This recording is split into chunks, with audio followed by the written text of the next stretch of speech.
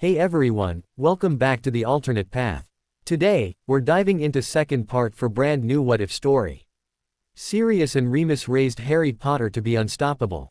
Here's a quick summary. Rescued from the Dursleys at 4, Harry is raised by Sirius and Remus, finally finding the loving family he deserved, and the strength to become someone extraordinary. But before we begin, if you enjoy stories like this, make sure to subscribe to the alternate path and share it with your friends, because it really helps the channel grow. Let's start the story. Sirius put one of his godson's small hands in each of his big ones and carefully held them under the tap. Aye, it's not boiling hot, Harry said in surprise. Of course it isn't, Remus said, exchanging a look with Sirius. Sirius gently rubbed Harry's hands together and then released them and turned off the water. He grabbed a towel and began to gently dry his godson's hands as well as his own. When he had finished, Remus carefully lowered Harry to the ground and opened the cupboard Harry had fallen off earlier. He rummaged around for a while and then brought out a little clear plastic container. He squatted down to Harry's height and showed him the container. "This will make your hands totally better," he explained. "What is it?" Harry asked warily. "It's a cream that Sirius, your father, and I invented a long time ago," Remus answered, smiling slightly as he remembered its invention. "Why did you need it?" Harry asked curiously. "When we were at Hogwarts, your dad and Sirius went through a stage of loving tree climbing and they used to choose a branch and see how long they could hold on for." "I'd forgotten about that," Sirius said, smiling reminiscently. "We used to have competitions and everything. It used to make a terrible mess of their hands though, so we invented this," Remus finished. "My dad used it?" Harry asked excitedly. Remus nodded and Harry held his hands out eagerly. Remus smiled as he put a little cream on his own hands and then began to rub Harry's hands between his own. When all the cream was absorbed, he returned the tub back to the cupboard and sat at the kitchen table with Sirius. Harry watched them talk for a minute and then padded over to Remus. "Can I have a hug?" he asked. Remus smiled and lifted Harry onto his lap and wrapped his arms around him. "I'm sorry," he whispered. "Why did you not want to do it so much?" Remus asked, taking advantage of his godson's return to docility. "I thought the water would be really hot," Harry said and burrowed tighter against his godfather. "Why would the water be hot?" Remus asked, his brow furrowed in confusion. "We were making your hand better. The Dursleys used to pretend to be nice and say they would put a cut under the tap and then they would make the water scalding hot and it would really hurt," Harry sniffed as he tried to stop tears that were threatening to fall. "We aren't the Dursleys," Remus reminded him, "and we would never do anything like that." "I'm sorry," Harry repeated. "You don't have to keep apologizing, Harry. I've already forgotten about it," Remus reassured him. "But I hurt your fingers," Harry protested. "You were scared, it was understandable," Remus said firmly. Harry didn't bother to contradict him and to insist that he wasn't scared. "I am sorry too, Harry," Remus murmured. Harry looked at him, eyes wide in amazement. "I shouldn't have spoken so angrily to you," Remus explained. "If I had known you had such a good reason, I never would have said that. I thought you were just acting up and being difficult." Harry still looked shocked. No adult had ever apologized to him before, actually no child had either. No one had ever apologized to him. He wasn't too sure what he was supposed to say, and so he just hugged Remus even tighter. "I love you, Remus," he whispered into the folds of Remus' shirt. Remus caught the words and a small smile turned up the corners of his lips. He was happier than he had ever been in his whole life. Sirius' feelings were the complete opposite. He watched the two from across the table and he felt a knot in his stomach tighten slightly. Harry had always used to go to him. It wasn't that he didn't want Remus and Harry to bond, but he had hoped that it wouldn't happen yet. He wanted his godson to himself. Sirius was not used to sharing and he didn't like it one little bit. Jealousy roared inside of him and he felt like getting up and taking Harry away from Remus and putting him on his own lap. But he merely swallowed and quickly started up a conversation instead. "Where is the pensive, Moony?" he asked, and was disgusted to hear that his voice shook slightly. Remus cast him a questioning look and Sirius shook his head in reply.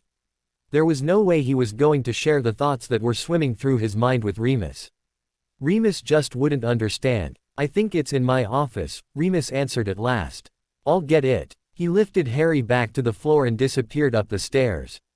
Harry sat on the floor and looked up at his other godfather. "What's a pensive, Sirius?" he asked curiously. It's a magical object which you can put memories in so that you can watch them again, Sirius answered, glad to hear that his voice sounded normal again. I've never heard of one before, Harry stated. They are very rare, Sirius answered, although Harry's statement hadn't exactly been a question. Actually, I only know of one other person who had one. Who? Harry asked interestedly. Dumbledore, Sirius said shortly. He was still quite bitter about the man.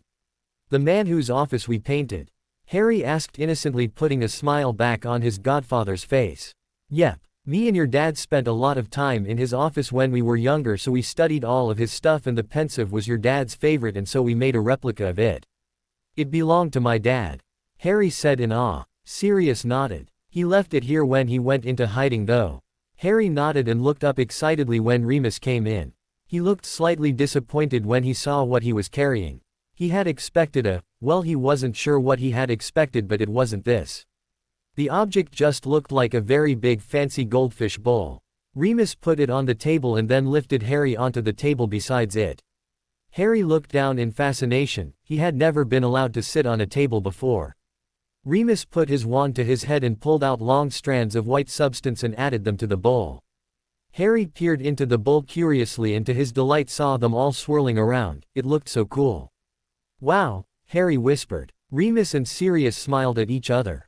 Now what you have to do is put your face into the water, Sirius explained. Harry looked horrified. The Dursleys used to love shoving his head under water. It would be horrible to be submerged under all that water. We'll be right with you, Sirius said quickly as he saw his godson's horrified expression. I will go first so that I can catch you, Remus said cheerfully. Harry looked at him in horror. If Remus was going to catch him, that meant he had to fall first. But how could he fall in that little bowl? And then you go after Remus, Sirius decided, and I will help you go in and then follow. Harry nodded reluctantly and Remus bent over and lowered his head into the swirling water. Harry watched enthralled as he fell into the bowl and then leant forwards and looked down. There was no sign of his godfather.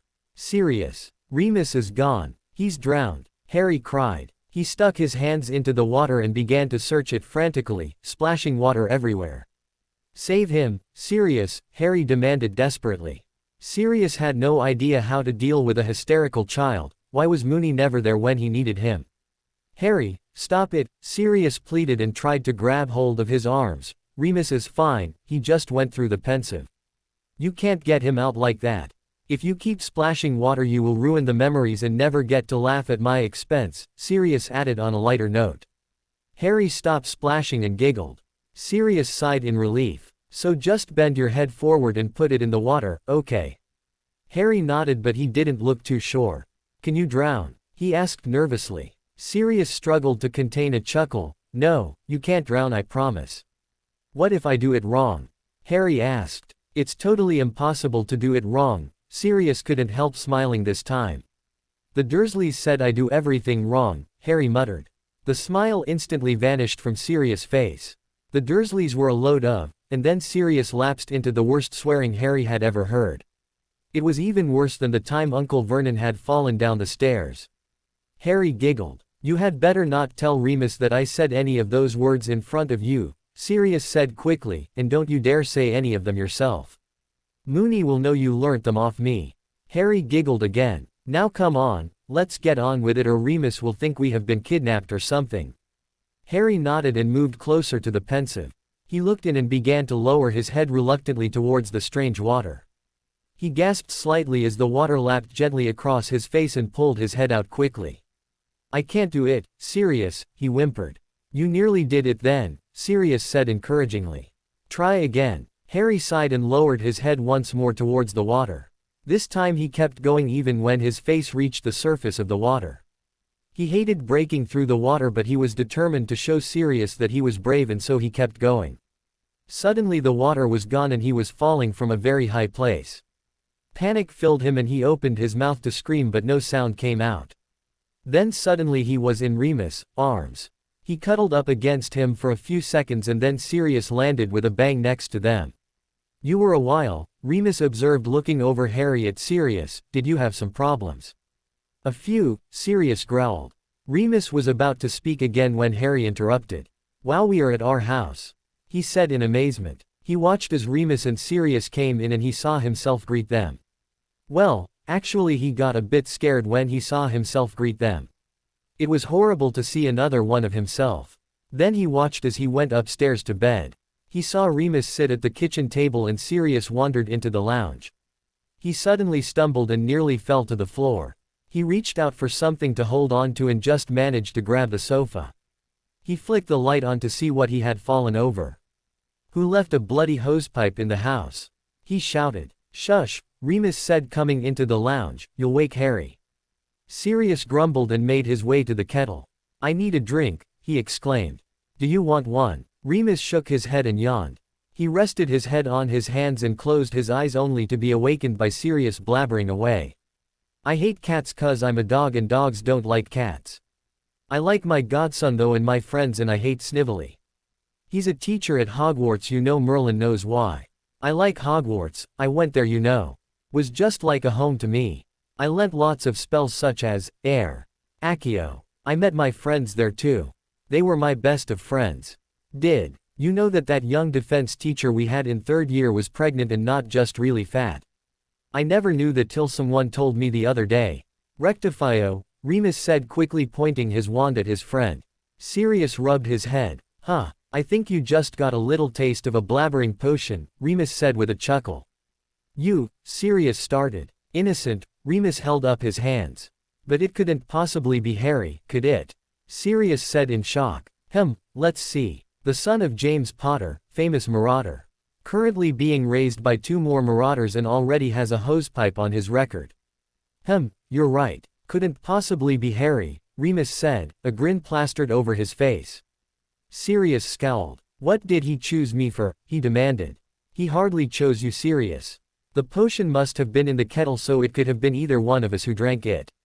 It's all of those parcels he got off Tonk's friends, Sirius grumbled. Don't even pretend you aren't proud, Remus said. Sirius nodded, maybe a little bit, he admitted. At least it shows that he is finally getting over his past. Remus began to laugh. What's so funny? Sirius demanded. I was just remembering the things you said. I can't believe you didn't realize that teacher was pregnant. Well, if you're going to take the piss, I'm going to bed, Sirius snapped. Lock the front door as you go up, Remus called. Sirius swore under his breath and grabbed the door key. He walked over to the door and lifted his hand up to lock it when he realized the key was no longer in his hand. He began to search the floor. Nope, it wasn't there. So where in Merlin's name was it?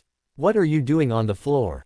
Remus asked. I had the key like 2 minutes ago and then I walked to the door and it was gone, Sirius answered in frustration. Almost as if it disappeared, Remus said, a glint in his eye. Are you suggesting that it had a discovering charm on? Sirius asked. Remus nodded. But Harry wouldn't be able to do that, Sirius protested. Don't forget that Tonks was with him, Remus reminded. Oh great. Trust her to go and gang up on me. You wait till I see her. It's hardly ganging up on you, Sirius. It could have been either of us that went into the lounge over the hosepipe and either of us that drank tea and either of us who locked the front door. It was just bad luck that it was you each time. Remus couldn't help it, he began to laugh again. Sirius glared at him and stamped upstairs.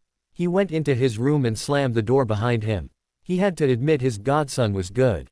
Remus smiled from downstairs and went up to bed himself. He was just getting into his pajamas when there was a loud bang from the next room. Sirius, are you okay? He called. There was a bloody firework in my wardrobe, Sirius shouted back. And you can't tell me that was aimed at both of us. Remus just laughed and got into bed. A few minutes later he heard Sirius chuckling to himself as well, and then his eyes shut and he was off into dreamland. The memory went dark and the whole room seemed to spin, and then with a bang the three were in exactly the same place as before, but this time the pensive lay in front of them. Wow, that was cool, Harry exclaimed. Sirius and Remus chuckled. Sirius plonked himself down at the table and began to read the Daily Prophet. Remus scanned the room for something to do. His eye fell on the book he had been so absorbed in earlier.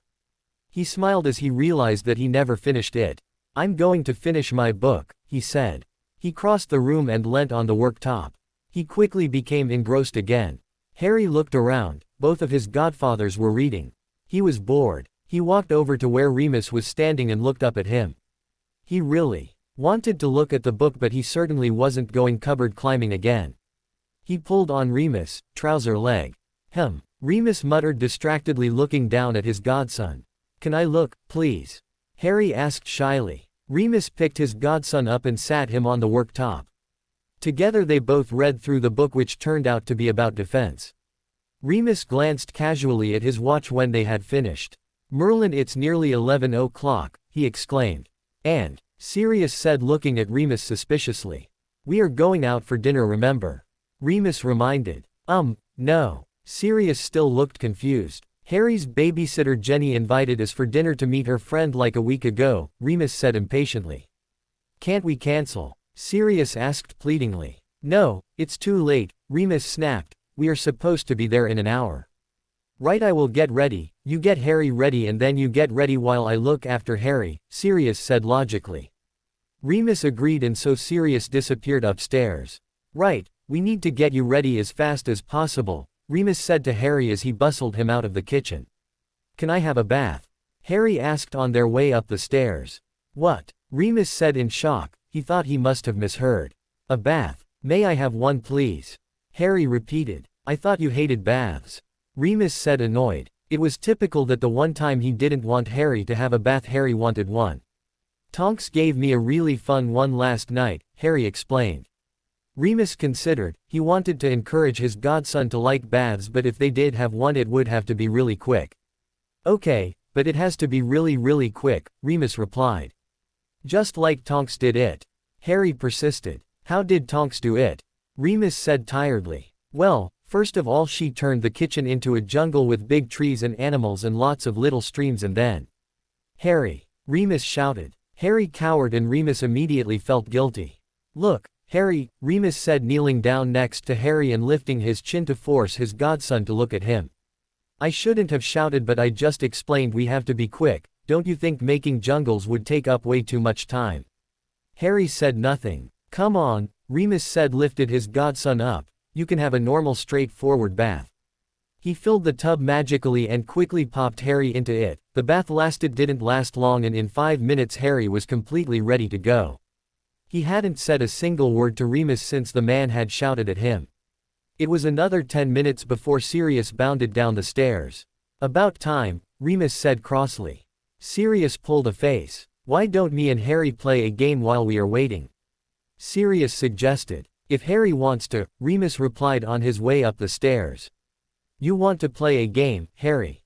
Sirius asked. Harry shook his head. Sirius looked at him in shock for a minute and then crouched down so that he was at his level. What's up? He asked concernedly. Harry shook his head again. Remus, what's up with Harry? Sirius turned round to look at his friend but found that he had already gone to get ready. Sighing he turned back to his godson and began to try and find out for himself. Come on, I know something's the matter, Sirius wheedled. Harry said nothing. Sirius sat on the floor and pulled Harry onto his lap. Harry couldn't hold back RTHE tears any longer and to Sirius' horror he began to sob. Harry, what's the matter? Sirius said anxiously. Remus is cross at me, Harry sobbed. Sirius wasn't sure what he had been expecting but it wasn't that. He didn't look very cross when I saw him, Sirius said comfortingly. He's really cross, Harry assured him.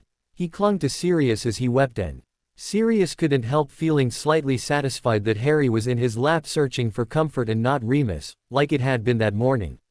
He could feel his jealousy ebb away and he couldn't help wishing that Remus would come back down the stairs and Harry clinging to him.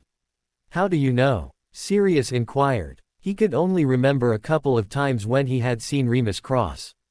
He shouted at me, Harry choked between sobs. Sirius shifted slightly on the floor and looked at his godson in amazement. Remus had shouted at him. Actually shouted. He could count the amount of times he had ever heard Remus shout on one hand and those times had all been for good reasons. What could have made Remus shout at Harry? Harry was so sweet and polite and good. Sirius couldn't imagine ever shouting at him himself. He wasn't too sure what to say so he just rubbed his godson's back comfortingly. Harry had just stopped crying and was about to get off Sirius' lap when Remus himself came down the stairs. Are you ready? He asked running his hands through his hair and looking at them expectantly.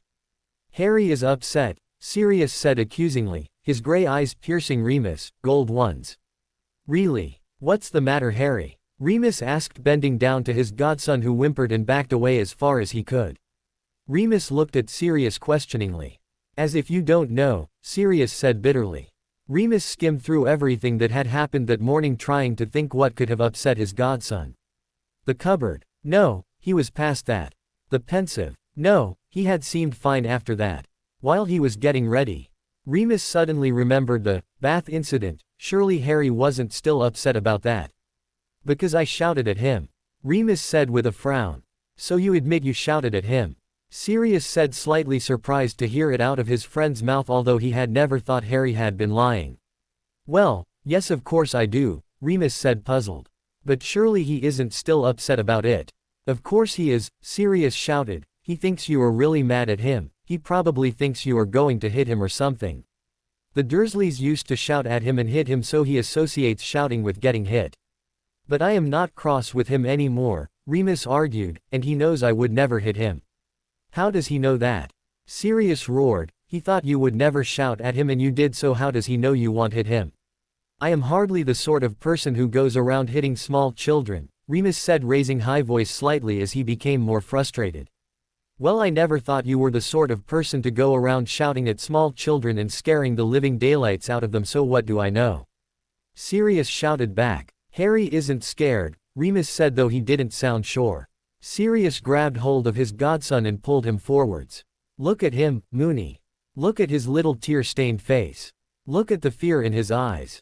How could you do that to him? Remus looked at Harry in horror. I only shouted his name, Remus said weakly. Even Sirius had to admit that if Remus had only shouted his name, then Harry was overreacting slightly. He could envisage himself shouting Harry's name if he thought he was doing something wrong or dangerous, even if it was only to get his attention. Pete, please don't argue, Harry stuttered. Look, Harry, Remus said softly, I am not mad at you at all and I'm sorry I shouted at you. Harry hugged Remus tightly. That was the second time someone had apologized to him. Normally it was him apologizing to other people. Sirius felt quite bad about yelling at his friend when really he hadn't done much wrong. Sorry, Moony, he muttered. Remus nodded his head to accept the apology. It's 12:15, Harry informed them proudly. Remus and Sirius had no time to dwell on the fact that Harry could tell the time. We are so late, Remus exclaimed. They hurried out of the house as fast as they could and practically ran to Jenny's house. They tried to get their breath back as they stood on the doorstep. Jenny opened the door straight away. Oh, you're here, she exclaimed. Sorry we are late, Remus said guiltily. Harry peeked out from behind Sirius' leg and caught Jenny's eye.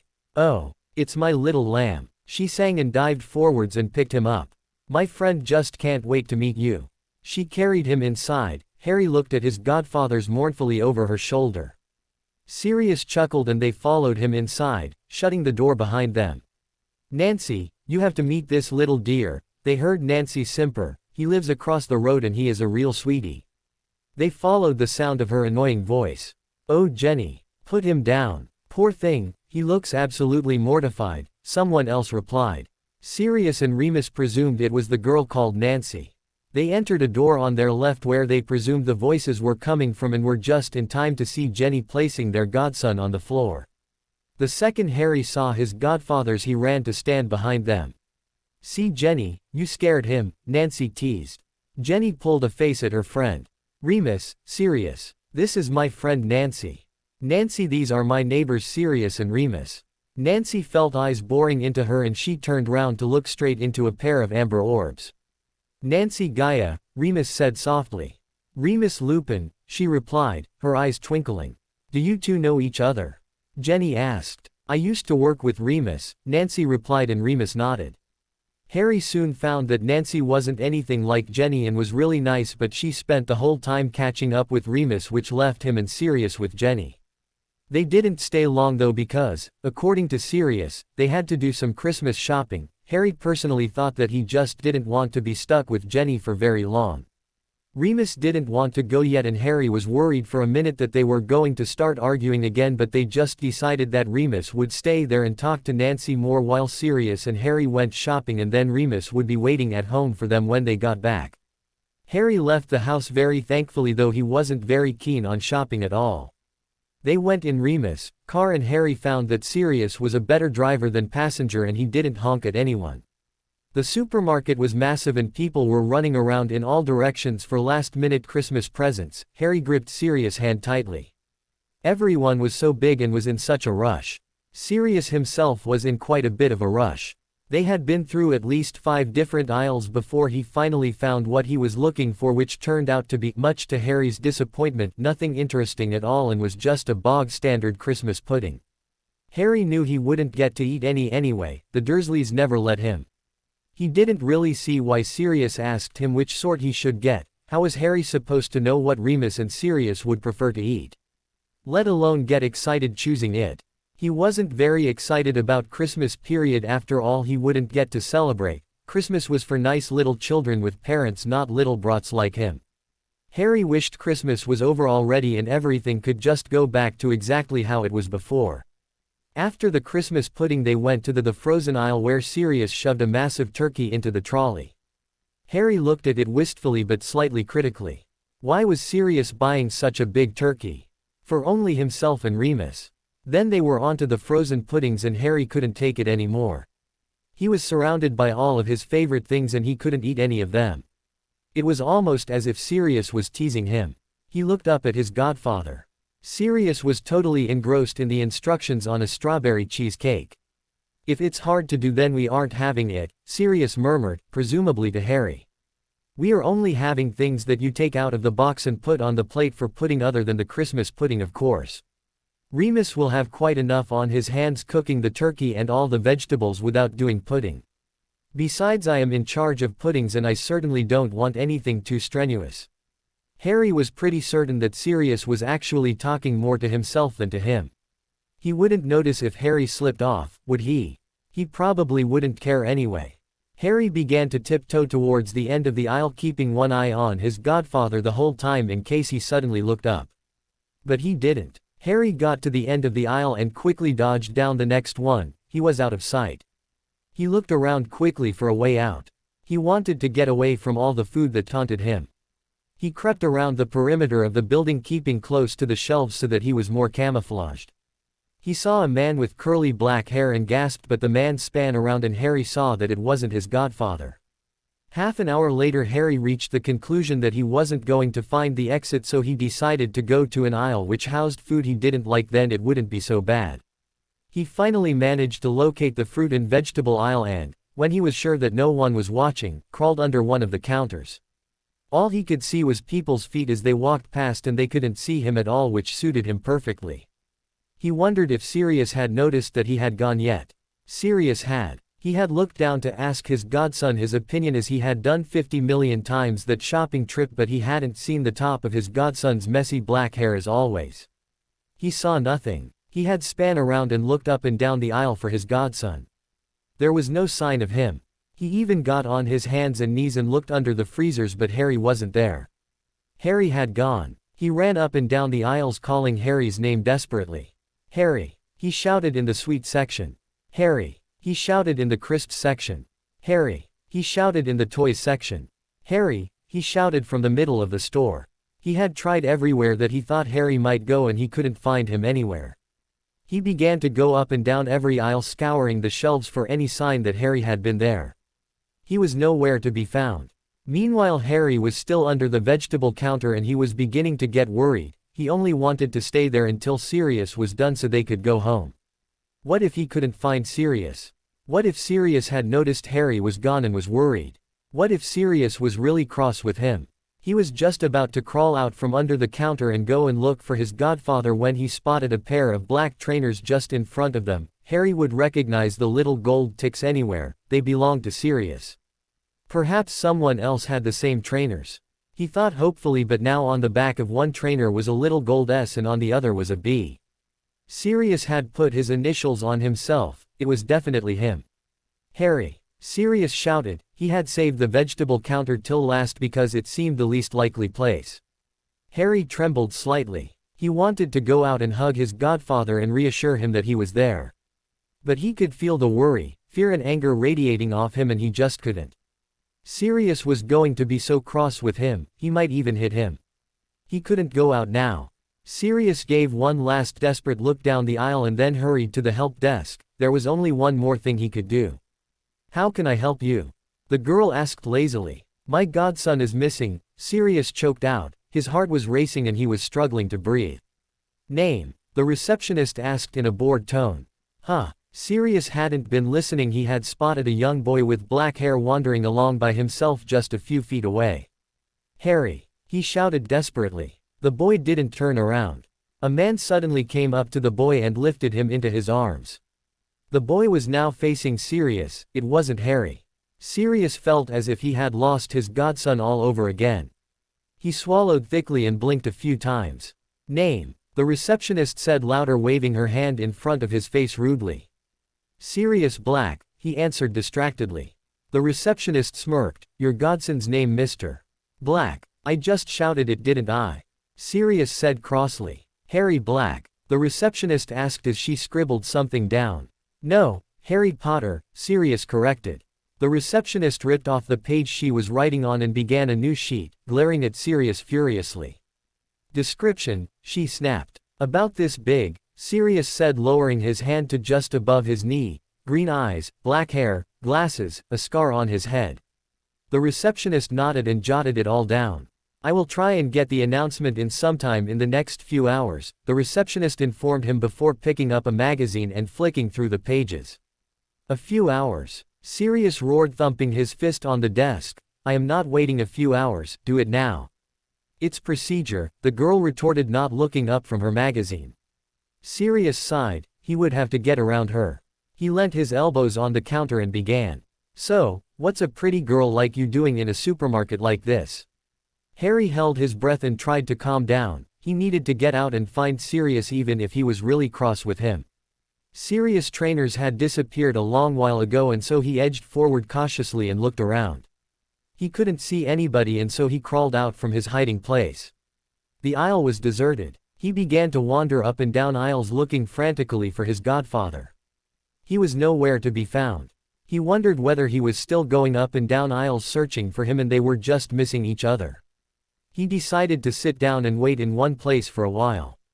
He had only been sitting there a few minutes listening to the buzzing of conversation around him when a familiar voice floated over to his ears. He couldn't make out the words, but he would recognize that voice anywhere. It was Sirius. He started forward, eagerly looking around for his godfather.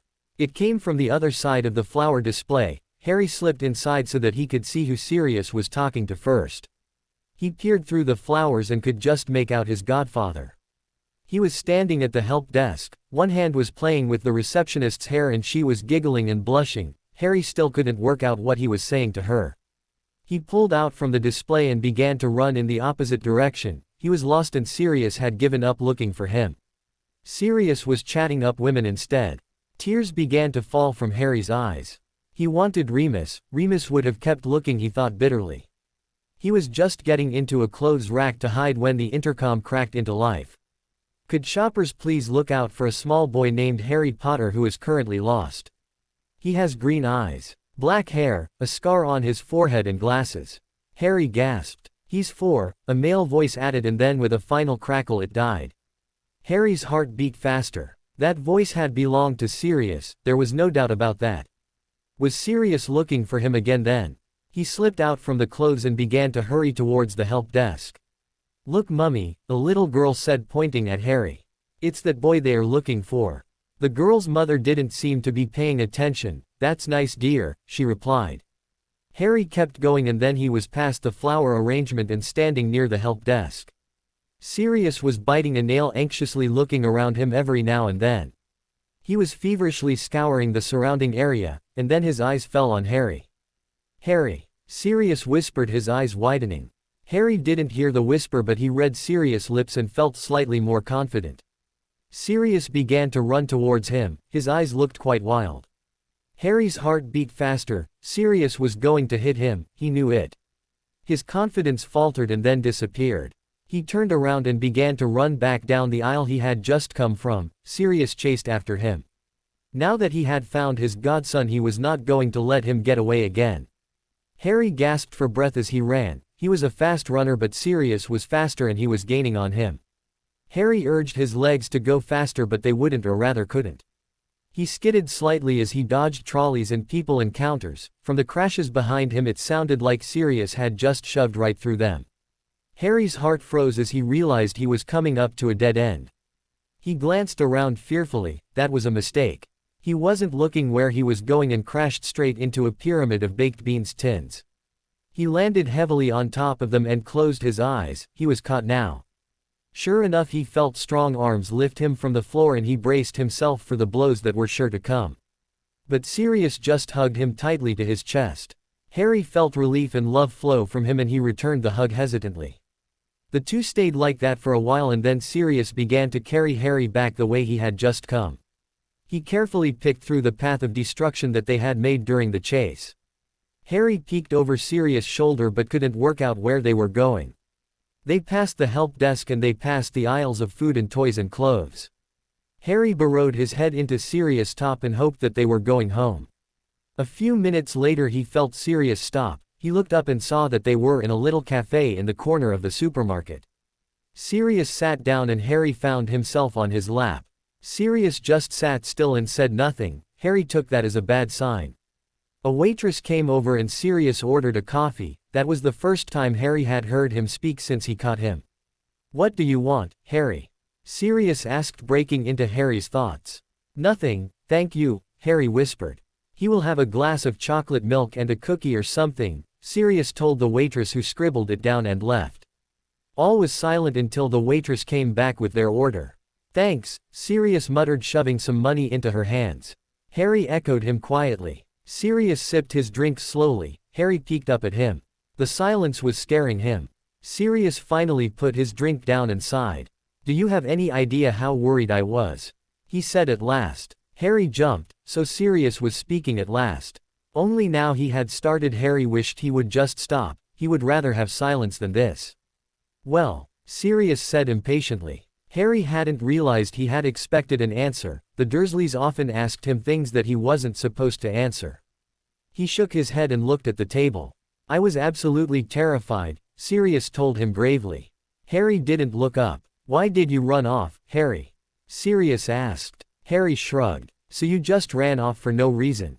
Sirius' voice raised. Harry looked up with wide eyes, but Sirius had closed his. He had to keep his temper under control, he told himself. "I know you must have had a reason," Sirius said quietly. "And I think I deserve to hear it, don't you?" Harry nodded reluctantly. He swallowed before beginning his story. His voice sounded croaky.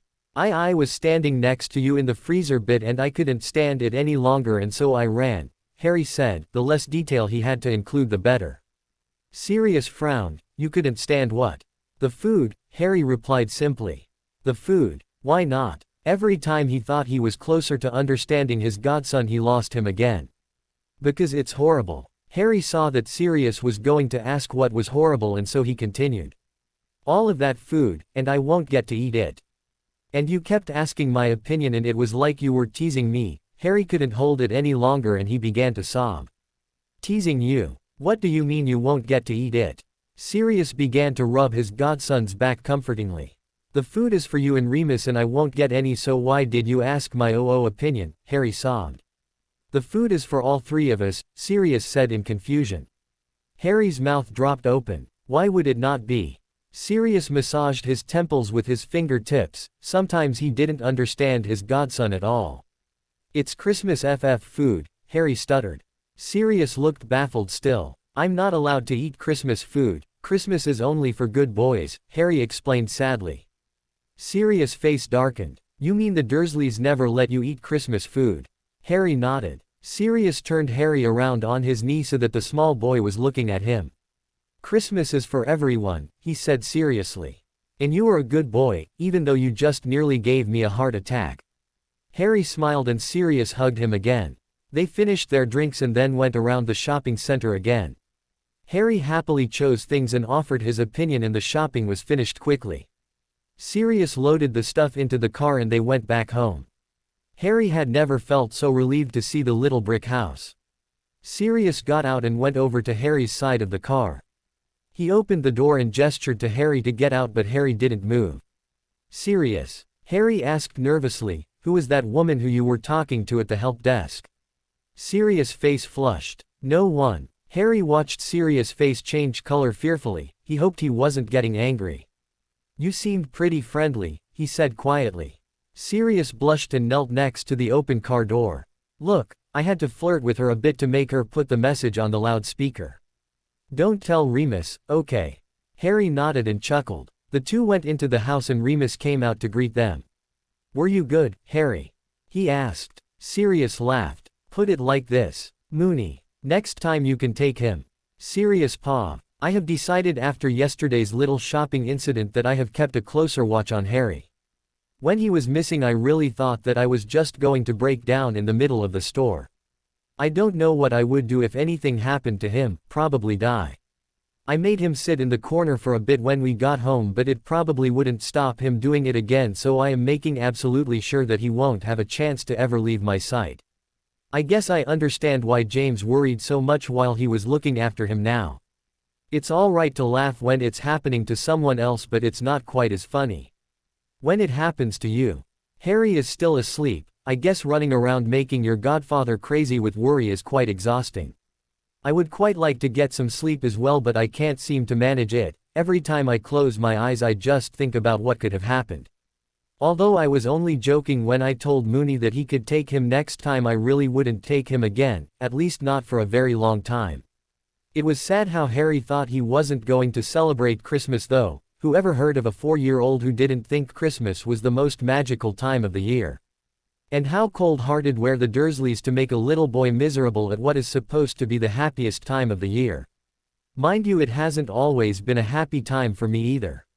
When I was a little child I used to celebrate it with the house elves and my little brothers because my parents didn't believe in anything which involved happiness and festivity. Then when I was a teenager I tended to be locked up for the majority of the Christmas break, until I moved to the Potters that is.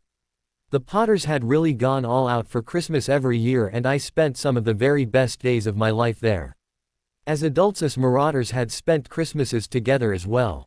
But it's different for me than it is for Harry.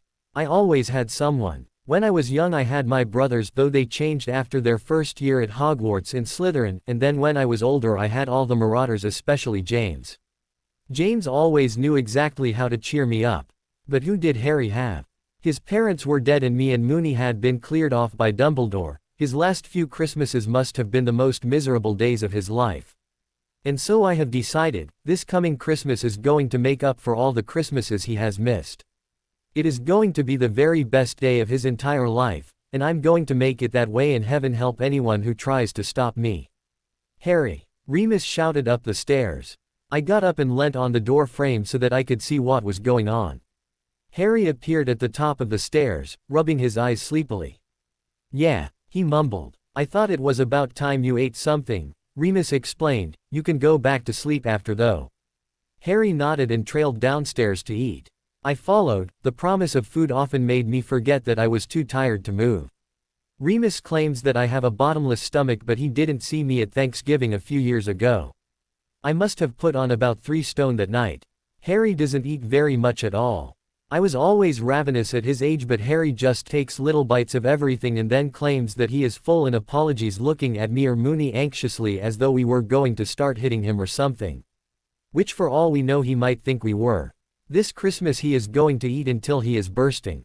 I am determined to fatten him up a bit. I give him his bath nearly every night but I am still shocked every time I take his top off and see his little ribs poking out of his skin.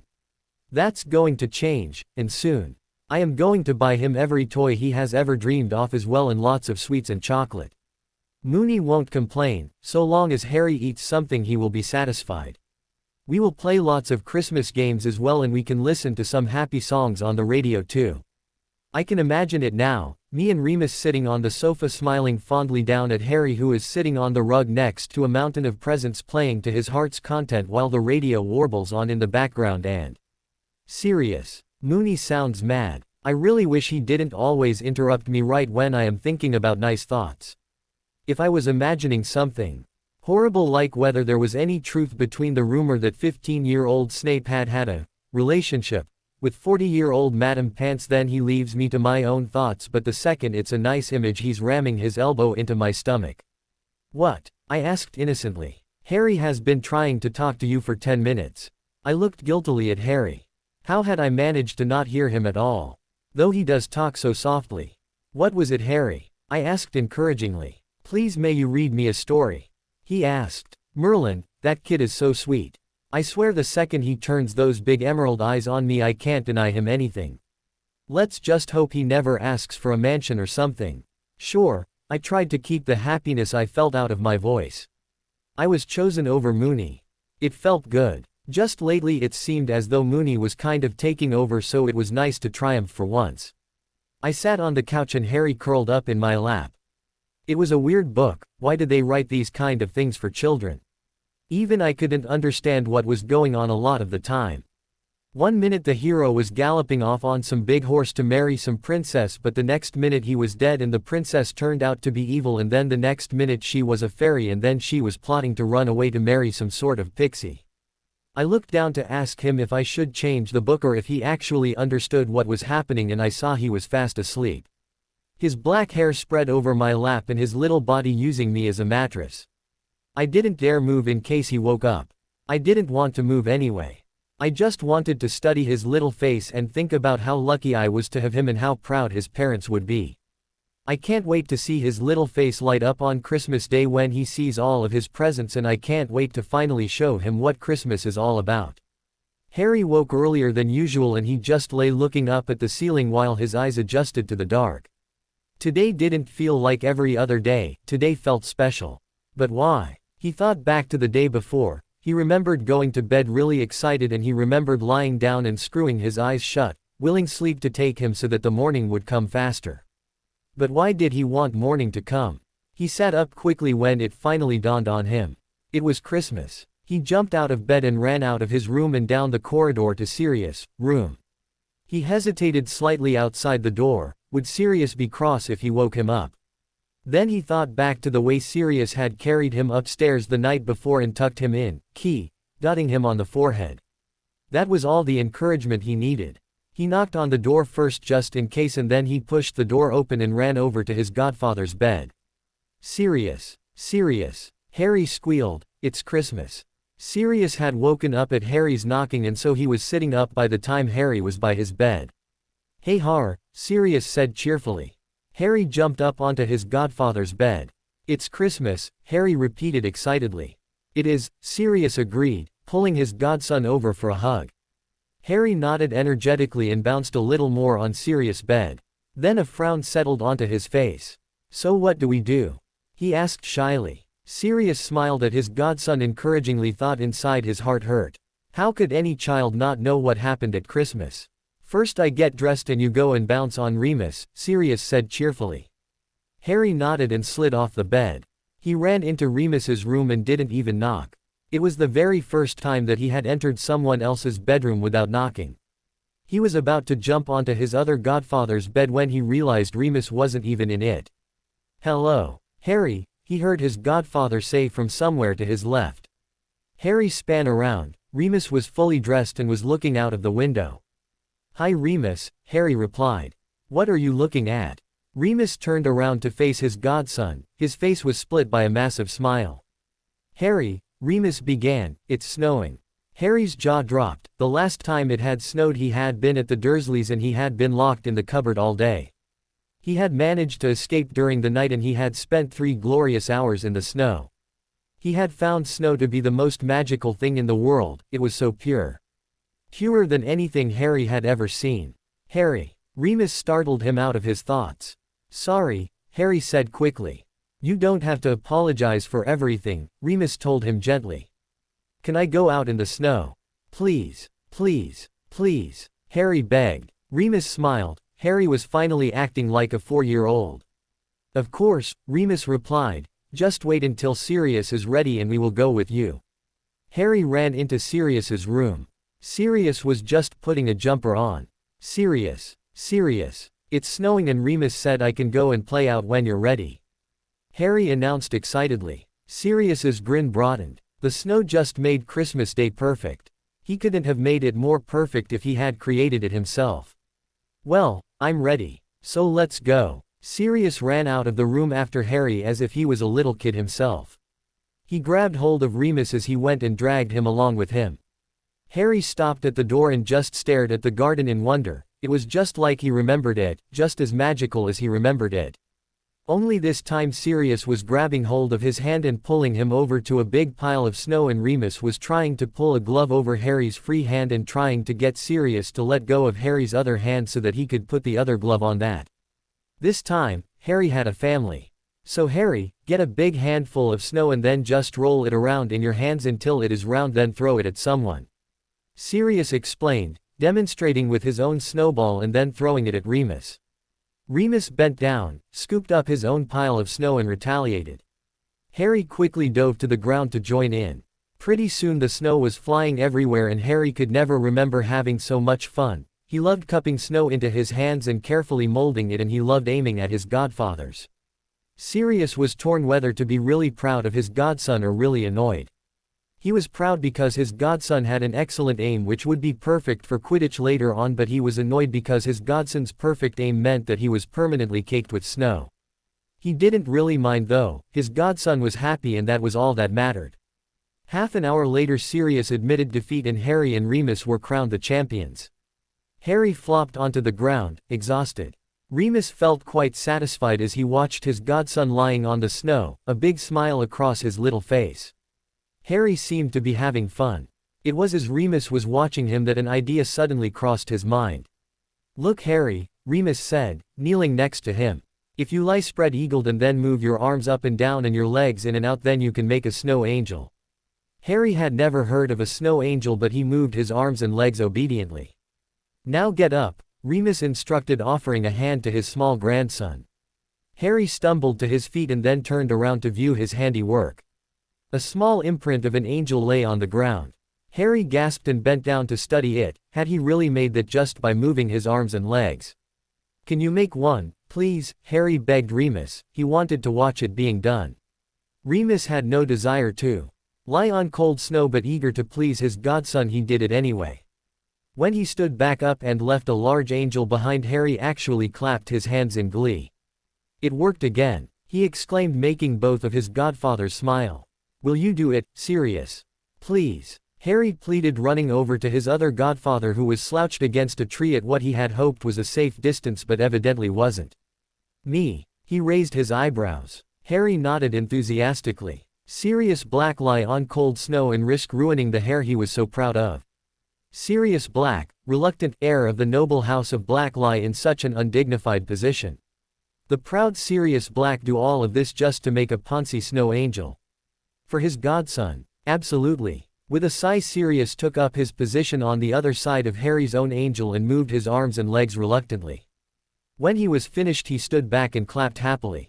"They're done," he announced cheerfully. "Am I really that fat?" Sirius asked, studying his own angel in mortification. "Oh, absolutely obese," Remus replied, looking at Sirius' stick-thin angel with amusement. Sirius didn't seem to realize that he was joking. "Perhaps I should go on a diet," he mused. Remus chuckled. Sirius would last about 5 minutes on a diet. The second it was tea time he would chuck the whole idea. "What else do people do in the snow?" Harry asked, tugging at Remus's arm impatiently. "Well, some people make snow men," Remus said with a smile at the 4-year-old. "Wow," Harry said excitedly. "Is that like a snow angel?" "Not really, you have to make a big ball of snow and then you make another big ball to go on top and then you add a big carrot for a nose, some buttons for the eyes and some stones for the mouth," Remus replied. "Wow," Harry repeated. With Remus's help he began to roll the snow into a big ball. Then they made another ball, this one slightly smaller than the first, and Remus lifted it on top.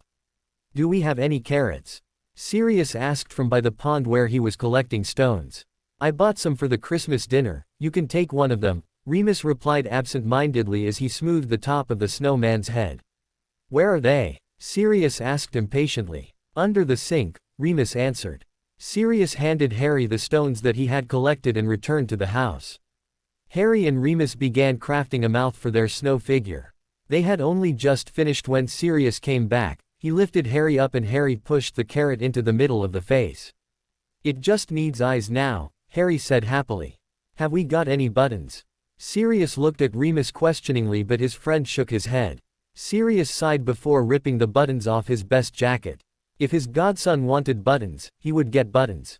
Thank you, Harry said happily and took the 2 buttons Sirius offered him. This time Remus picked him up to allow him to give the snowman eyes. Done, Harry said happily. The snowman towered over him. Doesn't it look great? Sirius and Remus both confirmed that the snowman looked great.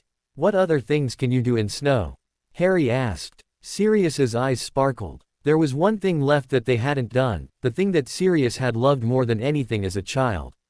Sledging, Sirius said excitedly. Sledging. Harry's nose scrunched up. What's that? Sirius felt his heart deflate slightly. How could anyone not know what sledging was? Well, you just get a sledge and slide down a hill, Sirius said most unhelpfully as Harry had no idea what a sledge was. Sirius waved his wand and a red tray-like object landed at his feet. He waved it again and the snow at the other end of the garden piled itself up into a big hill. Sirius picked the sledge up and walked towards the hill. Harry followed his eagerly and Remus reluctantly tagged behind. He could just see Harry breaking an arm or something. Sirius's plans often went wrong. Sirius set the sledge up at the very top of the snow hill. Now you just sit in the sledge and I push you down the hill, Sirius said cheerfully. Harry jumped into the sledge excitedly and sat in. Sirius bit back a laugh as he gently shoved the sledge down the slope. Harry found that it was just like going down a slide, only better. At the bottom Remus took the sledge and carried it back up for him and then Harry would get back in and Sirius would push him down again. Harry found that it was his favorite thing out of all the great stuff he had done that day. On his 10th slide the sledge hit a stray rock and Harry found himself flying through the air.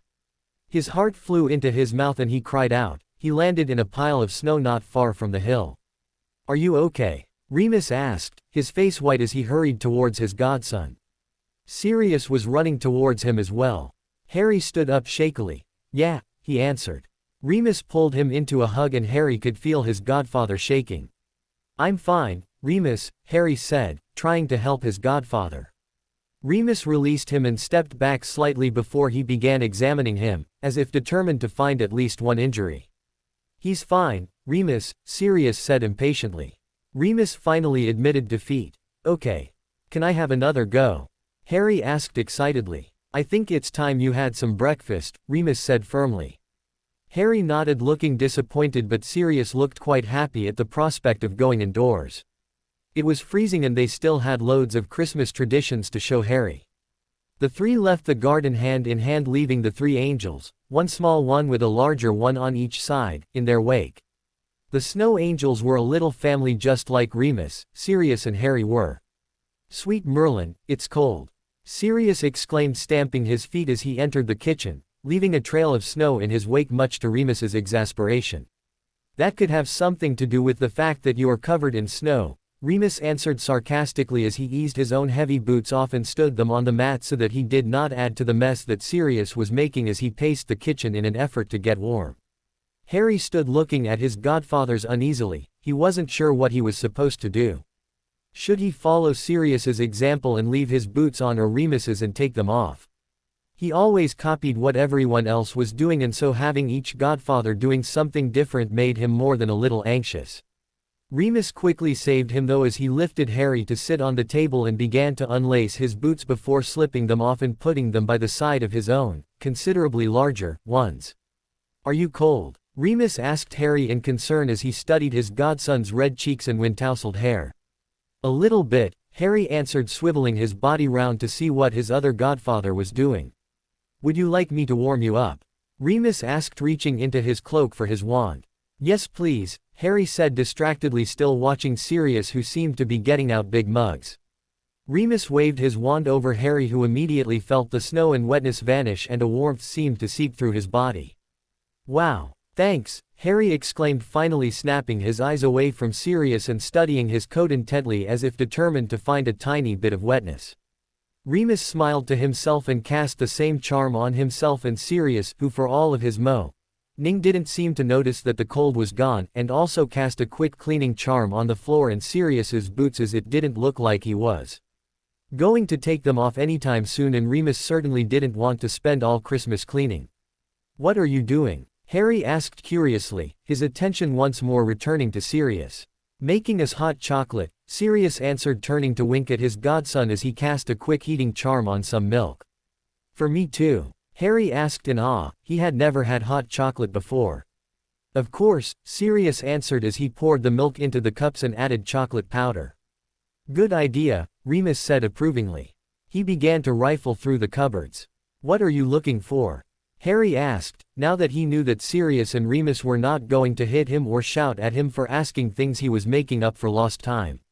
In fact, there was hardly anything that Sirius and Remus could do without a million questions from their small godson. "Looking for marshmallows," Remus replied, "and I just found them." He pulled a big blue bag out of the cupboard and tossed it to Sirius, who caught it expertly. "Thanks, have we got any sprinkles?" Sirius asked. He was now stirring the hot chocolates. "Somewhere," Remus said and began to go through cupboards again. Sirius had just put the marshmallows in and returned the bag to the cupboard, something he rarely did when Remus found the sprinkles. "Not too much," Remus exclaimed as Sirius practically emptied the jar over the 3 mugs. Remus was fully aware that it was only about 9 o'clock in the morning. "Ta-da," Sirius said, presenting Remus and Harry a mug with a flourish and a small bow. "Hot chocolate made Sirius style. You can just call me a chocolate genius, or a cooking whiz, or a hot drink prodigy, or maybe just Sirius," Remus cut him off, earning himself a mock glare from his friend. Harry was watching the scene with interest, but he was too busy gulping down his hot chocolate, which not only was delicious but was also just the right temperature for drinking, to tease Sirius with Remus or even to ask a question. There was silence in the Black Lupin Potter household while each savored their drink, although after a few minutes it was broken by Sirius, who couldn't seem to stand silence for long. "Can we open presents yet?" he asked, sounding more like 4 than 24. "Harry needs to have breakfast first," Remus said, feeling as though he was speaking to a child instead of a grown man who was in fact older than him by several months. "Chocolate for breakfast?" Sirius exclaimed to Remus's horror. "He just had hot chocolate, he needs a healthy breakfast. His teeth will rot before he's of age." "Chocolate on Christmas Day is a tradition," Sirius said firmly. "Not in my house it wasn't," Remus argued. "You want chocolate for breakfast, don't you, Harry?" Sirius asked, ignoring his friend. Harry looked at Remus worriedly. He knew he wanted to agree with Sirius, but he didn't want to get in trouble. "If you want chocolate for breakfast you can, Harry," Remus said kindly when he saw his godson looking at him anxiously. "Yes please," Harry told Sirius excitedly. Half an hour later, all 3 of them, Remus reasoned that if you can't beat them, join them, were full up of chocolate frogs, chocolate eggs, chocolate Santas, chocolate coins and other chocolatey goodies. "Presents. Presents," Sirius said excitedly, causing Remus to roll his eyes. "Presents," Remus agreed tiredly.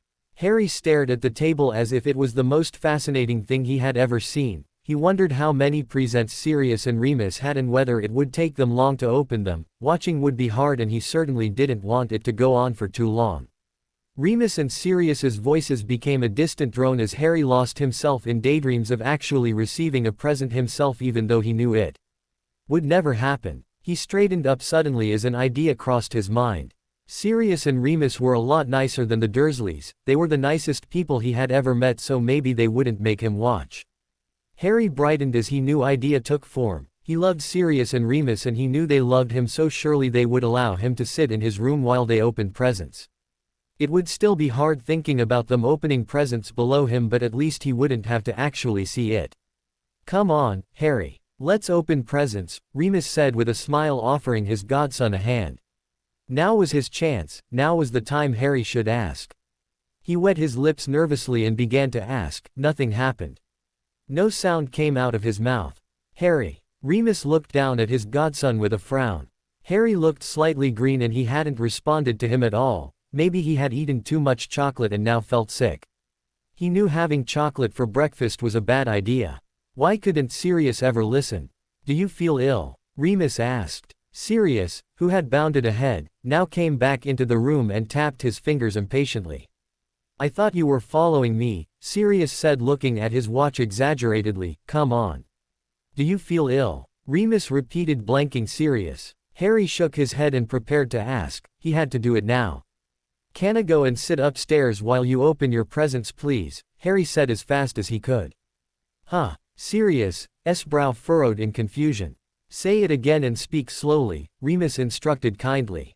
Please can I go and sit upstairs when you open your presents please? Please, Harry said, added another please for good measure.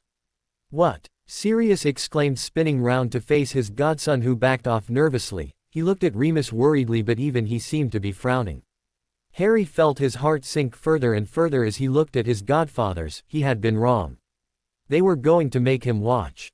Harry felt tears come to his eyes and it took a lot of effort to force them back. He had felt so sure that Sirius and Remus were different, evidently he was wrong. You don't want to open your presents? Remus asked, looking at his godson skeptically. My presents? No, I don't want to watch you open your presents, Harry said, looking taken back at the idea of him having presents. Our presents? Sirius laughed. We're waay past it, har. We've probably got a grand total of 3 presents each and one of those will be from each other. We want to watch you open your presents. My presents? Harry echoed weakly. Of course, Remus said firmly. But I don't have any presents, Harry protested. Of course you do, Sirius exclaimed, looking shocked. Harry shook his head firmly. I don't. Santa never gives me a present because I'm bad. I must be really bad because it said in the book Dudley got read to him that bad boys got a lump of coal and I didn't even get that. I must be the baddest boy ever. Tears dripped down Harry's cheeks.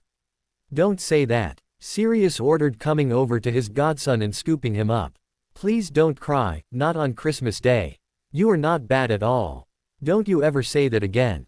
Sirius fought the urge to shake Harry, not because he was angry with him but because he wanted to get that idea right out of his system.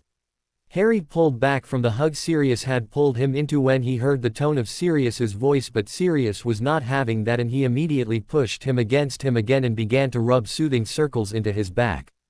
You are a good boy, a very very very good boy, Sirius said firmly, though this time he kept his voice hushed. Then why didn't Santa come the whole time I was at the Dursleys? Harry sobbed. Sirius shot a pleading look at Remus who came up behind him and laid a reassuring hand on his godson's shoulder. Harry was too young to abandon childish ideas like Santa Claus, and Remus felt like he was robbing him of the precious little childhood that he had left, but Harry obviously had no good memories of Santa Claus and there was no way Remus could make Harry feel good about himself without telling the truth. Remus had no wish to lie to him anyway. Harry had already been lied to far too much. Santa Claus isn't real, Harry, Remus said softly, and then waited for the shouting and the arguing and the accusations that he was lying and the proof that he did exist, but it never came. Harry just peered over Sirius's shoulder and said hopefully, he's not. Remus shook his head solemnly. Did you know Santa Claus isn't real? Harry asked Sirius, craning his neck so that he could see his face. Yes I did, Sirius said with a smile. Remus felt his own smile stretching across his face. Harry had accepted it without question. Harry trusted him and that was the very best present he could ever have given him. 10 minutes later Sirius was pushing the lounge door open, this time accompanied by Remus and Harry. Harry gasped in shock as he took in the massive Christmas tree and the mounds of presents underneath it. He had never seen so many presents in his life, even Dudley never got so many. Sirius sat down and pulled a big parcel towards him eagerly. Remus rolled his eyes, but Harry was watching him carefully. He needed to know exactly how to act. He had never had a present since he was a baby and he didn't want to do it wrong. This one's yours, har. Sirius said happily, pushing the present over to his godson who looked at it if it was going to bite him. Can you open one first? Harry asked desperately. He needed to see how Sirius acted when he opened a present. What facial expressions did he use? Body language. What did he say? Don't be shy, you go first, Sirius said and nudged the present towards him again. Harry swallowed hard and knelt down next to the present. He undid the wrapping paper shakily. When he was done he folded it up neatly. Sirius tapped his foot impatiently. He had waited for this moment for far too long. Harry finally laid the paper down and picked up the present. He held it as if it was the crown jewels. It was a book, the most beautiful book Harry had ever seen in his life because it was his, someone had given it to him. He sat and savored the moment, he read the title repeatedly and stroked the cover gently. The title read, The Tales of Beetle the Bard. Do you like it? Sirius asked anxiously. Harry had just been staring at his present in complete silence and it was starting to worry him. I know it isn't much, or very exciting, but Remus wanted to get you a book and it's one of the classics for wizard children. Harry looked up at his concerned godfather with shining eyes. I love it, it's the very best present ever. Thank you. He turned to Remus who was sitting cross-legged on the other side of the tree. Thank you, Remus. Harry ran over and gave both of his godfathers a hug. Sirius was slightly taken back, that was only one of the loads of presents they had got for their godson. The book was probably the smallest, yet Harry seemed to be over the moon. He realized Harry had probably had very few presents at the Dursleys if any, and it made anger boil up in his stomach. Harry was oblivious to the emotions coming off of Sirius and the frown which had settled on his face. He was far too happy. He sat cross-legged leaning against one of the armchairs with his book cradled securely on his lap. He wouldn't mind watching Sirius and Remus now, not now he had a present all to himself. Sirius shook his head to clear the unwanted thoughts swimming around in it and reached out for another present. This one's for you, Moony, he said with a grin. He had chosen this present for his friend himself. Remus rolled his eyes. Merlin, I wonder who that's from, he joked. I think it's from Sirius, Harry said seriously, not understanding the joke at all. Oh yes, I think you're right, Remus said with a smile in his godson's direction. His godson was still new to voicing his own opinion and so Remus fought the desire to laugh. He neatly ripped the wrapping paper down the middle and uncovered a big heavy book. You got a book like me, Remus. Harry said excitedly. Remus smiled and picked the book up. Dealing with your time of the month, he read aloud. He skipped to the blurb of the book. An easy-to-read, practical handbook for teenage girls as they deal with their time of the month. Thanks, Sirius, just what I always wanted, Remus said sarcastically. But his sarcasm was lost on both Sirius and Harry. Sirius was laughing so hard that he didn't hear it and Harry hadn't yet learnt the art of sarcasm. Did you? I always wanted a dog, Harry said earnestly. Remus was about to reply when he decided he really couldn't cope with Sirius' mad laughter a moment longer. He turned and began to jokingly clout his friend right over the head with the book, turning his laughter into squeals. Oh yes, Remus repeated, I always wanted this just so I could use it to do that. Harry looked worried for a minute and then when Sirius winked at him he realized his godfathers were only playing and so he began to laugh. It was a good 10 minutes before Remus decided to have mercy. Next present, he ordered. Sirius rolled his eyes but dived into the pile of presents eagerly. Another one for you, Har, he said excitedly, deliberately choosing the biggest present under the tree. Harry's eyes grew big. Another one for me. But I already had my lovely book, he said weakly. Sirius rolled his eyes impatiently. That was just a little present, you have loads of little presents. This is your proper present. Harry moved towards the large parcel hesitantly, he couldn't believe he was actually getting presents. He carefully ripped the wrapping paper down the middle like Remus had done. To reveal, a broom. He couldn't help feeling slightly disappointed. So far Remus and Sirius hadn't made him clean, it looked like that was about to change. It was nice of them to buy him his very own cleaning equipment though. He fingered the broom handle carefully. It was so sleek and shiny and smooth. His fingers ran over some lettering and he peered down to read what it said, Nimbus 500 feet. That was strange, Harry had never come across a named broom before. That must mean it was a really posh one.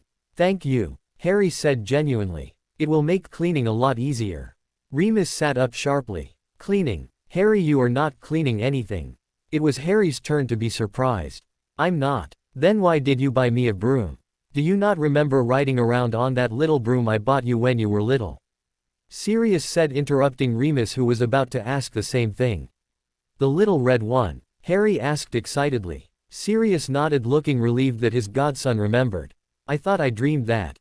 I remember everything else but that just seemed so unbelievable that I thought I dreamed it, Harry said, looking slightly ashamed. Well, you didn't, Sirius said shortly.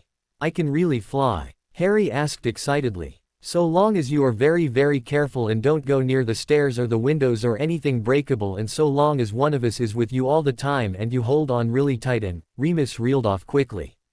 And you have fun, Sirius interrupted, silencing his friend with one of his looks. After that the present opening went off without a hitch. Sirius gave Remus his real present, which was a set of really detailed defense books with moving pictures outlining every step to the hexes. Remus gave Sirius his present, which was a season ticket for Quidditch, and Harry had a matching one. This was a clever trick, both Sirius and Harry would love it, and it would guarantee Remus some time by himself at least once every couple of months. Harry received far more presents than he had ever got in his whole life. Nearly every single present under the tree had been for him.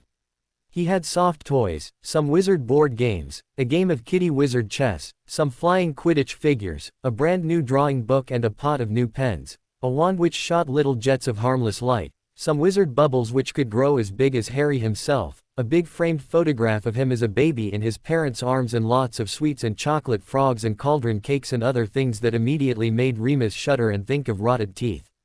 Harry had never felt so special in his whole life.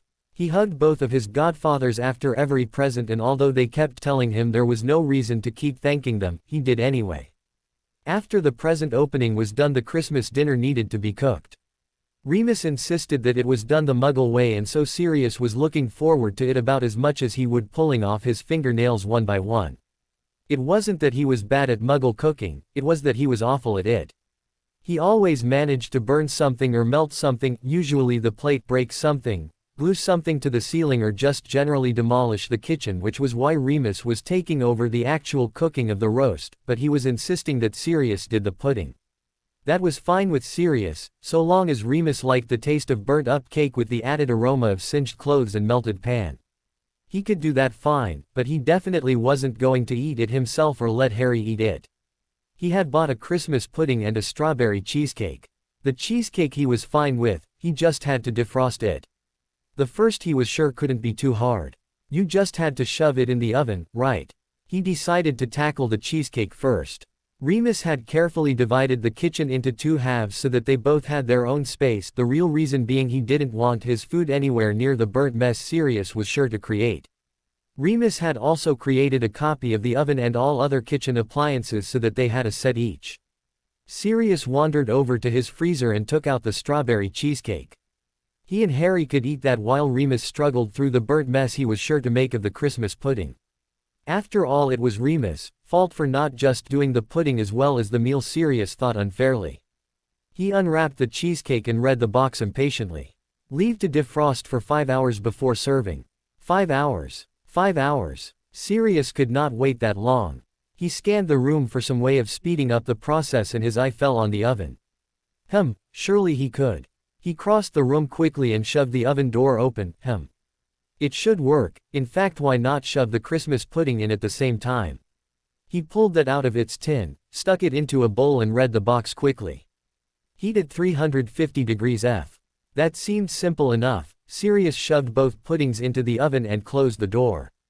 Now, how to set the temperature? He finally found a little button that seemed to indicate temperature.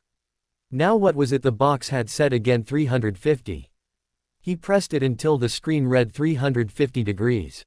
He pressed OK, not noticing the little Celsius sign in place of the Fahrenheit sign that had been on the box. Meanwhile, in the kitchen, Remus was not faring much better. He was fine with cooking, he was fine with preparing, it was just the little whirlwind around him which made it difficult. Look, Remus, look. That bubble was green, the whirlwind exclaimed while Remus was preparing the turkey. Look, Remus, look.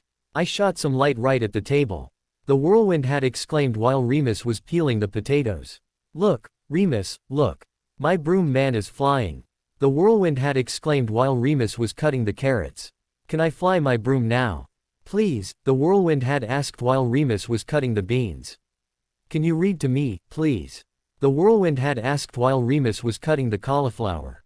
Can I have a chocolate frog, please? The whirlwind had asked while Remus was preparing the sauce. Remus answered patiently each time.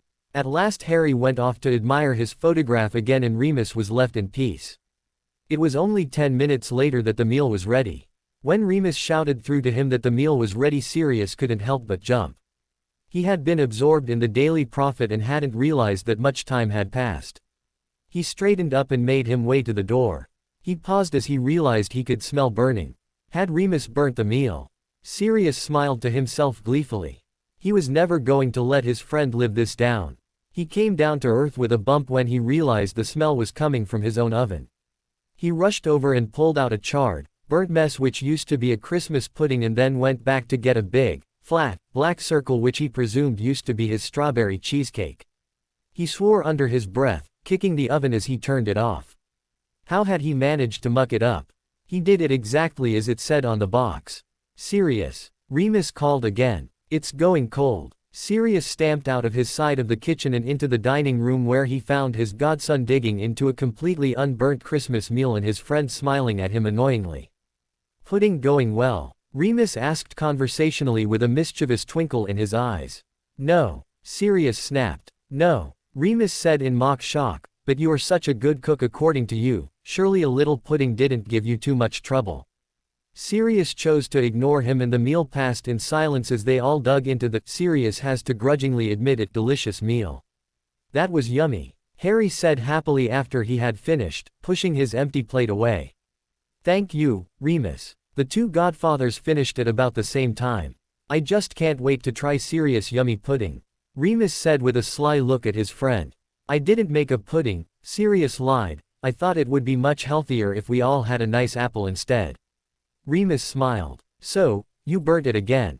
Sirius nodded glumly. God job, I bought some myself then, Remus said waving his wand and flying a Christmas pudding and a strawberry cheesecake into the room. Harry clapped his hands delightedly and even Sirius had to smile. I always knew you were a good marauder, he said with a smile. Remus smiled and began to serve everyone a slice of each pudding, and then another and then another. Harry ate more than he ever had before and his smile grew wider the more he thought about how much he loved Christmas. Remus used magic to wash up and had it done in about 10 minutes. What do we do now, Remus? Harry asked uncertainly. Now we play. Sirius and Remus both chorused happily. After hours and hours of playing with Harry and his new toys, Sirius pretended he was doing it for Harry's benefit, but Remus could see he was really having fun. Both Sirius and Remus were shattered, and despite his protests, Harry was too. Do I have to? Harry whined. He was having too much fun to go to bed now. Yes, but tomorrow we can play all over again, Remus said gently, and Sirius is going to read you lots and lots of bedtime stories, he added slyly. Sirius stuck his tongue out at Remus childishly, but he didn't really mind.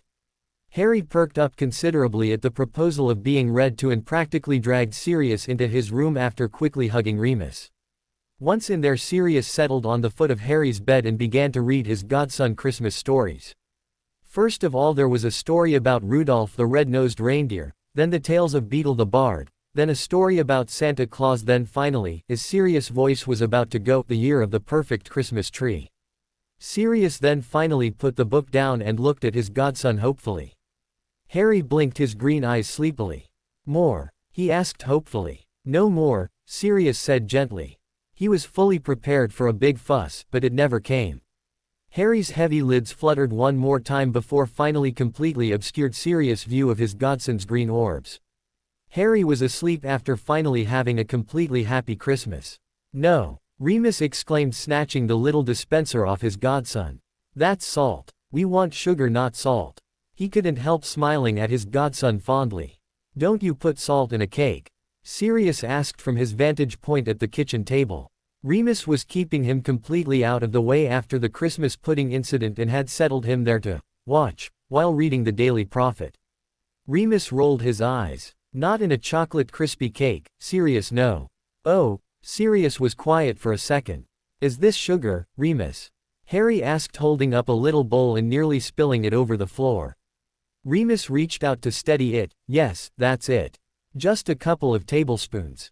Harry stuck his tongue out in concentration as he carefully put 2 loaded tablespoons into the big mixing bowl. Good boy, Remus said with a smile.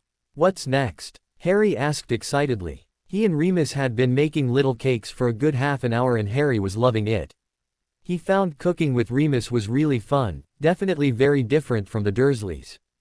He listened carefully as Remus read out the next instruction and then hurried to find the ingredients needed. "I'm just popping out for a moment," Sirius said suddenly. Remus frowned. It was New Year's Eve and they were supposed to be spending the day together. "What for?" "I just want a few things," Sirius replied unhelpfully. Remus rolled his eyes. Whenever Sirius had a mad little scheme in his head he refused to tell anyone about it, at least not until it had gone wrong, which it invariably did, and he needed bailing out. Like the time back in 6th year when Alice's pet cat died and he found her a new one and tried to dye it to the exact same color as her old one to cheer her up. It was a nice thought, but unfortunately the old cat had been white and he had added far too much white powder, so that poor little cat, looking deathly, when he released it and let it jump onto Alice's knee, she screamed and thought it was a ghost of little Nevy. It was a name she always liked, however much everyone tried to talk her out of it. Sirius had enlisted Remus and James's help to catch the Moggy and calm Alice down. Remus smiled at the memory and was just about to remind Sirius of it when he heard a bang which indicated Sirius' departure. "What is New Year, Remus?" Harry asked shyly. Remus turned to his godson in surprise and had to smile. Harry looked adorable. He was dressed in a pair of overalls which made him look really cute, and then his tufty hair was sticking up even more than usual from the heat of the oven. His eyes were wide and curious as he waited patiently for his answer, but the cutest thing by far was the streak of flour across his face from when they had made cookies and the smudge of butter on his nose. Remus had to bite his lip to stop himself from laughing at the sight. "Well, New Year is a time where families all come together and celebrate the beginning of a whole new year. They say goodbye to the old year and make wishes and resolutions for the coming year," Remus explained, leaning over and helping his godson stir the mixture which was getting thicker and thicker. "Oh," Harry said, absorbing the information. The pair continued to cook and silence reigned. They had finished the crispy cakes, the Smarty buns and the gingerbread men and had just started on a crumble when Sirius returned. Everyone knew when Sirius was back because not only did he slam every door he shut, but he also had a tendency to shout that he was back, as if anyone could miss the violent bang of the door. Remus scowled as his nice newly cleaned floor became covered in foot-shaped snow prints. The snow was still thick on the ground then. He was just about to icily inform his friend that he could clean the floors in future when he realized what his friend was holding. "Where did you get them from?" Remus exclaimed. "Everywhere is closed on New Year's Eve." Sirius just tapped his nose annoyingly. "What is it?" Harry asked, moving over to his godfather's side excitedly. "Board games," Remus replied with a smile. "Games for families," Sirius said with a broad grin, knowing that at last he had done something that his friend approved of. "Oh, can we play one?" Harry asked, clasping his hands together pleadingly. Sirius smiled as he nodded. "I won," Harry crowed excitedly as Phoenix Frolics, with real cold fire-breathing phoenixes, was laid back in the box. "I won, I'm a flobberworm though," Sirius boasted, causing Remus to roll his eyes for the 6th time that evening. Sirius was just a big kid. "You certainly are," Remus smirked. "Oi," Sirius shoved his friend playfully. "You won bridges," Harry reminded Remus anxiously, worried that his other godfather was feeling left out. Remus smiled. Harry was such a sweet child. The pile of cakes and biscuits had diminished rapidly, and Remus, who had thought they had made far too many, was considering making some more. "What time is it, Moony?" Sirius asked sleepily. Midnight had never taken so long to come. It was fine when they were playing, but in between games time ticked by far too slowly. Sirius was determined Harry stayed up until midnight for his first proper New Year. 3 minutes to, Remus answered in surprise. It had 11:15 last time he had looked. "Nearly time," Sirius declared happily. "Time?" Harry asked uncertainly. "Time for the countdown," Remus explained, looking quite excited himself. "Oh, it's so exciting," Sirius announced 1 minute later. "What time is it now?" Sirius repeated. 2 minutes to, Remus answered patiently. "How about now?" Sirius asked with a smirk. "Still the same time. I will tell you when it is the countdown," Remus said, rolling his eyes for the 7th time. 1 minute, Remus said after what seemed like years to Sirius. Sirius said joyfully. Remus joined in. They said together. By 40 Harry had joined in and was whispering the numbers. By 15 he was shouting them with Sirius and Remus. Then came the last, exciting 10. "Happy New Year," Sirius yelled. Remus laughed as Sirius grabbed hold of Harry and swung him around before tickling him like mad. The house was filled with Harry's laughter, both Remus and Sirius' favorite noise, for a good 10 minutes before at last Sirius collapsed on the sofa, pulling Harry onto his lap and panting furiously. "Time for bed," Remus said firmly. "I think we have time for one more game," Sirius said with a grin. Remus shook his head, glaring at his friend. Harry was only 4 and he needed his sleep. "What do you think, Har?" Sirius asked and looked down at his godson. The sight which met his eyes made a smile break out. Harry had fallen fast asleep, his head resting on Sirius' chest and his body draped across the sofa. Sirius smiled as he looked down at the small boy, he was so young and innocent. His stomach churned as he thought about what his relatives had done to him, and that was when he made his New Year resolution. He was going to avenge the Dursleys on the behalf of his godson. They were finally going to get what was coming to them. A small smile broke across Sirius Black's face as he watched his little godson sleep, Firenze and prongs tucked under each little arm and tufty black hair spread across the pillow. "I love you, kid," he whispered. The small child stirred slightly in his sleep and relaxed his hold on prongs, who slowly rolled off the bed and onto the floor. Sirius chuckled silently and then reached down and plucked the toy off the floor before carefully easing it back under his godson's skinny arm. There would be a lot of noise the next morning if Harry couldn't find his special toy. He paused for a moment, just watching his little godson sleep and feeling his heart swell bigger and bigger with pride and love. This was his little godson, he was the luckiest man alive. His thoughts turned to his special little infant's relatives and his expression immediately darkened. They needed to pay for what they had done, for destroying the confidence of his little Prongslet, his little godson who, despite everything he had been through, had never lost the ability to trust. Harry had given Sirius that trust, and Sirius needed to repay him. Repay him for the joy he had bought him in the few short weeks he had spent with them so far, repay him for giving him the second chance he needed so much. Without this special little boy he would probably still be permanently drunk and sleeping with a different woman every night. Those were the ways he had chosen to deal with the loss of 2 of his closest friends and the betrayal of another, not to mention the rejection of his adoption offer for little Harry himself. Sirius shook his head to clear his thoughts, that life was gone for good. He had Harry now, he could light up his life like no alcohol ever could. Sirius could forget his old life, but Harry's old life would not be over until the Dursleys had paid for what they had done, paid for the atrocities they had committed. Paid for the Sirius took a deep breath, trying to calm himself down. His heart was beating faster and faster and his skin was heating up as he thought of the way his godson was treated. He couldn't get so wound up, he would be no use to Harry in Azkaban. What he needed was a way of wreaking revenge on the Dursleys that absolutely no one could trace back to him. It would have to not involve magic then. What did they hate more than anything? Sirius pondered, wandering over to look out the window. All was dark outside, but even in the daytime Sirius knew he would only see green field after green field after green field. They had no neighbors for miles around. Sirius straightened up excitedly. Neighbors. The Dursleys hated the neighbors having and gossip about them. The neighbors would certainly gossip if they knew the full extent of how the couple had treated Harry. Sirius could expose just how they had treated him. It was the perfect revenge. He would add other things, of course, he wasn't a marauder for nothing. But this would be his main plot. He lingered in Harry's bedroom a few minutes longer, just until he had figured out a few major details, before going over to his godson and dotting him gently on the forehead and then disappearing downstairs towards the floor as fast as he could, pausing only to make sure the door was left ajar just in case his little godson had a nightmare. Once at the floor he quickly took a pinch of the flow powder that was hanging off the fireplace in a little bag and threw it into the roaring flames. "Arabella Fig's house," he shouted. The world spun in circles, making his head spin and his eyes water. The journey lasted and lasted, but just when he thought he had gone too far, like perhaps Australia, he was spat onto a hardwood floor.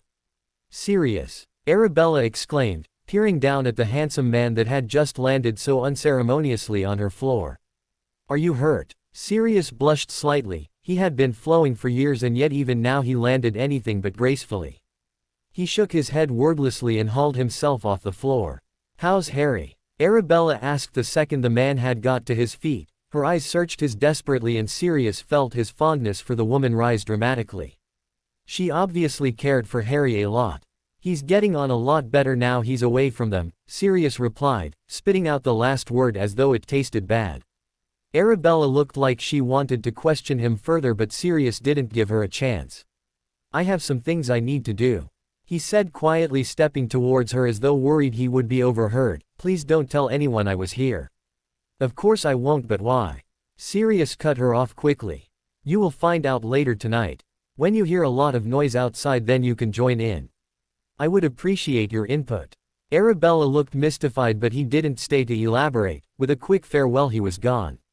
Outside, the moonlight glinted in the puddles and cast light on the narrow roads. Sirius strode down the pavement, his head waggling from side to side as he searched for the thing he knew should be here somewhere, the thing he had counted on being here. At last he saw it, a bright red booth that held that Muggle device. What was it called? A telephone. Something like that. Lily had had one to keep in touch with her parents, and he and James used to mess around pressing all of the buttons. It had used to be so fun when suddenly a person would talk through it. He shook his head. That was the past, it was the present now, and he needed to do this. Needed to do it for Harry. After checking there was no one around, he quickly slipped into the booth and shoved a few Muggle coins into the slot. It was lucky he always carried some around in case he needed to buy something from Muggle shops. He grabbed the shabby telephone book, graffiti covering the front cover almost beyond recognition, and skimmed through it before he found the page he was looking for. He slid his finger down the page before at last it came to rest on the number he wanted. He smiled as he tapped in the number. He wasn't a marauder for nothing.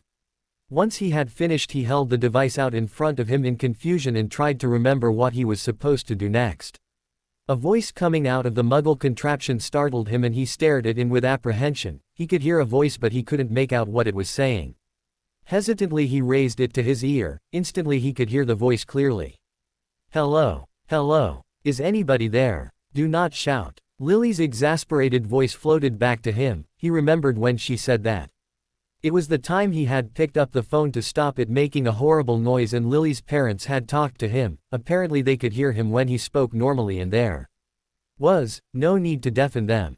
Sirius realized the voice was still urgently talking, and so he forced himself to focus. Sorry, yes, I'm here, he said, disguising his voice as well as he could. This is Little Whinging Police Station. How may I help you? I'm not quite sure how to phrase it. I may just be worrying about nothing, you see. It's just, I'm worried, Sirius said, reveling in his role of concerned citizen. There is a little boy who lives near me who is mistreated, Sirius continued. The woman on the end of the line immediately sounded more concerned, and Sirius could just imagine her straightening up in her chair. Mistreated? Could you define that for me, please? She said slightly breathlessly. Sirius heard papers rustling and then the same voice demanding a pen off a colleague, and smirked. Well, they hit him a lot and he doesn't look like he eats very often, yet they have a son as well and he is very fat, called Dudley, I believe. The other little boy is called Harry, he's their nephew and an orphan. They treat Harry differently, they keep him in the cupboard under the stairs. The woman took a deep intake of breath. And you are sure about this, mister? Sirius ignored her polite plea for his name. Positive, but that's not what I am ringing about.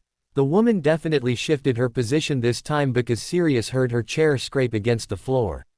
A child is being mistreated and that's not what you were ringing about? She demanded, her tone accusing. Well, yes and no, it's just, I haven't seen him for a while and I think they have done something to him.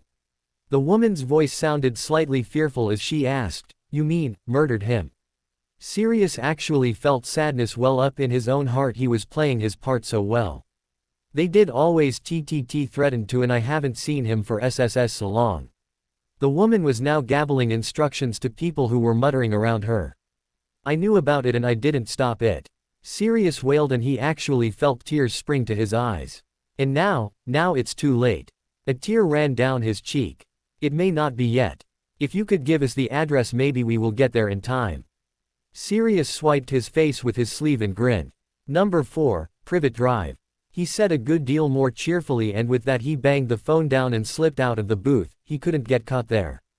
Who knew how fast Muggle police were? Orders were there within the minute after they receive a call up. He couldn't chance being found in the phone booth. No, now he could just sit back and watch the show. After checking the street for muggles, he cast a quick invisibility charm on himself and then focused his thoughts, and with a flash he was Padfoot. He quickly darted into the Dursleys' perfectly trimmed hedge. Now all he had to do was wait. He heard the police cars before he saw them, and even when he did see them he was blinded by the blue lights they were urgently flashing. Curtains twitched at every house the cars went past, and when they stopped on Privet Drive they opened all the way. Not that this put off the police officers who were surrounding the Dursley household. A couple of the officers were even armed. Sirius saw in delight. A brave man stepped forward and banged on the door importantly. "This is the police. Open up," he shouted. All down the street windows were now opening, despite the cold December air, in order for the residents to catch what was being said.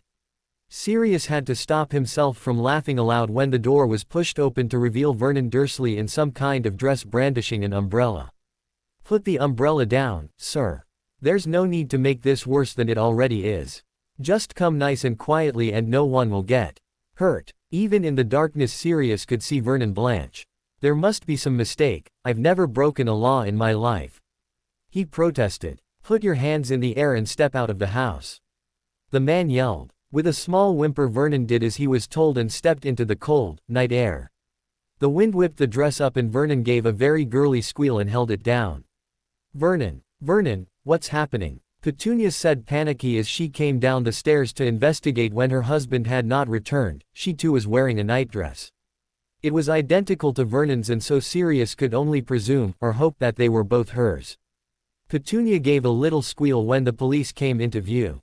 "What's going on? What are you doing to my Vernon?" she yelped hysterically. "Can you step out of the house, madam?" Her high-pitched yelps woke her son, who thundered down the stairs a few seconds later. "What's happening, Mum?" he asked, rubbing his eyes sleepily. "Nothing, dear. Go back to bed," Petunia said, smiling sweetly at him and attempting to block the outside from his view. "What are all the blue lights for?" Dudley asked grumpily. "Nothing, dear," Petunia answered, still smiling at her son, although a man was now gripping her forearm and attempting to drag her from the house. "Well, make them stop. I'm trying to sleep," he demanded. Before Petunia could answer, the police officer succeeded in removing her from the house, and she gave a little shriek as she staggered down the steps. "Mum," Dudley called loudly. "Come on, son, out of the house," a burly police officer ordered. This must be Dudley Dursley, he thought, remembering what his boss had told him about the phone call. A quick glance at the gun the police officer was fingering quickly had Dudley scampering out of the house. Outside was chaos. Vernon was shouting himself hoarse at two policemen who were handcuffing him and not listening to a word he was saying. Petunia was thrashing around trying to free herself from the police officer's grip, and Dudley was starting to cry. But the neighbors were having a great time. They had now all crowded around the house, talking to each other excitedly and speculating on what was going on. "Is that everybody out of the house, sir?" a policeman asked the beefy Vernon, who was still yelling himself hoarse. For a second it looked like Vernon was going to ignore the question, but the handcuffs clinked around his wrist and Vernon decided to be cooperative and nodded. "Right, men. Search the house. If anybody finds anything, then shout." Immediately the men stormed into the house, knocking over flowerpots and garden decorations in the process.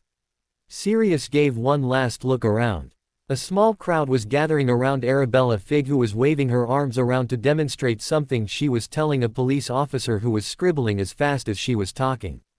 "That will make sure all the neighbors know what's happening," Sirius thought happily before bounding into the house after the police, glad he had put an invisibility charm on himself as well as changing into his animagus form.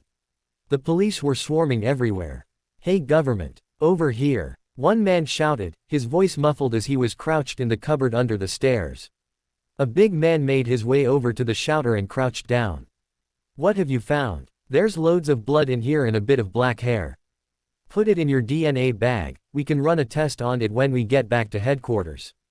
If it's this Harry boys, then we can definitely put them down for murder. They will get life at least." "Gov," another voice shouted, this one from upstairs.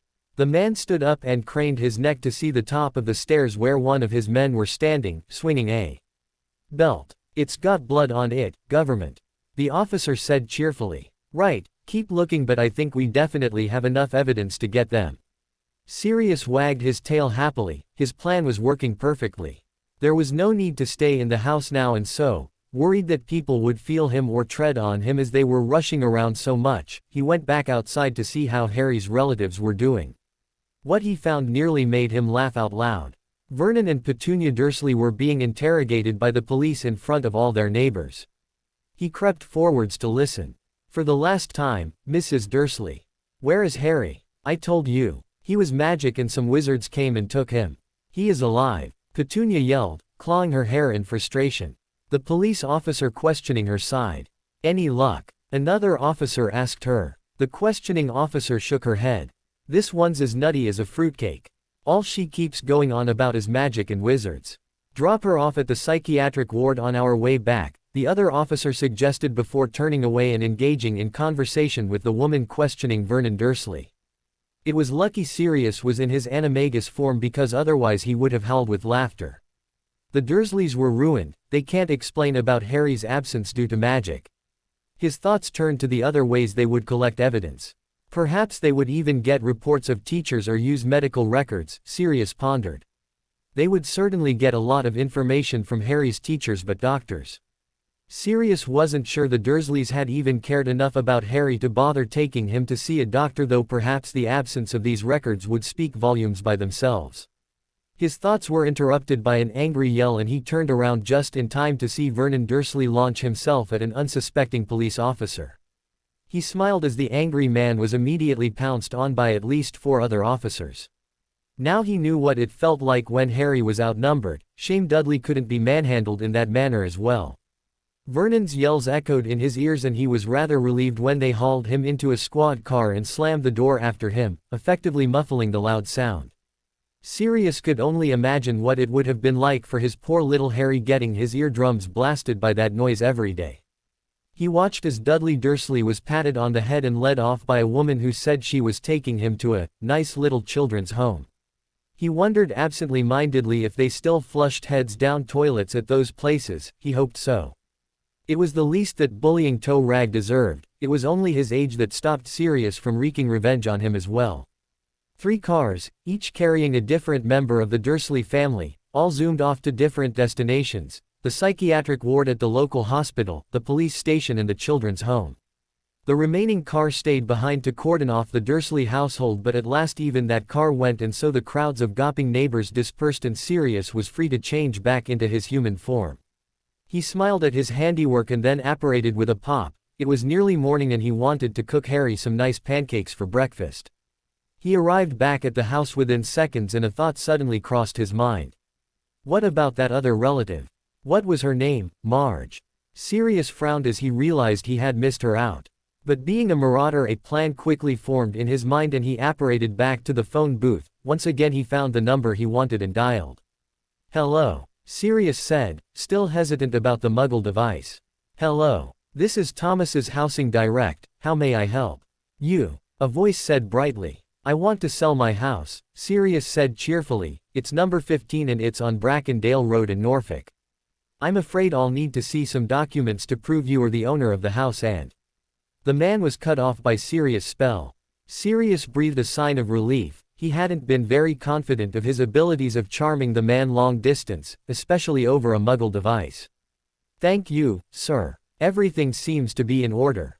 I will have someone putting the sign outside of your house by tomorrow. And are you sure you want this eviction order?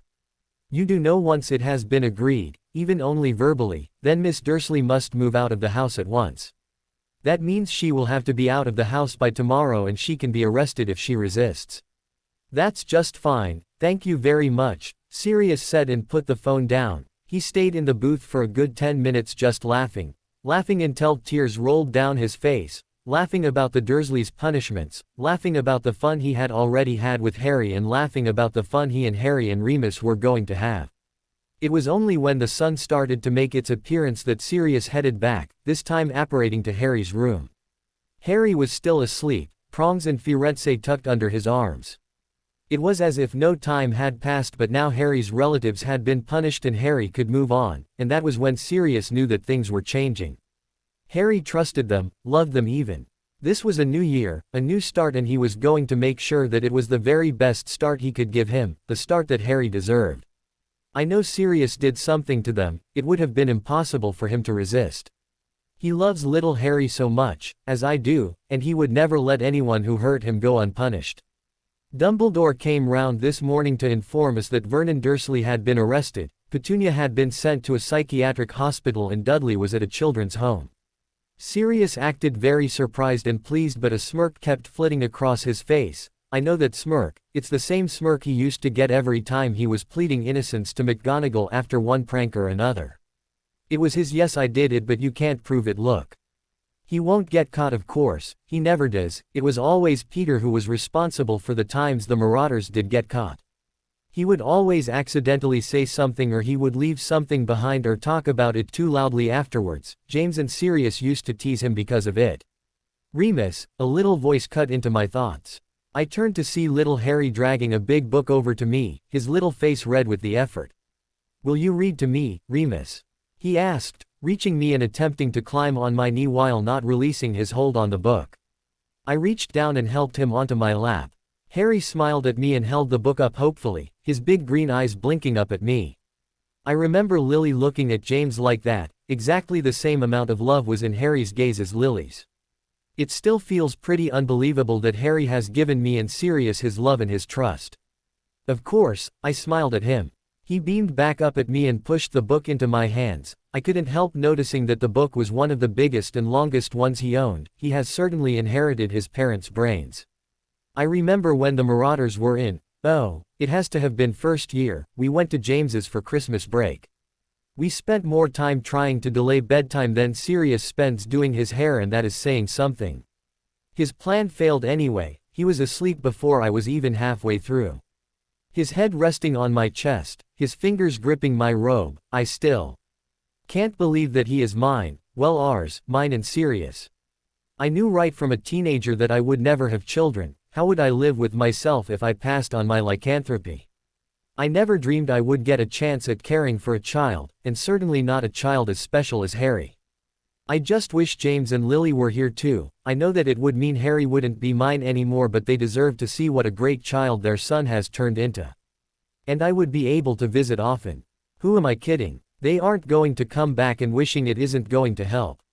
We have to focus on Harry now, and speaking of Harry.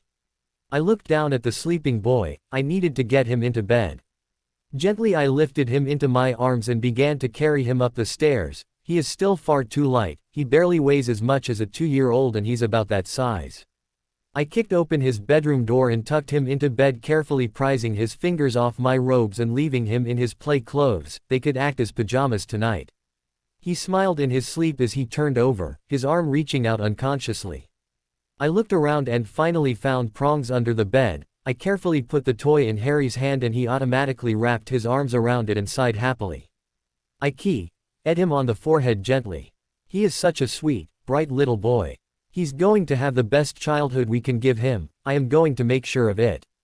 My thoughts strayed to my own childhood, the way my mum's eyes would fill with tears every time she looked at me in my latest cut or bruise after a full moon. The way my dad couldn't even look me in the eye without being overwhelmed with guilt as he felt my lycanthropy was all his fault, even though I never blamed him.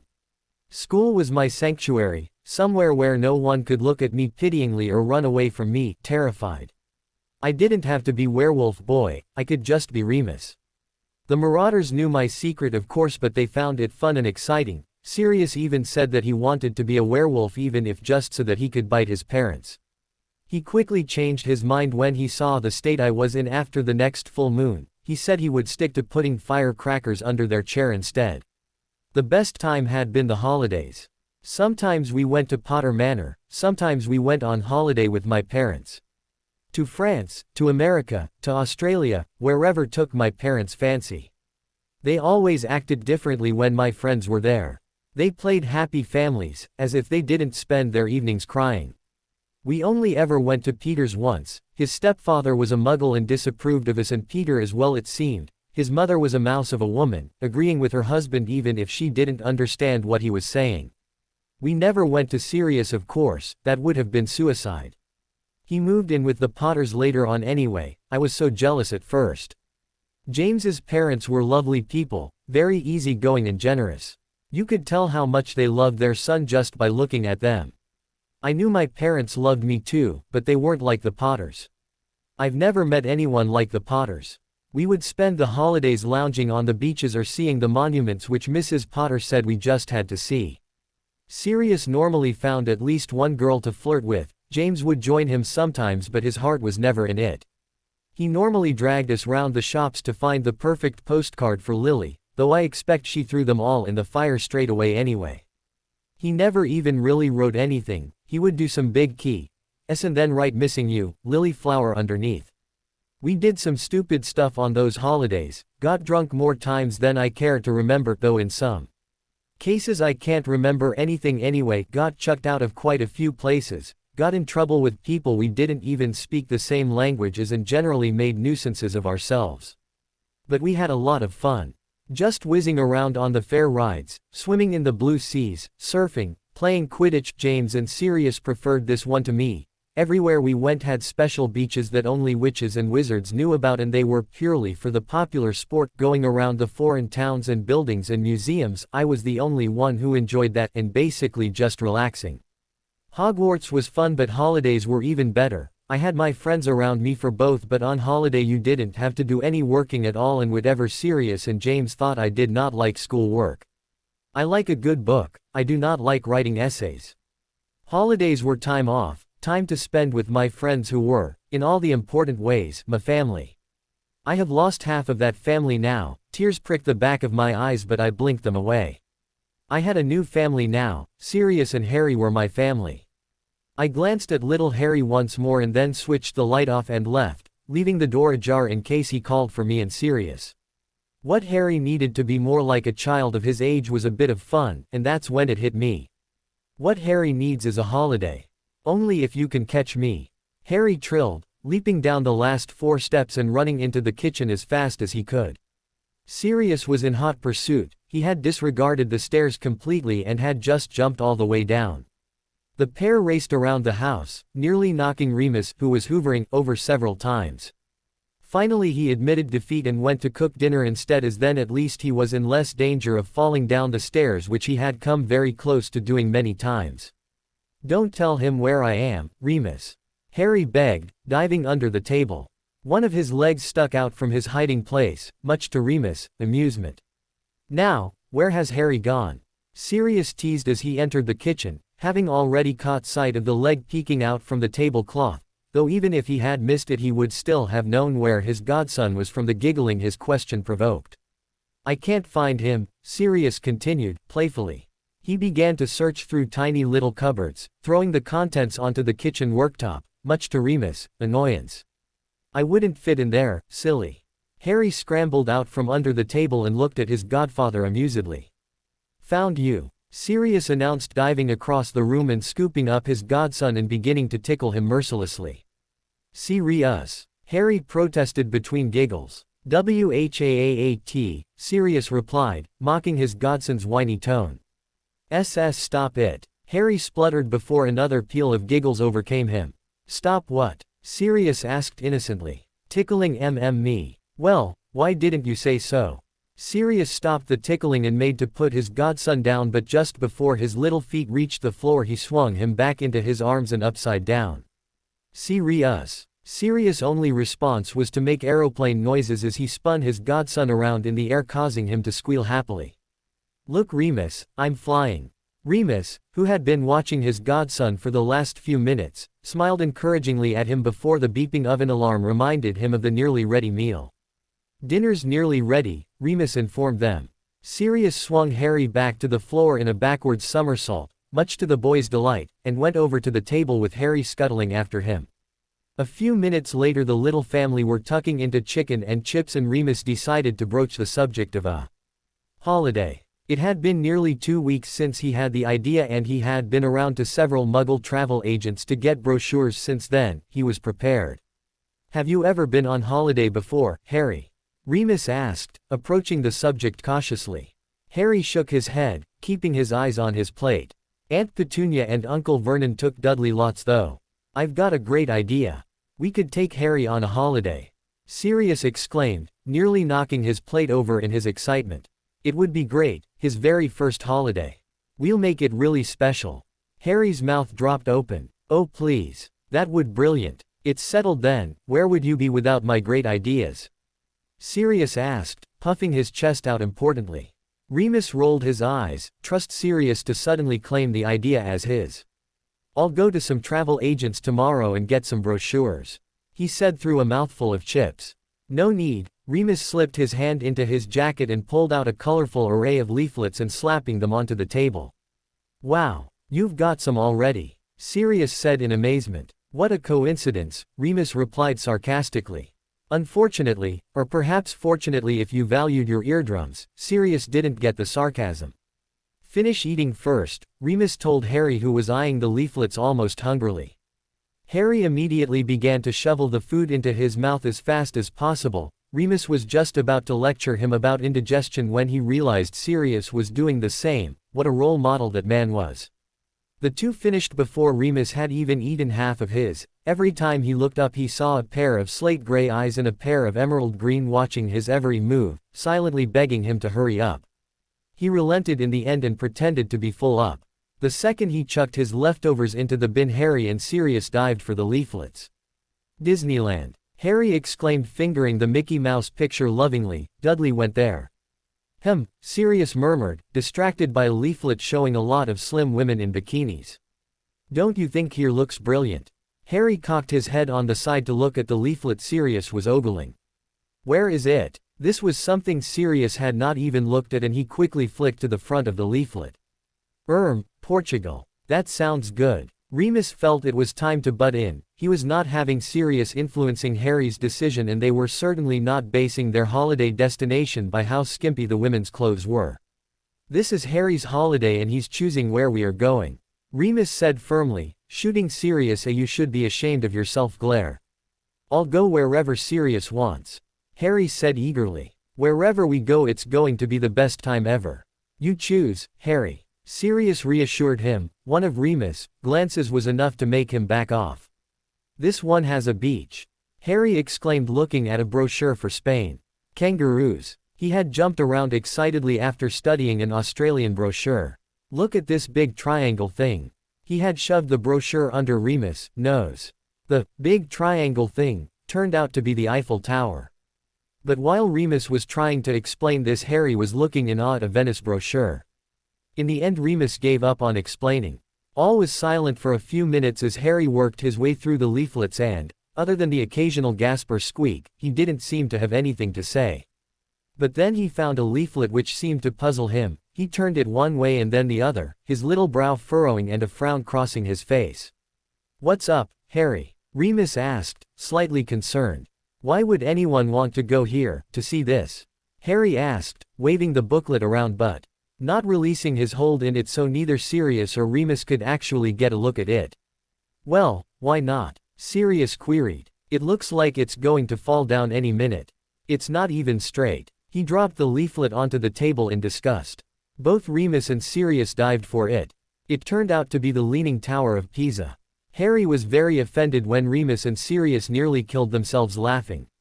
He glared at them, shifting through the leaflets and pushing some of them on the floor in annoyance. Suddenly he froze and then grabbed one of the leaflets and began to flick through it excitedly. Snow. Look, this one has snow. Loads and loads and loads of it. I want to go here, please, oh please. Remus took the leaflet off him and read the cover. Sirius leant in eagerly. Austria. Sirius certainly wouldn't find anyone in bikinis there. Remus felt excitement flood through him. There were all sorts of things they could do together there, and best of all, plenty of snow. Harry's very favorite thing. The Mismatch family were off to Austria. Harry, don't! Remus exclaimed, his eyes shutting in horror. But it was too late. Little Harry, sitting astride his bulging suitcase, was surfing down the stairs, far too fast for Remus' heart. Wee! Harry shrieked as the suitcase picked up speed. As he was getting nearer and nearer the bottom, Remus quickly whipped out his wand and transfigured some pillows to appear at the bottom of the stairs. When he got to the bottom, Harry simply tumbled into them, laughing playfully. That could have been very dangerous, Harry, Remus scolded, lifting the boy into his arms and hugging him tightly so that the reprimand didn't really feel like a reprimand at all. A few months ago Harry would have immediately burst into tears and thought that he was going to be hit, but now Harry simply giggled and hid his head in Remus' jacket, returning Remus' hug. You've not got time to stand around, Sirius told Remus patronizingly. Harry giggled again. He's always late and he's telling you off. Cheeky little brat, Sirius said fondly, taking his godson off his friend and hugging him before setting him onto the floor. Harry immediately ran off to his room. He had been going backwards and forwards all day, claiming he had forgotten this and that.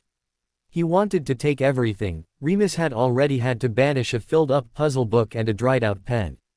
Remus quickly made the pillows disappear and dragged the suitcase over to the others. They seemed to have enough luggage to fill the Titanic. Now, tickets, Remus said, searching his pockets absent-mindedly. You've already checked. You've got them 3 times. Sirius reminded him, rolling his eyes in frustration. Remus smiled vaguely in his direction and wandered into the kitchen to check his packing list. He was just as paranoid about forgetting something as Harry was, despite his protests and denials. Sirius waited until his friend had left the room before hurrying over to the stack of cases and grabbing something out of his pocket. He proceeded to try and hide it in one of the cases. What are you doing, Sirius? A little voice asked. Sirius spun around. Little Harry was standing in the doorway watching him curiously. His ruby little lips appeared to have a brown border around them. It looked suspiciously like chocolate. What have you been eating, young man? Sirius demanded, his eyes twinkling. Harry's eyes grew bigger and he quickly disappeared from view. Sirius smirked before turning back to the matter at hand. Why was it that suitcase zips were always getting stuck? Sirius, you better not be trying to sneak something into those suitcases. Especially not that one, it's one of Harry's. Remus said, his voice laced with mirth. Sirius jumped guiltily and then growled to himself. How was he supposed to smuggle something along with them if he was constantly being interrupted? I'd give up, Remus advised. They check the cases at the airport anyway. They do, Sirius said in amazement. Remus nodded and Sirius swore silently. It's nearly 10 o'clock. Harry called excitedly. The household was immediately mayhem again. Tickets, Remus exclaimed, looking through his pockets frantically. You have checked. You have the tickets. Sirius yelled in frustration. He was now pulling the suitcases to the door, ready to stack them in the car. Quick, quick, time to go, Harry called. He was physically leaping up and down in happiness and excitement. Remus helped Sirius stack the suitcases into the car and 10 minutes later they were ready to go.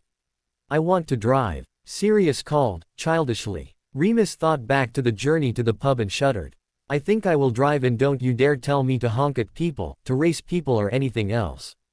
Sirius got into the passenger seat and sulked. He sulked while Harry scrambled into his booster seat. He sulked while Remus pulled out of the drive. He sulked while they left the village. He sulked while they started on the motorway. He sulked while Harry asked if they were there yet, for the 40th time. In fact, he sulked all the way to the service station. He stopped when they bought ice cream. Sometimes Remus wondered just who the child around here was. Remus had eaten a cornetto. Harry had had an orange ice lolly and Sirius had polished off a Magnum, a cornetto and a Calippo. But when they got back into the car he seemed to be in a much better mood. Let's play a game, Harry suggested, still jumping up and down in his booster seat in excitement. Okay, Sirius agreed, looking equally excited. I spy with my little eye, something beginning with S. Sirius, Remus guessed. Oh, no fair, how did you guess that? Sirius protested. You always do that one. Remus told him, rolling his eyes. Your turn, Remus, Harry said excitedly. I spy with my little eye, something beginning with C. Cow, Sirius said excitedly. There are no cows around. Remus said impatiently. Sirius merely shrugged. Car, Harry guessed. Right, Remus said, smiling at his godson in the rear-view mirror. They went through service station, road, Sirius, tree, wing mirror, Sirius, people, van, Sirius and bus. You can guess which one Sirius did. Harry was just about to start a new one when Remus said something that had both Harry and Sirius jumping up and down in their seats. They had reached the airport. Remus held Harry's hand tightly as they walked through the packed terminal towards the check-in where they had to queue up for over an hour. When they finally did get to the front they were greeted by the dippiest, most incompetent assistant any of them had ever met. By the time they had established that yes they wanted to get on the plane today and not the following week, yes Harry was not their son, Yes, they had custody of him. No, they were not kidnappers, they had wasted a good hour of their time. Then after the assistant had lost their passports in the few short seconds she had custody of them and then found them again after a lot of frantic searching, Remus was getting more than slightly annoyed. Sirius didn't seem particularly bothered, but Harry was starting to get very bored, and so he leant forward and began to charm the assistant like only Sirius Black could. After the 2 hours of trying to check in and not really getting anywhere, Sirius had it all over in a few seconds. The assistant was much pinker in the face and very giggly by the time the family walked away, at least Remus and Harry walked away. Sirius stayed to talk to her a little bit longer. Remus rolled his eyes. Come on, Harry. Let's go to the cafe and get a drink. Remus was on his third coffee and Harry his second orange juice when Sirius rejoined them. He had a quick coffee and then the three went to the departing lounge. How do we know when to get on the plane, Remus? Harry asked. See that board? Remus said, pointing at an electronic board high above their head. He waited for Harry's nod before continuing. Well, see the very top one, that's the Austrian one, and at the minute it just says the time the plane will arrive, but when it turns green and says departing then we get on the plane. There will be an announcement too. Harry immediately settled himself on the floor and stared at the board, unblinking, in case he missed it, he had explained to his godfathers.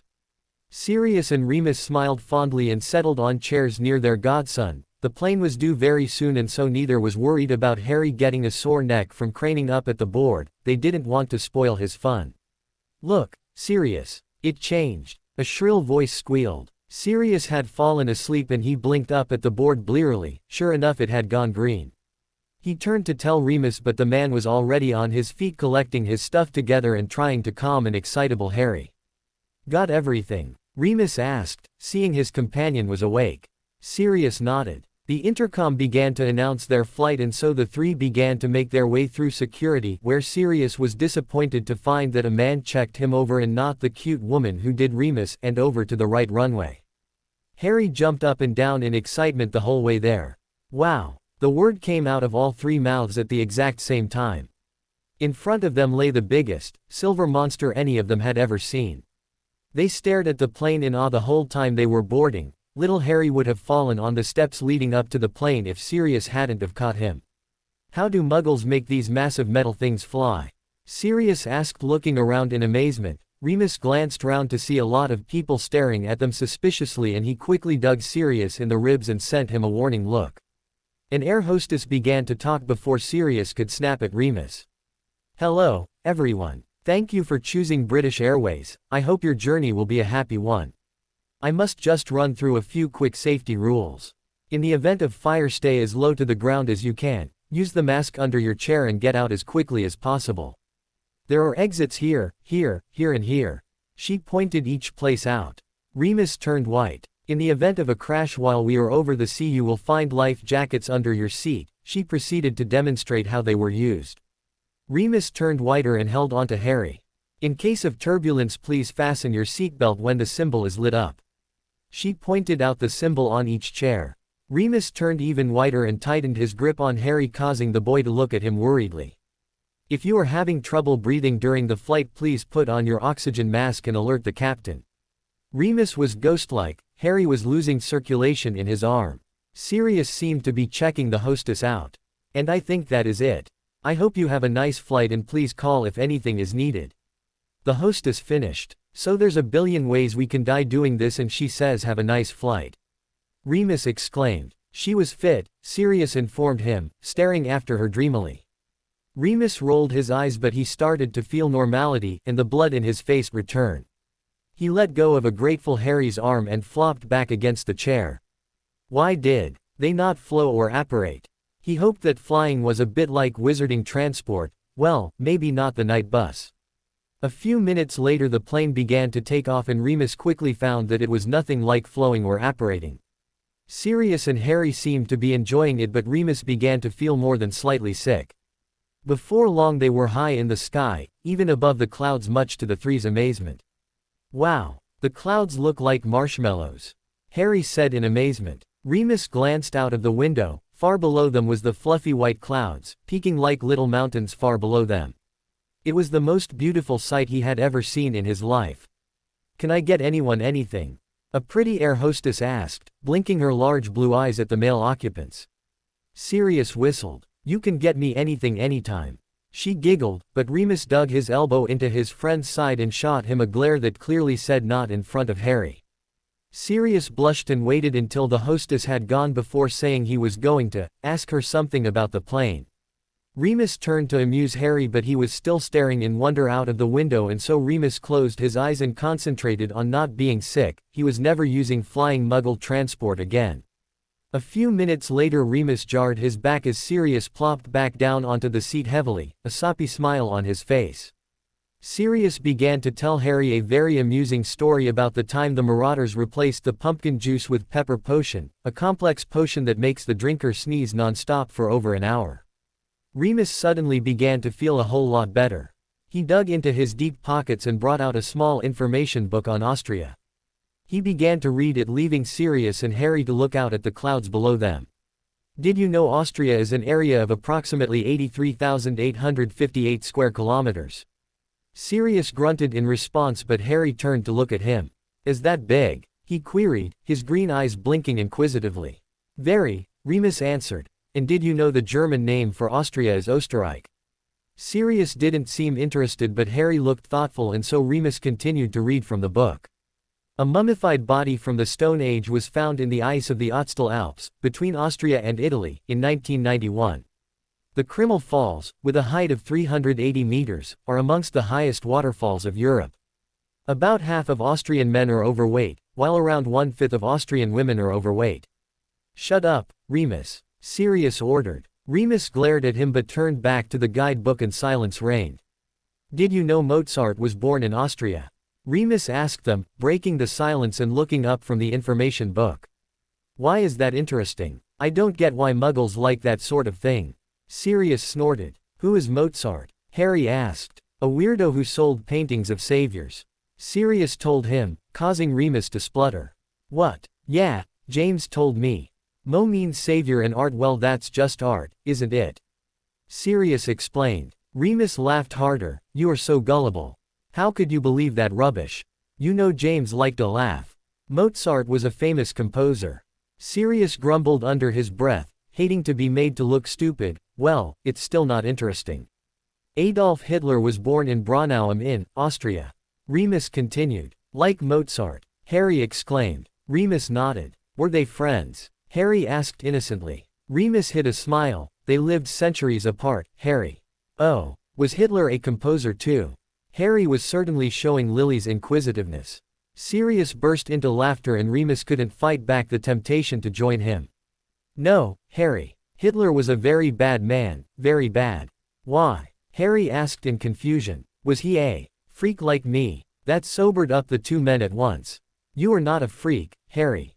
They both told him. Remus sighed. Harry had been showing so much improvement and had been acting like any other happy child just recently. He guessed they still had some way to go. Hitler killed people. Sirius answered shortly after a long pause. Like Voldemort? Harry asked. Both of his godfathers nodded. Voldemort was very like Hitler. Even wizarding people knew all about Hitler.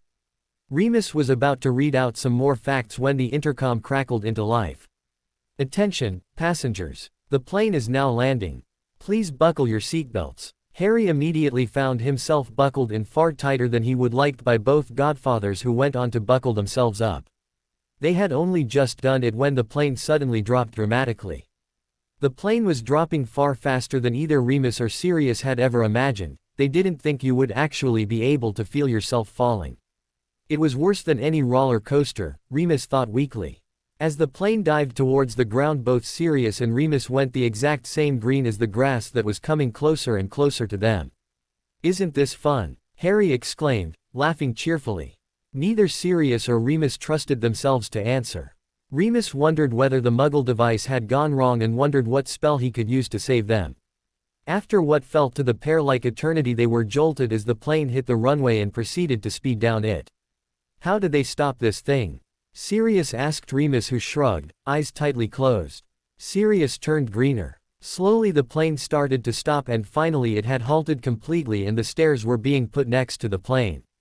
After a few more announcements and the changing of clocks, the plane door was finally opened. Sirius, Remus and Harry joined the crowd of people departing the plane, Sirius and Remus having to clutch onto the backs of chairs and the walls for support. As they climbed down the steps they blinked in the bright sunshine. It was certainly hotter than they imagined.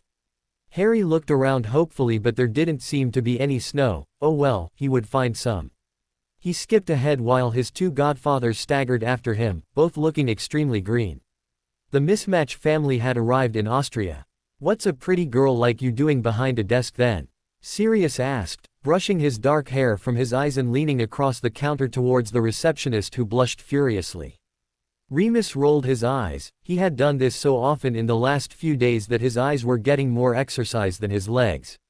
Sirius could not just get the keys for the room and let them go and unpack. No, that would be too simple for Sirius. He had to chat up the receptionist first while his friend and his godson stood around like gooseberries with absolutely nothing to do. Sometimes Remus wondered how he had become friends with Sirius back in first year. They were so different. Not that he could imagine not being friends with Sirius. Sirius was Sirius, he couldn't help being girl mad. "Sirius," Remus said pointedly. His friend waved a hand in his direction, making Remus fume. How dare Sirius indicate him to shut up, because this is exactly how that signal was intended when he had been waiting for him to stop flirting for the first 10 minutes. "Sirius, just get the bloody key," Remus snapped. Remus never snapped. Remus never swore. Maybe this was why Sirius immediately stopped his antics and did get the bloody key. He glanced worriedly at his friend before scooping up Harry, who was also looking very upset, having never heard Remus swear either. "Merlin, Remus, we're on holiday. You are meant to be relaxed, not more stressed than you are normally at home," Sirius said, glancing over at his friend critically. "Maybe I would be much more relaxed if you didn't go after anything in a skirt," Remus growled, opening his arms to be handed Harry, who served as comfort whenever a godfather got upset, much to the glee of the little boy, who liked nothing more than being picked up, cuddled and tickled.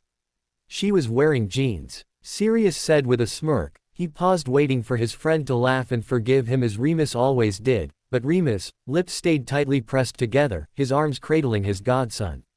There was silence as the three went up to the hotel room. They were on the 4th flight of stairs. Lifts made Remus feel sick too when Remus broke it.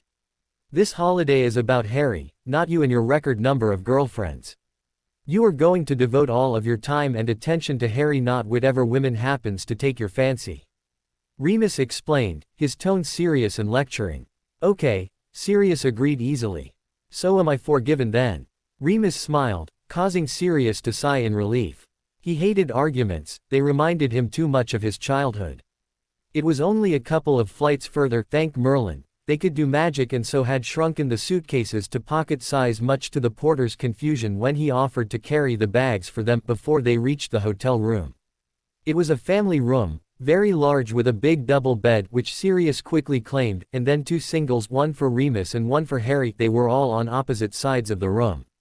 The rest of the room was taken up by 2 wardrobes, 3 chests of drawers, a big bookcase, a computer, a television and other ridiculous Muggle technology, as Sirius said, although back at home the family did own a television which Sirius was particularly fond of. There was also a mini bar filled with crisps, nuts, chocolate, champagne and packets of coffee. The drink was carefully sampled by Sirius while Harry, very kindly, tested the food. Further investigation revealed a spacious bathroom leading off the room, which had a bath, a shower, a wash basin, a toilet and a big cabinet filled with all the necessities, although Remus had packed flannels and soap etc. anyway. "Let's unpack then," Remus decided, reaching for the first suitcase. "Ah, come on Remus. We only just got here," Sirius whined. "So if we do it now then we have a full day of fun tomorrow," Remus explained sensibly. Sirius pouted but reached for a case and, when Remus wasn't looking, upturned it in an empty drawer. This was his version of unpacking. He turned to wink at Harry but found that the little boy was not paying attention and was instead using the double bed as a trampoline and was bouncing far too close to the ceiling for Sirius' liking. "Hey, Harry, why don't you help me sort out the mini bar?" Sirius suggested. He hated just ordering his godson not to do something, instead preferring techniques where he just offered a fun alternative. Sorting out the mini bar turned out to just be eating the stuff that was there. But according to Sirius this was extremely important. It also meant Remus was left to do the unpacking by himself. It was tiring, doing all the unpacking, and so when he had done Remus flopped down onto his bed. Sirius and Harry copied him, despite having done very little, none of the actual unpacking themselves.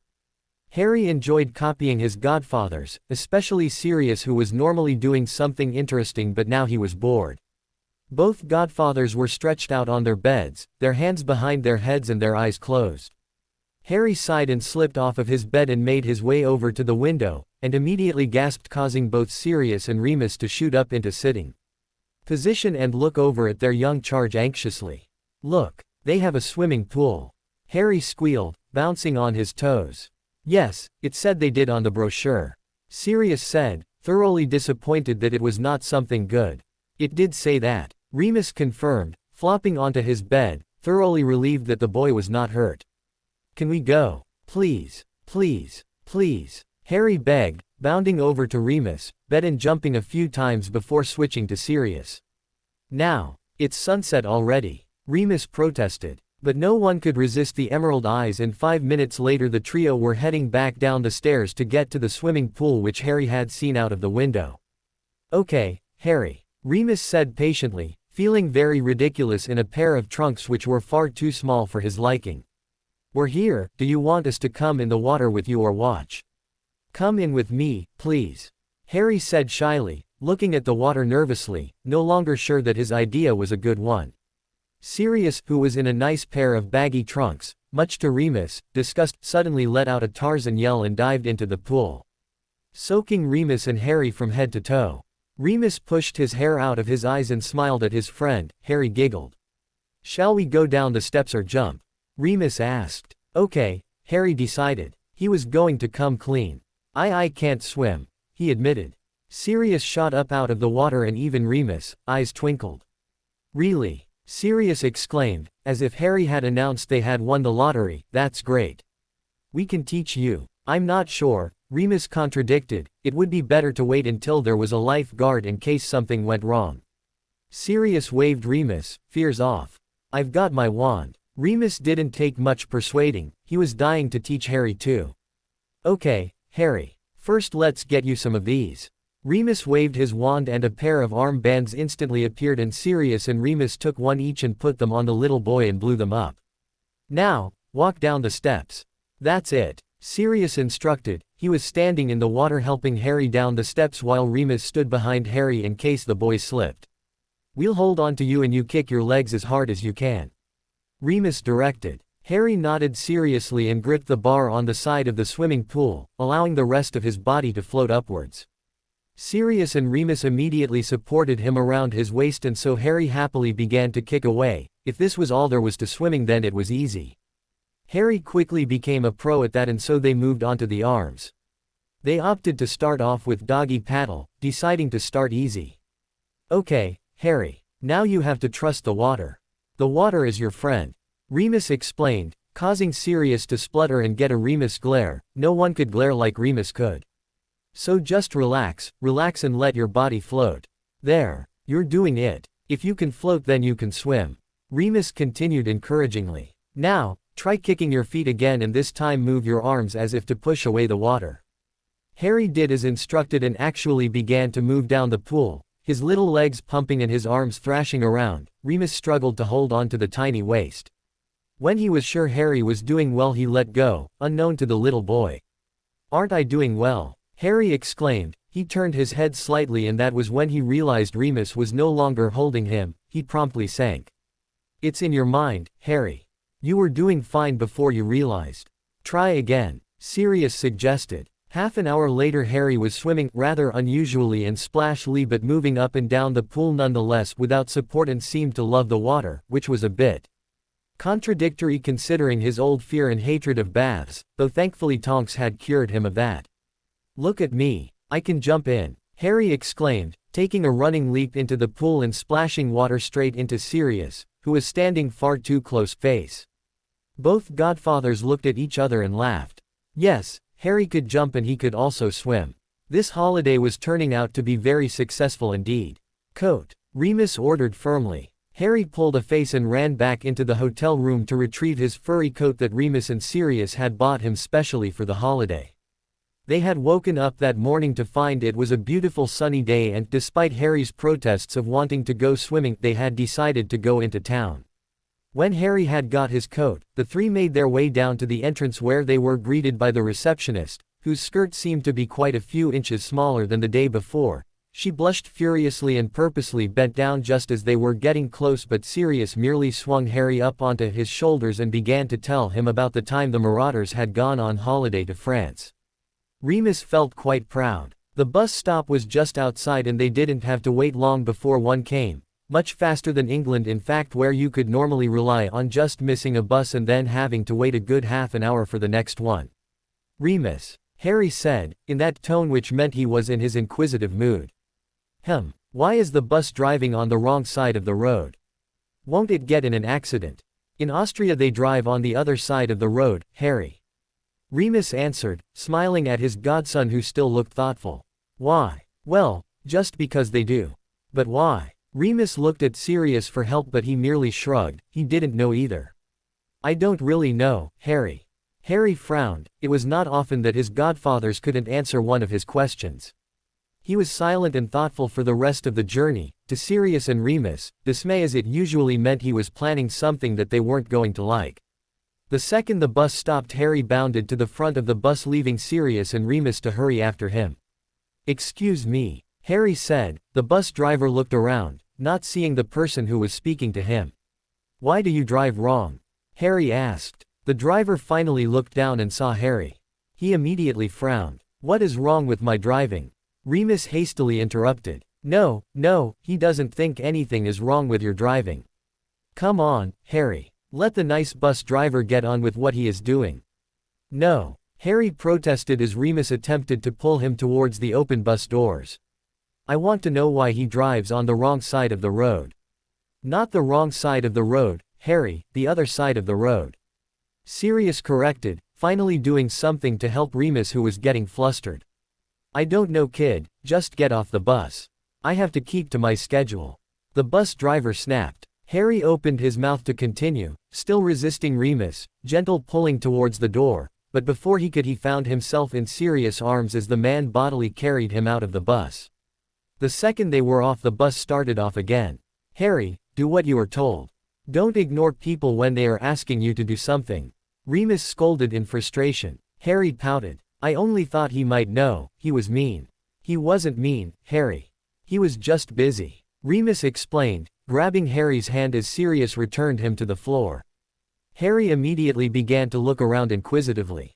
Look, he exclaimed nearly straight away, yanking on Remus, who was looking at a map hand, and also pulling on Sirius, who was looking in a shop window sleeve. Both godfathers turned to follow the direction of his arm. Snow, Harry explained, as if his godfathers could not see it for themselves. Even Remus and Sirius had never seen such a beautiful sight before. It even beat being above the clouds on the plain. They were surrounded by majestic mountains, majestic snow-capped mountains. There are people going down that mountain. Harry exclaimed. Are they falling? Well, Harry, the people put on these really long things which they call skis, and then they hold little metal poles and slide down the mountain in the snow. I went with my parents once. It is quite enjoyable, Remus explained. Harry's mouth was in a little O of wonder as he continued to stare at the little blobs that were slowly descending down the mountain. Let me guess this straight, Sirius said in astonishment. They attach narrow strips of wood to their feet and go sliding down mountains. Well, kind of, but it's something they do as entertainment, Remus said, frowning slightly as his friend burst out laughing. That's so stupid, Sirius howled. No, it's not. Besides, that's coming from a person who is obsessed with flying after balls just to throw them through hoops. Remus defended. Quidditch. No one can compare this silly thing Muggles do to a marvelous game like Quidditch. They are both done for fun, aren't they? Quidditch is a sport. It's a whole way of life. Quidditch is life. This sliding down mountains thing is just ridiculous, Sirius said, clutching his heart dramatically as he talked about his beloved Quidditch. I bet you can't do it, Remus retorted. Sirius' eyes narrowed. You're on. He turned sharply and headed towards a little building nearby that was marked, Ski Supplies. Sirius was going to prove Remus wrong. After all, Sirius Black could do anything, couldn't he? So Mr. Black, you just have to concentrate on putting your toes together and the rest of your foot outward. This move is called the snow plow and it makes you stop. The instructor that Remus insisted they hired for safety reasons despite Sirius' protests explained. The second the challenge had been set, Sirius had strolled into the ski supplies shop and got himself completely kitted out with skis, ski poles, boots, protective goggles which Harry thought were hilarious as they made him look like a bug, a ski jacket, some special trousers and a dozen other things that the assistant assured him were essential. Remus thought the specialist watch was going a bit far as Sirius already had a nice gold one and the other watch didn't really seem to do anything different at all. Remus got kitted out as well, he didn't want to miss out on the fun. And so of course so did Harry. 5 assistants all came and cooed over him when he got his skis which were only a few inches long and made him look absolutely adorable. Remus had also got a special rope so that he could tie Harry to himself, as he had experience having been skiing several times as a teenager to make sure his godson didn't get lost or hurt. The whole time they had been getting measured up, Sirius had bragged about how good he was going to be at it. Now he was on the slope, and the practice slope at that. He was not nearly so cocky. In fact, he looked rather white. Behind him, Harry was sitting on his skis and giggling as Remus pulled him around. Sirius watched enviously as Remus did a quick turn, making Harry swizzle around in a circle, causing hysterical laughter from the young boy. Remus seemed to be good at skiing, Sirius noted grimly. Mr. Black, the instructor said impatiently. Sorry. Sirius apologized, turning his attention back to his instructor. I was saying, why don't you give the snow plow a go? Snow plow. He vaguely remembered the instructor describing something with that name before he had turned to watch his godson play instead. Damn his godson for being too cute. Sure. Sirius agreed. He pushed off with his ski poles and was quickly going far too fast for his comfort. Do the snow plow now, Mr. Black. He heard the instructor shout from a distance, too great a distance for Sirius' liking. He tried desperately to remember what this snow plow thingy was. Maybe you had to just keep your skis dead straight. He looked down, they were a bit crooked. He turned them slightly and to his intense horror found he began to go even faster. He thought he could hear the instructor shouting something, in fact he was even sure Remus was telling him something, and was that Harry. But the wind was cruelly whipping the actual words away. Sirius was now no longer on the practice slope, he was sure of it. The slope was getting steeper and steeper and he closed his eyes in pure disbelief. There was a ramp ahead of him. A ramp that he was heading straight for. He wondered if Harry would be very much upset if he only had one godfather from now on and what Remus would do with his stuff. Oh, if he dared sell his poster of Maria Sonda. Suddenly there was no ground beneath him. He wriggled his feet anxiously, making his skis wave about comically. At least Remus and Harry weren't here to witness this particular humiliation. Just when he thought the ramp just led off the side of the mountain and that he was going all the way to the bottom, his feet met ground again, at least, his bottom did. Never seen anyone go over a ramp like that. A skier shouted merrily as he raced past Sirius, who stuck a finger up at him rudely. He sat in the snow wondering if it would look really peculiar if he felt his bottom for serious damage when another skier came over the ramp. He came right over Sirius' head and landed perfectly, a little in front of him. Bloody show off, Sirius muttered. He wondered where exactly he was, or rather how far away he was. As another skier came over the ramp, this one narrowly missing knocking him out, he decided to try and get back on his feet. After all, he didn't want to look too ridiculous. He quickly found that it wasn't as easy as he had thought. Every time he attempted to get back on his feet, his skis would move, making him overbalance and land back on his bum again. If only he had something to hold on to. Bang! Something collided heavily with him, causing him to be thrown backwards on his skis. He looked down. A man glared up at him, lying on his back with his skis either side of him. What do you think you are doing, sitting at the bottom of a ramp? That was the perfect jump. I could have broken my record if I hadn't have landed on you. Bloody idiot. Could have broken my neck. The man yelled. Sirius, in his typical serious fashion, smiled back at him brightly. Then proceeded to get back onto his feet using the man's head to balance. Waving cheerfully, he pushing himself off with his poles and made his way, well, somewhere. Anywhere away from the man really. He looked behind him, the man was shaking his fist at him angrily. Sirius sighed, trust him to almost kill one of the only people in the place that spoke English. He would have been able to ignore him much better if he couldn't understand the language he was speaking. Sirius! A voice behind him shouted. Sirius turned his head. Remus was skiing up to him, little Harry in tow and the instructor looking very grim, bringing up the rear. He was just about to wave when he found himself flat on his back looking up at an angry woman. She snapped something at him in rapid German. Sirius blinked up at her. Should he ignore her? Nah, she was quite fit. He reached up and grabbed her hand key. In it gently, she suddenly looked much happier. She said something softly in German and then skied off. Sirius watched her go. Foreign girls were so much better than English ones. Back in England Sirius had to actually listen to what they had to say. Here he had a very good excuse for not listening at all. After all, how could he listen to something he didn't understand? Rule number 1, always watch where you are going, the instructor said, looking rather frustrated and not at all the fun and patient man he had been when they hired him. It was his fault. Sirius protested childishly, pointing at Remus. He called me. Harry giggled. You were funny, Sirius. Sirius smiled at his godson tenderly. The little boy's face was alight with happiness, his cheeks rosy from the cool but fresh breeze. You were supposed to stop, Remus informed him, referring back to when they were on the practice slope doing the snow plow. Sirius pulled a face. I didn't want to, I thought it was going so well that I would keep on going. You were on the path straight to the ramp. The instructor butted in. I know, now that was fun. It was like flying and then at the end there was a bang and I was back on the floor again. The man nearby said he had never seen anybody go down a ski ramp like that. Sirius said, no need to mention that when he said back on the floor, he actually meant on the floor, and when he quoted the man he didn't think the man quite meant it in the way Remus and the instructor were taking it, as they both looked very impressed. Wow, Sirius, it's your first time too. Remus congratulated. Sirius grinned modestly. Flying. Can I have a go on the ramp, Remus? Please. Harry begged. Remus shook his head quickly. His godson was far too cute to get battered up on a ramp. Now, about the snow plow, the instructor began. I think I've cracked it. Sirius interrupted. He could not do any more work on that. He would probably kill himself next time. You have, the instructor said skeptically. Sure. I had to do something while I waited for you lot to catch up. The instructor smiled in relief. Oh good. Well, in that case if you have already done the ramp then you must have picked up the basics in taking off, landing, and turning. And falling and crashing, Sirius added silently. So, I think you're ready for the big slope.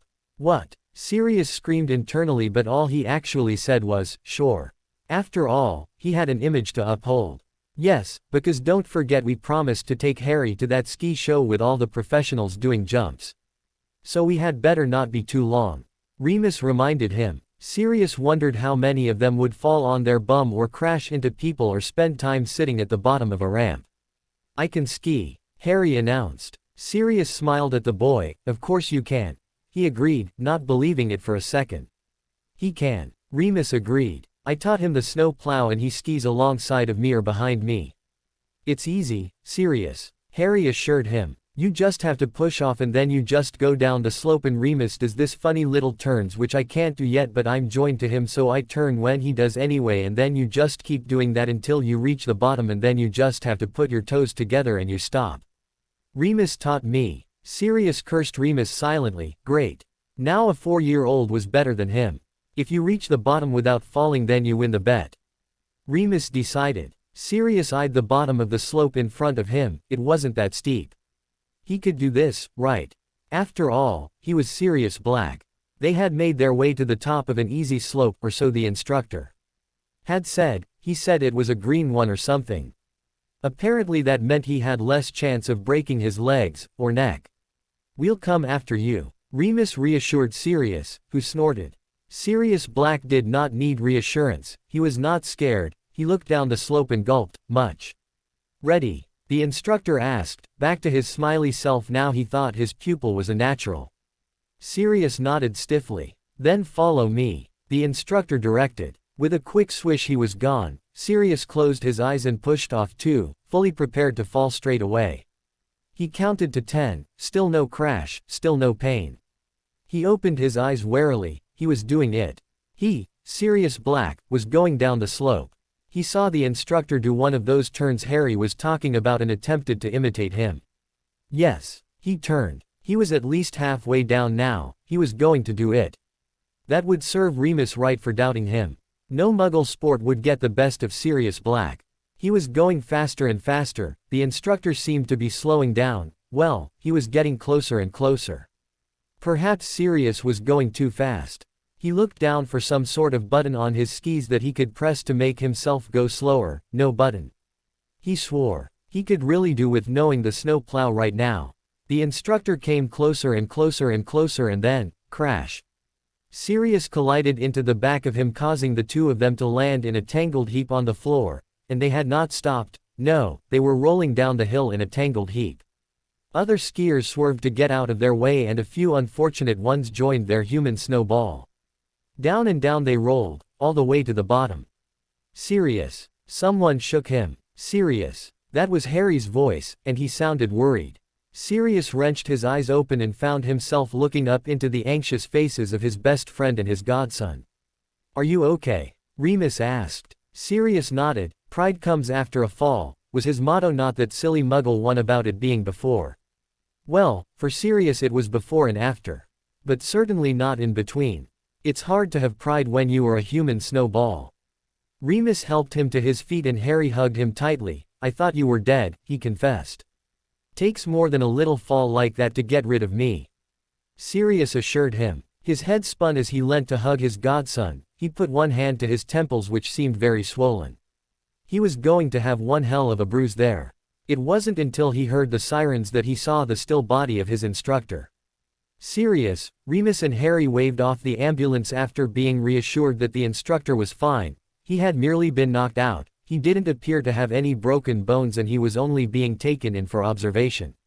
And no, Sirius would not be arrested for knocking him down. This question was answered for Harry, who seemed very concerned about that particular issue. Formerly he had been concerned for the man's health, but after he found out that he was fine, it was Sirius he was worried about.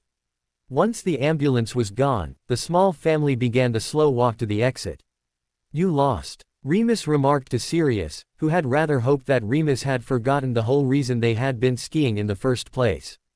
"I made it all the way down the mountain without falling," Harry told Sirius excitedly. Sirius smiled. "That's great, Harry." Internally, he groaned, beaten by a 4-year-old. "How about this one?" Sirius asked, holding up a large yellow dog. Harry shook his head. "It has to be black. It has to look like you."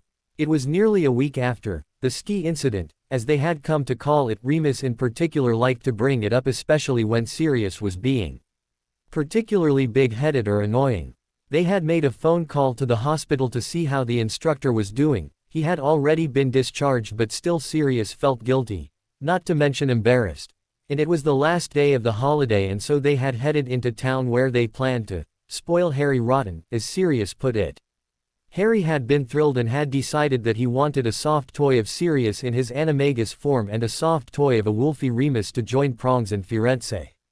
They had been looking for over 2 hours and so far they had not found anything remotely similar to either of them. All of the wolves looked scary and the dogs were either too small, the wrong color, or just generally not serious. "Why? This one," Remus said hopefully, holding up a wolf toy. Harry held out a hand for it but gave it back a few seconds later. "It's not soft enough, it has to be really cuddly like Prongs." Remus sighed and flagged down an assistant. "Have you got a soft toy dog? It has to look friendly and be black and soft." Remus asked politely. "It has to look like him," Harry exclaimed, pointing at Sirius, which made the assistant give him a very strange look. She brought out a whole armload of different toy dogs, but still Harry could not find one he wanted. Remus asked about wolves though, and Harry chose a very nice toy wolf out of there. It didn't look anything like a transformed Remus, but Harry was not to know this and hopefully never would see Wolf Remus, and so he was quite happy. It was very soft and fluffy and it was a gray color, which Harry insisted all wolves are, though Sirius thought to himself that Remus tended to be a more blacky brown color.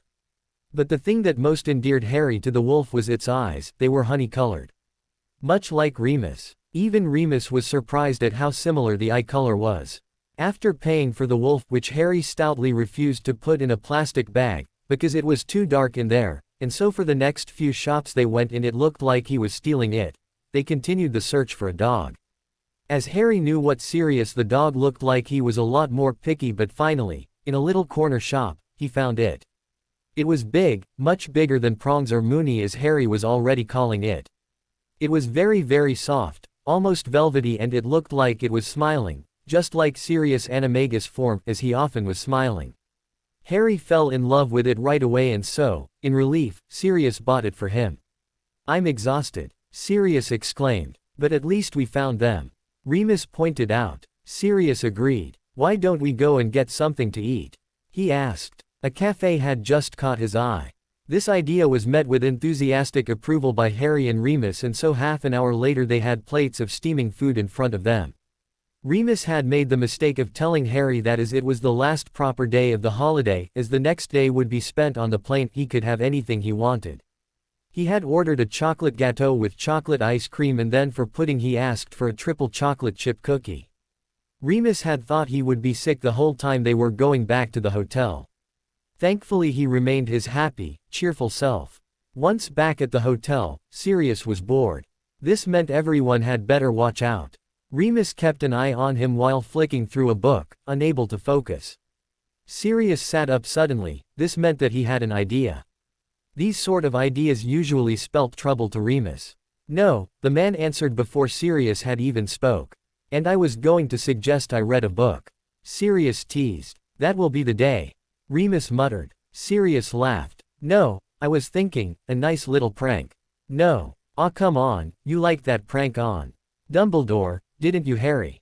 Sirius turned to his young godson, who was lying on the floor drawing a picture of Prongs, Firenze, Padfoot and Mooney. Harry nodded enthusiastically. "See, he did," Sirius claimed excitedly. "No, a little one," Sirius pleaded. "You set such a bad example." Remus grumbled, but his resolve was weakening. It usually did once it was discovered that Harry wanted to do it. Both of his godfathers wanted his every desire to be fulfilled. "How little?" Remus added warily. "Minuscule," Sirius answered quickly. "Not dangerous?" Remus checked. "Nope. No one gets embarrassed or hurt." "Nope. No harm at all." "Absolutely not." Remus sighed. "Fine." 10 minutes later found Harry, Sirius and Remus hiding in the laundry room. "It's just a simple color-changing spell," Sirius reassured his friend. "I would have preferred a muggle prank, they are all muggles, you know," Remus said quietly. "What color are they going to be?" Harry asked. He was bouncing on his toes in excitement. "What color do you want them?" Sirius asked with a smile. "Red," Harry shouted, causing Sirius to put a hand over his mouth and look around worriedly. "You've got to keep your voice down a bit, okay?" Harry nodded, his face still alight with excitement. "Red with gold lions," he said excitedly. Remus groaned. Sirius stepped back and admired his handiwork. Hundreds of towels, sheets, pillowcases, duvets and clothes sat on the many surfaces proudly displaying the Gryffindor emblem. "What will the muggles think?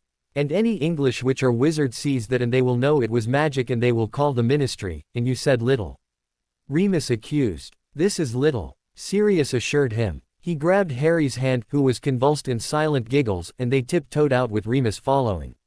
It wasn't until they got to their hotel room that they let themselves go. Even Remus found himself chuckling. They had just stopped when they heard a scream coming from the laundry room, which set them off all over again. Remus had to admit that it was funny. They finally calmed down a good 10 minutes later, and Remus finally noticed the time. It was gone 11. Harry needed to go to bed, especially as he was up early the next morning. He quickly transfigured the boy's clothes into pajamas and led him towards the bedroom. "Come on then, off to bed, little one," Remus said lovingly, dotting his godson on the forehead and sweeping him into a hug before releasing him for Sirius' turn. "Night-night," Sirius whispered, helping his godson into bed and tucking him in. "Night-night," Harry said, his eyes closing of their own accord. Remus and Sirius waited until the boy's breathing had evened out and then wandered over to the other side of the family room. "Sirius," Harry whispered urgently, Prongs and Firenze tucked under his arms and Mooney and Padfoot in his hands. Sirius opened his eyes and looked at his godson blearily, the bright moonlight coming in from the sky light hurting his eyes. I can't sleep, Harry said miserably. Sirius took in the forlorn picture of his godson, crumpled pajamas, red imprints on his little face and the sleep in the corner of his eyes. All signs of sleep deprivation. He smiled at his godson lovingly and lifted up the duvet for his godson and his furry toys to scramble in. Harry cuddled up against his godfather, as close as he could get. Sirius bit back a yelp as Harry's freezing little feet settled on his thigh. He really had to see about getting Harry some bed socks, for his benefit if not for the little boy. Harry sighed contentedly and was fast asleep within minutes, using Sirius as a human teddy bear. Sirius took a few minutes to just stare at his godson, still struggling. That to take in that this sweet, loving little boy was his and Remus. He reached under the duvet and gently took one of Harry's little feet into his hand, warming it up before swapping it for the other one. He couldn't have his godson getting ill, could he? Finally he settled back against the pillow, wrapped his arms around his godson's little boy and let his eyes flutter before obscuring his view of the hotel room completely. Godfather and godson were fast asleep. Have you seen my razor? Remus asked Sirius, who seemed to be rolling around the floor with Harry. Sirius, what are you doing? Remus demanded after receiving no answer. We're playing monsters, Harry exclaimed. I would much prefer you to play it on 2 feet so that you don't totally ruin your clothes. Remus said, then deciding that that sounded a bit harsh he added, but I suppose it doesn't really matter. Sirius, have you seen my razor? Still no reply from Sirius, who seemed to be howling. Now Remus had never met a monster, but he was sure they didn't howl like a cat which had got its tail stuck in the door. Sirius, be quiet. People will think we are murdering something up here, Remus said, before leaving the room, having given up on the chance of ever getting an answer on the location of his razor. He growled as he heard Sirius continue to howl. Something was going to be murdered in this hotel room if Sirius didn't start to act his age. It was also rather funny how Sirius just happened to be busy playing with Harry right when the packing needed to be done. So Remus had to do it again. Next time they went away he was going to do that to him and see how he liked it. His grumpiness evaporated as his godson, excited squeals hit his eardrums. Harry had had fun and that was all that mattered. Mind you, he had hardly hated it himself. Some parts, such as Sirius' dismal skiing performance, were downright hysterical, and it had been nice to see Harry finally having a good time. His wand suddenly sprang to life. He had set an alarm on it to make sure they were not late for the plane, and it was doing its duty. He glanced around the room, his keen eyes attempting to pick up anything that they had forgotten. No, they seemed to have everything. He had ticked everything off on his list anyway. Well, everything apart from his razor, which still seemed to have disappeared off the face of the earth. Sirius, Harry, we've got to go, Remus called. There came a chorus of groans from the other room. Remus smirked as he grabbed Harry's coat and prepared to round up the children. 2 hours later found the Potter Black Lupin family boarding the plane. This time Remus had had so many travel sickness tablets that Sirius was scared he was going to overdose, and still the werewolf had boarded the train very reluctantly, so reluctantly that Sirius had had to physically drag him some of the way. In the plane Remus wasn't feeling any better. During the safety procedures he went to the bathroom, which was so tiny he struggled to bend over enough to get to the door, not to mention the troubles he had actually trying to use the toilet. It amazed him that Muggles could create such a huge, majestic, roomy flying object and then shove the tiniest bathroom imagined into it. He was just thinking about this and wondering if anyone would notice if he cast a quick enlargement charm on it, much like the one witches and wizards often used to make the seat of their cars bigger, when the actual appearance doesn't change at all to an unsuspecting eye. He was just attempting to resist that particular temptation. He didn't think the ministry would approve despite his pleas about backache when he was thrown against one of the bathroom walls with a crash. He guessed he had missed the whole "put your seatbelts on, the plane is about to take off" announcement. He rubbed his back tenderly as he felt the massive bump on it, that was certainly going to swell up. There was another judder that threw Remus to the other side of the tiny bathroom. Remus found himself slammed against the wall. He straightened up as best as he could. His coat seemed to be wet. He looked down at it and then at where he had just landed. It hadn't. Merlin, it had. His lovely brown new coat had just been down the toilet. That was going in the bin when they got home. If only so he didn't have any memories of this particular trip. He gripped the sink for dear life as he felt the plane getting higher. Why could they not just introduce muggles to brooms? Merlin, if he got off this thing alive, maybe he would do it himself. Now he wasn't particularly fond of brooms, but he would rather be on one of those in a storm than on this muggle thing. Finally, when he felt the plane was going as horizontally as it was going to, he made his way back to his seat shakily. "Hey Moony, I thought you'd fallen in," Sirius joked. Remus sighed. If only Sirius knew how accurate his joke was. Remus looked over at his godson, keeping his eyes screwed shut. How he hated muggle travel sickness tablets and their inability to work. Give him a potion any day. What? Does Sirius know that woman? Harry asked. Remus opened one eye in order to look over at Sirius, who was chatting up the air hostess a few seats away. I think he wants to get to know her, Remus answered delicately. Then why is he looking at her like that? Harry persisted. Remus groaned silently. Why don't you ask him when he comes back? He suggested, smiling as he thought about Sirius' reaction to that particular question. Harry nodded happily as he took the drawing pad and pens that Remus was offering him. He settled down to draw the view from the window, nearly blunting the silver pencil in the process. Silver was as close to white that would show up on the white drawing pad. I'm back, Sirius called far too loudly considering he was standing next to both Remus and Harry. Sirius, why were you looking at that woman like that? Harry asked immediately. Sirius, much to Remus' disappointment, seemed unperturbed by the question. He reached out and pulled his godson onto his knee. Look, Harry. See her standing over there. Look at her legs, don't you think that she is H? Harry. I think that, Remus cut in quickly, grabbing his godson off of Sirius and putting him on his own lap before the little boy became scarred for life. He was cut off as well though as the plane suddenly began to rock and judder. He clutched his godson so tightly his knuckles went white. Attention passengers. The plane is going through turbulence. Please buckle your seatbelts. The speakers boomed. Turbulence. Turbulence. What is turbulence? Sirius asked frantically as Remus thrust Harry into his seat and began to buckle him in tightly. The plane began to rock faster and faster and Remus clutched Harry's hand, which was shaking. Both Sirius and Remus had strapped themselves in by then as well and both had gone extremely white. Screams began to echo around the plane as the juddering turned into violent bounces. Everything's going to be fine, Harry, Remus said in an effort to reassure his godson. The plane was now thrashing around in the sky. Remus was no longer white, he was green and Sirius and Harry were going the same way. Then, just as suddenly as it started, it stopped. I am happy to say the turbulence is now over. Enjoy the rest of your flight. The cheerful voice over the loudspeaker announced. Enjoy, enjoy, Sirius spluttered. Remus just sighed and leant his head back on the headrest as everyone unbuckled their seatbelts. Thank Merlin it was over. The three of them played Snap. Sirius decided that the Muggle kind was extremely boring compared to exploding Snap. For the rest of the journey, thankfully there were no more problems. All three were very relieved when at last they touched down back on British soil. Harry, time to get up, Remus called, pulling back the curtains and smiling as I lifted my head from under the pillow. What are we doing today?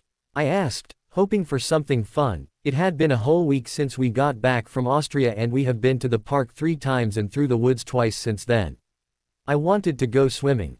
Nothing really, Remus answered. Let's just have a nice relaxing day. Can't we go swimming? I begged. It was nice to be able to ask for things without worrying about being hit or shouted at. Maybe tomorrow. I think Sirius wouldn't be very happy if we went without him. Sirius can come, I said in confusion. I didn't understand why Sirius would think he was excluded. We always did things as a family of 3. He's gone out, Remus said. His voice sounded strange. Sometimes he has a funny expression on his face when his voice goes all funny like that, but he was getting something out of my wardrobe and so I couldn't see his face. It's such a strange voice, I can never work out what it means. Reading Uncle Vernon's voice was easy. There was loud, which meant he was having a normal day. There was very loud, which meant he was either drunk, talking to Dudley about how clever he was, or giving me my list of chores, and then there was very, very loud, which meant I had done something to upset him and was probably in for a beating.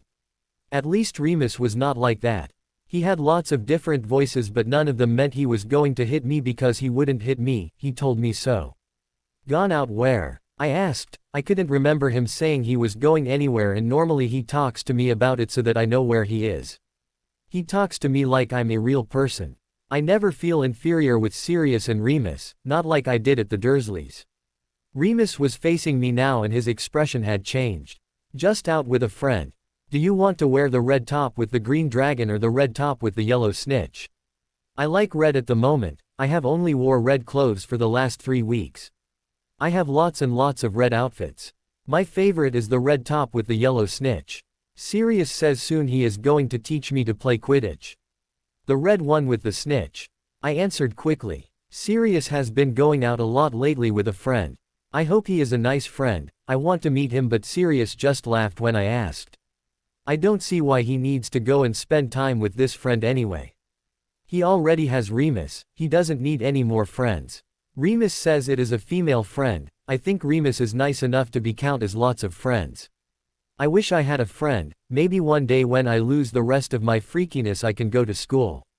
Remus and Sirius haven't mentioned school yet, so they obviously think I am still too freaky. I know I am still freaky even though Remus and Sirius are so nice to me. I don't tell them that I am freaky anymore because they always got so upset. I don't want them to be upset. I want them to be really happy, just like they made me. Harry. Remus, voice broke into my thoughts. Sorry. I said quickly, too quickly. I realized that the second Remus frowned. I still forget sometimes and apologize too much, and then Remus gets all sad because he remembers the Dursleys. I remember the Dursleys sometimes too, especially at night. It's really horrible. I wish I could just wipe all the memories away. I wish the Dursleys could just go away. I wish they would die. Not that I would ever tell Sirius or Remus that, because wishing people to die is bad and I don't want them to think I am a bad boy. Would you like some breakfast? Remus asked, obviously deciding not to say anything about my apologizing, thankfully. I nodded enthusiastically, not realizing how hungry I was until then. Remus always remembers food. I seem to forget a lot and it makes my stomach hurt. Back at the Dursleys I could never forget about food. I would lie on my cupboard floor and my tummy would ache and I would dream of having some bread crusts, moldy ones even. But here I can have whatever I want. Remus always asks me, what would you like? Remus proved my point. Can I have some of the brown stuff on toast please? Sirius introduced me to the brown stuff. He has it every single morning. It's really nice, but I don't think I could have it every morning. Remus doesn't like it at all. He says it is called chocolate spread and it is far too sickly to have for breakfast. He always makes it when I ask him though. Remus nodded and made his way downstairs. I followed him. I jumped on the stairs. I'm trying to beat my record. The biggest number of stairs I can jump at one time is 3, Sirius can do 7. I only did 2 today and Remus had to catch me because I nearly overbalanced. Remus won't play the stair game. He says Sirius shouldn't have shown it to me because it is dangerous. I want to know how many he can jump. I bet he can do a lot, maybe even more than Sirius. 1 plate of brown stuffed toast. Remus joked, putting the plate in front of me with a flourish. I giggled. Remus can be really funny. Everyone says Sirius is the funny one, but Remus makes me laugh a lot too, even though he is very serious and reads a lot. I like to read. I read another of Remus' books yesterday. It was good. Remus only lets me read certain ones though because he says adult books are meant for adults because of their content as well as how long and hard to read they are. He says only some of them are suitable for me. Sirius doesn't read at all, ever. I watched Remus read the paper as I ate my breakfast. Remus always reads the paper with a little frown on his face, so it mustn't be a very good read. I have never read a paper before, but if I read it once and it wasn't very good, I don't think I would read it every day like Remus does. He says it is different every day, but Sirius says it is still always depressing. He said they never publish good news. I think this is silly. They should publish the same amount of both or just do good news because this makes people happy and everyone should be happy. The doorbell rang, which means Sirius probably forgot his key, and Remus got up to answer it. I pulled his paper towards me to read while he was gone. He was right near the end of the paper, the same place he has seemed to turn to straight away every single day since we got back from Austria. The print is really little and I left my glasses upstairs, but I can make out the title. So then you just have to catch the big red ball which is called the quaffle and try to shoot it through the hoops, but Remus says that's too dangerous, so we're just going to concentrate on passing the ball and learning to fly a broom. Sirius explained, with a pointed glare at Remus who was sitting on the grass scrutinizing them carefully. An argument had broken out that morning when Sirius had decided he wanted to teach Harry to fly and play Quidditch, which Remus said was far too dangerous and Harry was far too young, and then Harry had wanted to know all about it and had really wanted to learn, and soon Remus and Sirius were having a shouting match. It was so loud and so scary that Harry had hid under the table, which had the triple effect of A. Making the argument stop, B. Making both godfathers feel extremely guilty, and C. Making Remus give in. Harry had cheered up straight away and the little family were now outside. Sirius was holding his broom and Remus' broom, which had been shrunk and had a child-locking device put on to prevent it from going a certain height or too fast. Harry had been playing on his child's indoor broom since Christmas and loving every second, and so he would have already learnt the balance, or so Sirius said. Remus was sitting, cross-legged, with a book in his hand and a frown on his face. Besides him was his broom and first aid for underaged witches and wizards.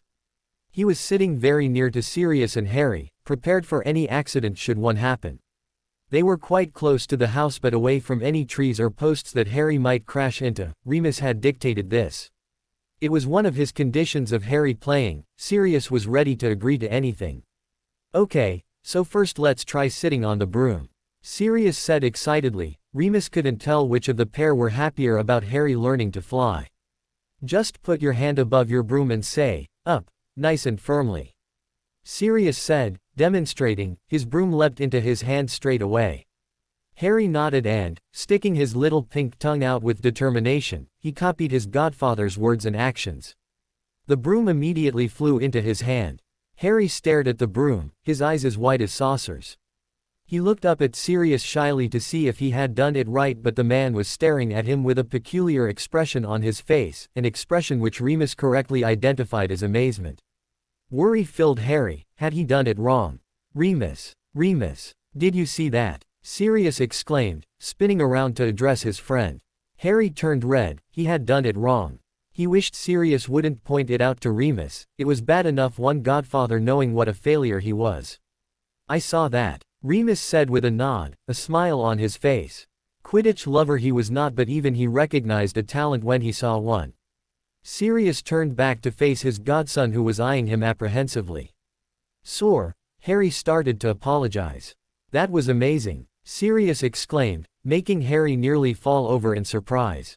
I've never seen anyone be able to do that first time. Had he done it right then? Do it again, Sirius demanded, jumping up and down like a little child. Harry released the broom back to the floor and, with a quick, apprehensive glance at his godfather, Harry repeated the command to the broom, which once again obeyed immediately. Sirius was practically beside him. See that, James. Your son is going to be a bloody legend. I'll train him up for you, training every day. He'll be at World Cup level by first year. Remus had sudden visions of Sirius getting Harry up at 5 o'clock every morning, much like Daniel Wood had done to Sirius and James back when they were at Hogwarts. Don't be silly, Sirius. Harry's only little. He's playing for fun and nothing else, Remus lectured. Sirius pulled a face before turning to his godson excitedly. Right, that was good, Harry, really good. Now why don't you try sitting on the broom? Ever obedient, Harry clambered onto the broom and sat watching his godfather's stance carefully to check he was doing it right. After correcting his godson, hand grip Sirius was ready to move on to the bit Remus was dreading. The part where his godson left the safety of the ground. Okay, now this next bit is more dangerous, but I'll be right with you all the time. All you have to do is kick off from the ground and hold on tight, Sirius instructed, emphasizing the last 3 words as he too kicked off so that he was already in the air when his godson came up. Harry nodded and then kicked out with his feet, amazed to find himself starting to rise. Not too high, Sirius protested, grabbing the tail of Harry's broom and bringing it down to a height which was more comfortable for his heartbeat. This is fun, Harry said happily. Look at me, Remus. Harry waved to his other godfather. Remus waved back, his face whitening as he saw how high up his godson was. All right, so it wasn't that high, but it was high enough for him to not be able to reach the broom from the floor. "You can fly around just with your body movement," Sirius announced, flying around and around Harry as he spoke to illustrate his point. Impatient to try it himself, Harry urged the broom forwards and was soon whizzing around the pitch. He wasn't going that fast, but to him it was faster than the speed of light. He loved flying instantly, the rush of cool air, the exhilaration, the excitement, the encouragement, and most of all finally finding something he was good at. Here was something he could use to make his godfathers proud. They already seemed to be. "Try and catch this, Harry," Sirius directed, pulling out a quaffle from his pocket and reversing the shrink charm that he had put on it. Sirius tossed the ball towards his godson, who reached out and plucked it from the air and then stared at the red ball in disbelief. "I caught it, Remus. I caught it," Harry crowed, lifting it up to show his other godfather, who seemed to be a long way down. "That's brilliant, Harry," both godfathers answered at once, identical grins of pride on their faces. The two continued to play for another 2 hours. They flew around having races, with Sirius giving Harry a chance, and they played catch. Then they tried playing catch while flying around, and they only dropped the ball 4 times in the whole time, which Sirius had pointed out to Remus at least 14 times. It seemed that little Harry was better at Quidditch than Remus, who had always disliked the sport. "I think you ought to come in now," Remus called. "It will be dark soon, not to mention tea time." Both Sirius and Harry had deflated at the thought of going in, but they brightened slightly at the thought of food. "Playing Quidditch used up a lot of energy. You know, when I went out yesterday for a few hours," Remus said as the family tucked into the delicious meal. He continued after receiving a nod from Sirius, who was stuffing nearly a whole plate of chips into his mouth at once. "I got a job," Remus stated simply. Sirius began to choke. Remus smirked and was about to comment to Harry about how it would teach Sirius not to put so much in his mouth all at once when there was a bang as Harry jumped off his chair and ran upstairs to his room. Remus was almost certain that he saw a glisten of tears in his godson's eyes. Remus pushed the door of his godson's bedroom open quietly and tiptoed over to the bed which his godson was curled up on, sobbing into his pillow. He sat on the bed and gently lay a hand on Harry's back. Harry jumped but made no attempt to move. Encouraged, Remus began to rub soothing circles into the tiny back. Slowly the sobs lessened before completely stopping. Harry pulled himself into sitting position, and so Remus took his hand back and lay it on his knee. His soft amber eyes scrutinized the small boy worriedly. Harry looked up apprehensively to meet his godfather's warm gaze. The second Harry had discovered that his godfather's eyes were honey, showing that he was not angry, he scrambled into the man's lap eagerly. Remus' eyes were even easier to read than his feelings. Any color between honey and amber was his usual color and meant he was either happy, content, worried, or proud. It was his soft colors, the way he looked at things he loved. It was when his iris was darker than amber that Harry was afraid. It meant the man was cross or frustrated. His eyes had always been honey-colored when looking at Harry, but Harry had seen the color they had gone when looking at the Dursleys and Snape, and even Dumbledore that first time Harry had met him. "What's up, Harry?" Remus asked softly, shifting slightly so that Harry's head could rest on his chest. Tears sprang up to Harry's eyes and down his cheeks again. "You're going to turn into Uncle Vernon," he sobbed. Shock flowed through Remus' body and he instinctively tightened his grip on the little boy cuddled up to him. "Of course I'm not, Harry," he choked out. You are. When you go to work you will go horrible like Uncle Vernon. He was always especially horrible when he came home from work," Harry argued through his tears.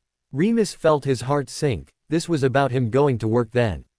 "Harry, your uncle was just horrible. Going to work had nothing to do with it, and it won't change me either. I'll be just the same as always. But what if you don't come back?" Harry buried his wet face into his godfather's top. "Harry, I will come back. I will always come back. But once you start going to work, you won't want me anymore." Harry's voice was muffled from the fabric of Remus' top, but with his werewolf hearing Remus easily picked it up. "Of course I will, Harry. I will always want you. You know that. You mean the world to me, and Sirius too," Remus added quickly before Harry could become worried about his other godfather too. "And it's all my fault," Harry howled, after a couple of minutes' silence which had given Remus false hope that he was calming down. Remus frowned, his brow furrowed. "What is all your fault?" Nothing is your fault. You bought clothes and toys and books and food, and now you have run out of money and have to work. Harry explained miserably, lifting his head to meet his godfather's eyes. Harry, that's not true at all. We have plenty of money, far more than we will either need. Then, why do you have to work? Harry asked, his emerald eyes clouded with confusion. Remus sighed. Sirius had not understood either. They had talked about it last night and Sirius hadn't seen why Remus needed to work, as they were not short of money thanks to the Black Fortune. Well, Harry, it's not that I have to work, it's just that I want to. It's very hard for someone like me to get a job, and I haven't had one since before you were born. I miss working, I like to feel useful, Harry. Do you understand that? Harry shook his head. You look after me, that's useful. But I love looking after you, Harry. It doesn't feel like work at all. Remus smiled down at his godson, who returned it, hesitantly. Why is it hard for you to get a job? Harry asked, leaning his head back onto Remus' chest. His eyes were dry now, although tear tracks remained on his little cheeks. Some people are prejudiced. Remus sighed. What does that mean? Harry asked curiously, allowing Remus to mop his face with a tissue he had found in his pocket. They form opinions on something I can't help. That you're a werewolf, Harry guessed. Remus nodded. They think that just because one werewolf wasn't very nice that we are all horrible. The bad press about us doesn't help. Some people have never even met a werewolf and yet they believe us to be bloodthirsty beasts. You aren't a bit like that, Harry protested. A light smile graced Remus' features. If only everyone thought so, he said wistfully. Harry wrapped his arms around his godfather and hugged him tightly. So are you okay with me having a job now? Remus asked hopefully. There was a long pause. Remus felt more and more nervous as the seconds ticked on. He wanted his godson's approval so much. I don't want you to be away all the time, Harry murmured at last. I won't be away all the time. Just a few days a week. Remus reassured him. I don't want to be left with Jenny. You won't be, Remus said, surprised. You will have Sirius looking after you. Sirius will be with his new friend. Harry's eyes filled up again. He will stay with you, Remus said firmly, using the pad of his thumb to wipe away the stray tears which had begun to slide down his godson's miserable face. Sirius is mad. Remus frowned. No, he isn't. He is. He choked. Harry insisted. Remus continued to frown. Choked. Suddenly he realized, the last time Harry had seen Sirius was the night before, when Remus had given them the news and Sirius had choked on his dinner. Harry hadn't seen him since then because Sirius had gone on a date with his girlfriend very early that morning, far earlier than Remus had ever seen him get up before and far earlier than the time both he and Harry got up. He choked because he put nearly his whole meal into his mouth at once and then tried to speak. Remus explained, smiling slightly at the memory. Uncle Vernon used to always choke when he was angry. Harry whispered. Sirius is nothing like Uncle Vernon. Remus reassured him. Now are you okay with me having a job? And at last Harry nodded, and smiled. Remus smiled as well and wrapped his arms around the small boy. He still couldn't believe this little clever, sweet, little child was his and Sirius. James and Lily would have been so proud of him. Can we play a game, Remus? Please, Harry begged, leaping off his godfather's lap and onto the floor, where he jumped up and down impatiently. Remus smiled at his godson and was just about to suggest they played a game of Kneazle Run, when the doorbell rang. Can I get it, please? Harry begged. He had not been allowed to answer the door yet, but he thought it would be fun. Okay, but I have to be right behind you, Remus said. He had a feeling it would be serious. It was about the time he had said he was going to be back, and Remus could see his friend's key on the hook. As Remus' mother used to say, Sirius would forget his own head if it wasn't screwed on. Despite how certain he was that it was serious, he wanted to be with his godson just in case it wasn't. There was no way he was going to risk losing his godson, not now he had finally got shared guardianship of him. Harry ran to the door excitedly and, with a bit of a boost from Remus, managed to open the door to greet. Sirius was standing there, his hand tightly grasped by a pretty young woman. Harry looked up at her with wide eyes. Coral black curls framed her tanned face. As she noticed Harry watching her, she turned to him and smiled, showing off her pearly white teeth. Harry, I want you to meet my girlfriend, Sirius introduced proudly. Harry stared at the pretty woman in apprehension. Sirius was his, she couldn't have her. She was going to barge in and steal his godfather, and then Harry would be left, and then Remus would realize Sirius had the right idea and he would leave too, and Harry would be sent back to the Dursleys again. Tears filled his emerald eyes and he blinked them back, determined to show that he was a big boy. Unknown to him, Sirius was watching him carefully. His heart sank when his godson's mournful expression did not change, even when she had been introduced to Remus and was talking to him about the problems with the night bus. Harry still did not smile or look any more comfortable. He didn't even say a word. Harry had never been really outgoing, but he did like to chatter, and he was never this quiet. Sirius bit his lip anxiously and then carefully took his quiet godson's hand. Harry looked up at him anxiously, but Sirius smiled reassuringly and led him towards the kitchen. They needed a little chat so that Sirius was sure that Harry was comfortable with the situation. "Harry, you know I will always love you, don't you?" Sirius asked, pulling out a chair and sitting down before reaching out to his godson and lifting him onto his knee. Harry nodded slowly. "I will always love you more than any other person in the world," Sirius explained, wrapping his arms around the tiny body and hugging him tightly. "I just really like this woman, really like this woman," he added. Harry leant his head against his godfather's chest, absorbing the love that flowed off him. "And it would mean so much to me if you liked her too," Sirius finished, his tone almost pleading. Harry swallowed. Sirius had done so much for him, he could do this one little thing in return, couldn't he? It wouldn't be so bad. "I'll try," Harry promised, and he truly meant it. Despite his initial decision to treat her like he had his first babysitter, he truly would make an effort. After all, it was for Sirius.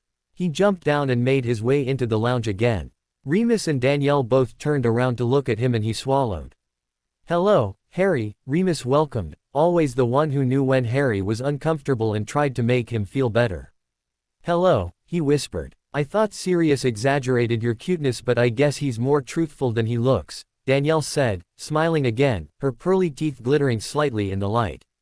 "I think you are pretty," Harry returned, smiling shyly. Danielle clapped her hands and giggled. "Siri. He is adorable." Sirius, who had joined them just seconds earlier, smiled proudly. "Of course he is, how can a godson of mine be any different?" Sirius bragged. Danielle laughed again, her curls bouncing on her shoulders. "What do you like to play then, Harry? I'll go and get my Quidditch people to show you," Harry exclaimed, running upstairs. "Quidditch people?" Danielle asked curiously. "He means his figurines," Remus explained, his lips twitching in amusement.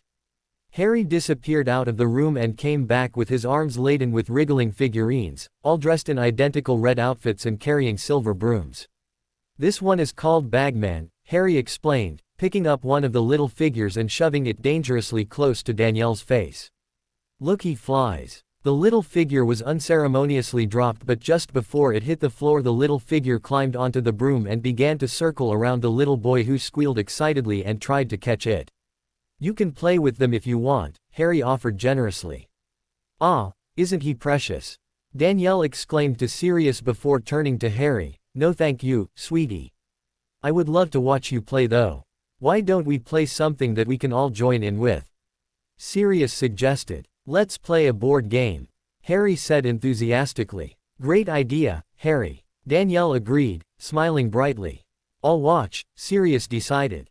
"Ah, no, Siri." Danielle pouted, batting her long lashes appealing. Fine, Sirius relented, a smile creeping onto his face as Danielle's lips pressed against his. Harry pulled a face in disgust and looked over at Remus, who crossed his eyes at him, causing him to collapse into peals of laughter. Sirius and Danielle broke apart and Sirius looked over at his godson in confusion.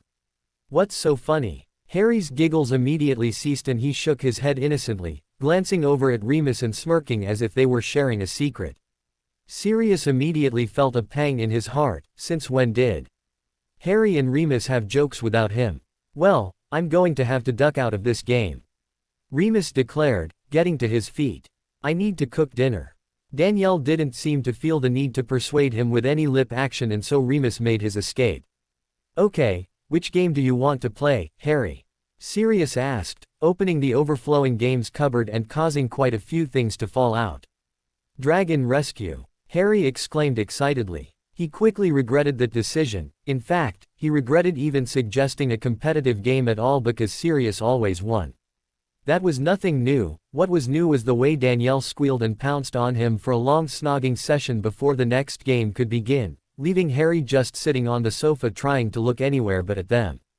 After 5 games like that, Harry said he didn't want to play anymore, and thankfully, Danielle and Sirius didn't put up much resistance.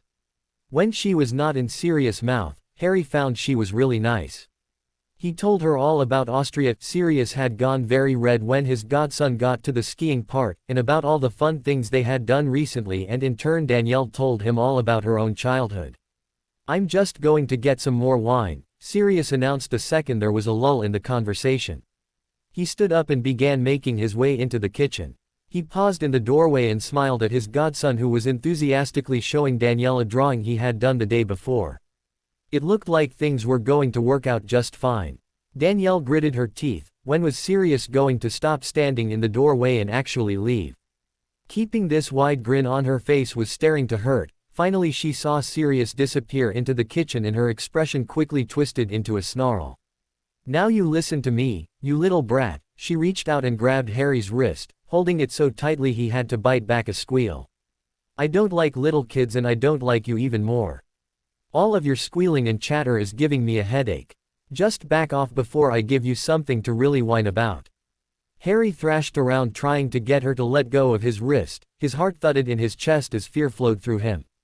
Danielle suddenly let go, causing him to fall backwards onto his bottom. Tears spiked his eyelids. "Now get out and leave me and Siri alone," she ordered. Harry didn't need to be told twice. Pausing only to scoop up his Quidditch figurines, he ran out of the room and up the stairs as fast as his little 4-year-old legs could carry him. Danielle smirked in satisfaction. That was one little problem taken care of for now, though she suspected it would need something much more drastic to completely solve it. She had just enough time to redo her lipstick before Sirius sauntered back into the room, one hand holding a tray of lavish-looking cocktails along with one small can of Coke and a little straw, presumably for Harry. "Where's Harry gone?" Sirius asked, slightly concerned about the absence of his emerald-eyed monster. "He went to go and play in his room," Danielle reassured him. She shifted closer to the handsome man who slipped an arm around her. "Now tell me more about Black Mansion. It sounds so huge. It must be worth a lot of money." She leant forward eagerly, shifting closer to Sirius, who looked at her adoringly. "Oh yeah, it's pretty massive," Sirius began. "I pretty much hate it, but you should see the bedrooms." Back in the kitchen, Remus leant on the counter, his forehead creased in concern. In his opinion, Danielle seemed to be more interested in money than anything else. "No," Harry yelled, grabbing hold of Remus' jacket tightly. "Harry, we talked about this. I thought you were okay with me going to work." Remus explained patiently, confused that his godson was suddenly putting up such resistance when only the day before he had assured him that he didn't mind. "Stay," Harry demanded. "Come on, Harry, let Remus go to work," Sirius coaxed, trying to gently prise his godson's fingers off Remus' coat. "I'll be back before you know it," Remus reassured him. "Please don't go," Harry begged, tears sliding down his cheeks. Remus crouched down to look his godson in the eye. "I need to go, Harry. You don't want me to be late on my first day, do you?" He really wished he could just stay at home so that Harry would stop looking at him so mournfully, but he knew that if he did, Harry would always do that and would turn very spoilt. "You have to stay." Harry pulled on the jacket with considerable strength. Remus looked at Sirius pleadingly. "Come on, Harry. Remus has talked about this with you and you said it was okay. You cannot suddenly change your mind. Now stop with the theatrics and say goodbye to Remus nicely so he can leave," Sirius ordered gently. "No," Harry yelled, trying to get a better hold of the coat, but in his haste he accidentally let go of it and Remus took it as an opportunity to slip out of the door. "I'll be back before you know it, Harry. Love you," he shouted over his shoulder, feeling extremely bad about leaving his little godson behind. He has Sirius, he told himself firmly, but it didn't do much to soothe him.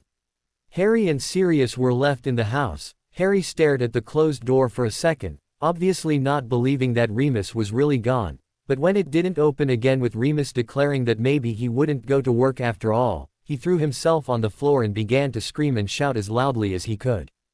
Sirius, who had thought it would all be over now that Remus was gone, stared at the boy in horror. Harry had never had a tantrum before. Sirius had no idea what he was supposed to do. Harry, please get up, Sirius begged. The little boy remained on the floor, banging his fists and yelling a lot of indistinguishable words. Harry, get up now, he ordered in a very firm voice. Harry ignored him. Harry, what are you trying to achieve? Remus is gone and can't hear you, Sirius said in pure exasperation. Make him come back, Harry choked out, tears rolling down his face. Sirius immediately felt his heart wrench. I can't, Harry, you have to be a big boy and be good for me and then Remus will be back before you know it. Harry paused in his yelling to listen, but the second he realized Sirius was not getting Remus back, he returned to his tantrum with fresh enthusiasm. Sirius stared at the boy in horror. He was slowly getting louder and louder. What was he supposed to do? Remus would have known if he was here. Sirius debated using the emergency contact number and making Remus come back, but he quickly rejected that idea. Harry would learn nothing if he gave in. He tried to recall the child care books Remus had forced him to read, but he had only skimmed through the discipline chapter. After all, Harry was such a sweet little child. How was Sirius supposed to know that he would turn into some sort of banshee? Finally something from the books came to him. Harry, if you don't stop it right now then you can have a timeout. Sirius waited with bated breath. The yelling stopped, the screams stopped, the banging on the floor stopped. Harry looked up. I don't want a timeout, he sniffled. Then you had better start being a good boy, hadn't you? Sirius said, as sternly as he could muster, although it didn't come naturally to him. Inside he was elated. He had stopped Harry from screaming. Sirius Black was childcare king. He ought to start selling tips. Are you cross? Harry asked, tears sliding down his face at rapid speed. Huh. Sirius stopped congratulating himself as he realized that Harry was crying, and crying hard. No, I'm not. Of course I'm not. I'm not cross at all. Harry sobbed just as hard. Don't cry, please. Sirius attempted. Harry continued to cry. Sirius tried to clear his head. Harry had cried a lot. He knew how to deal with crying. He just had to stop thinking about his victory over tantrums and focus. His mind stayed blank. Harry sobbed harder. Sirius tried to remember the last time Harry had cried and what he had done. Harry hadn't cried for ages. Well, he had cried over Remus saying he had a job, but Remus had dealt with that. Sirius couldn't remember the last time he had dealt with a crying Harry.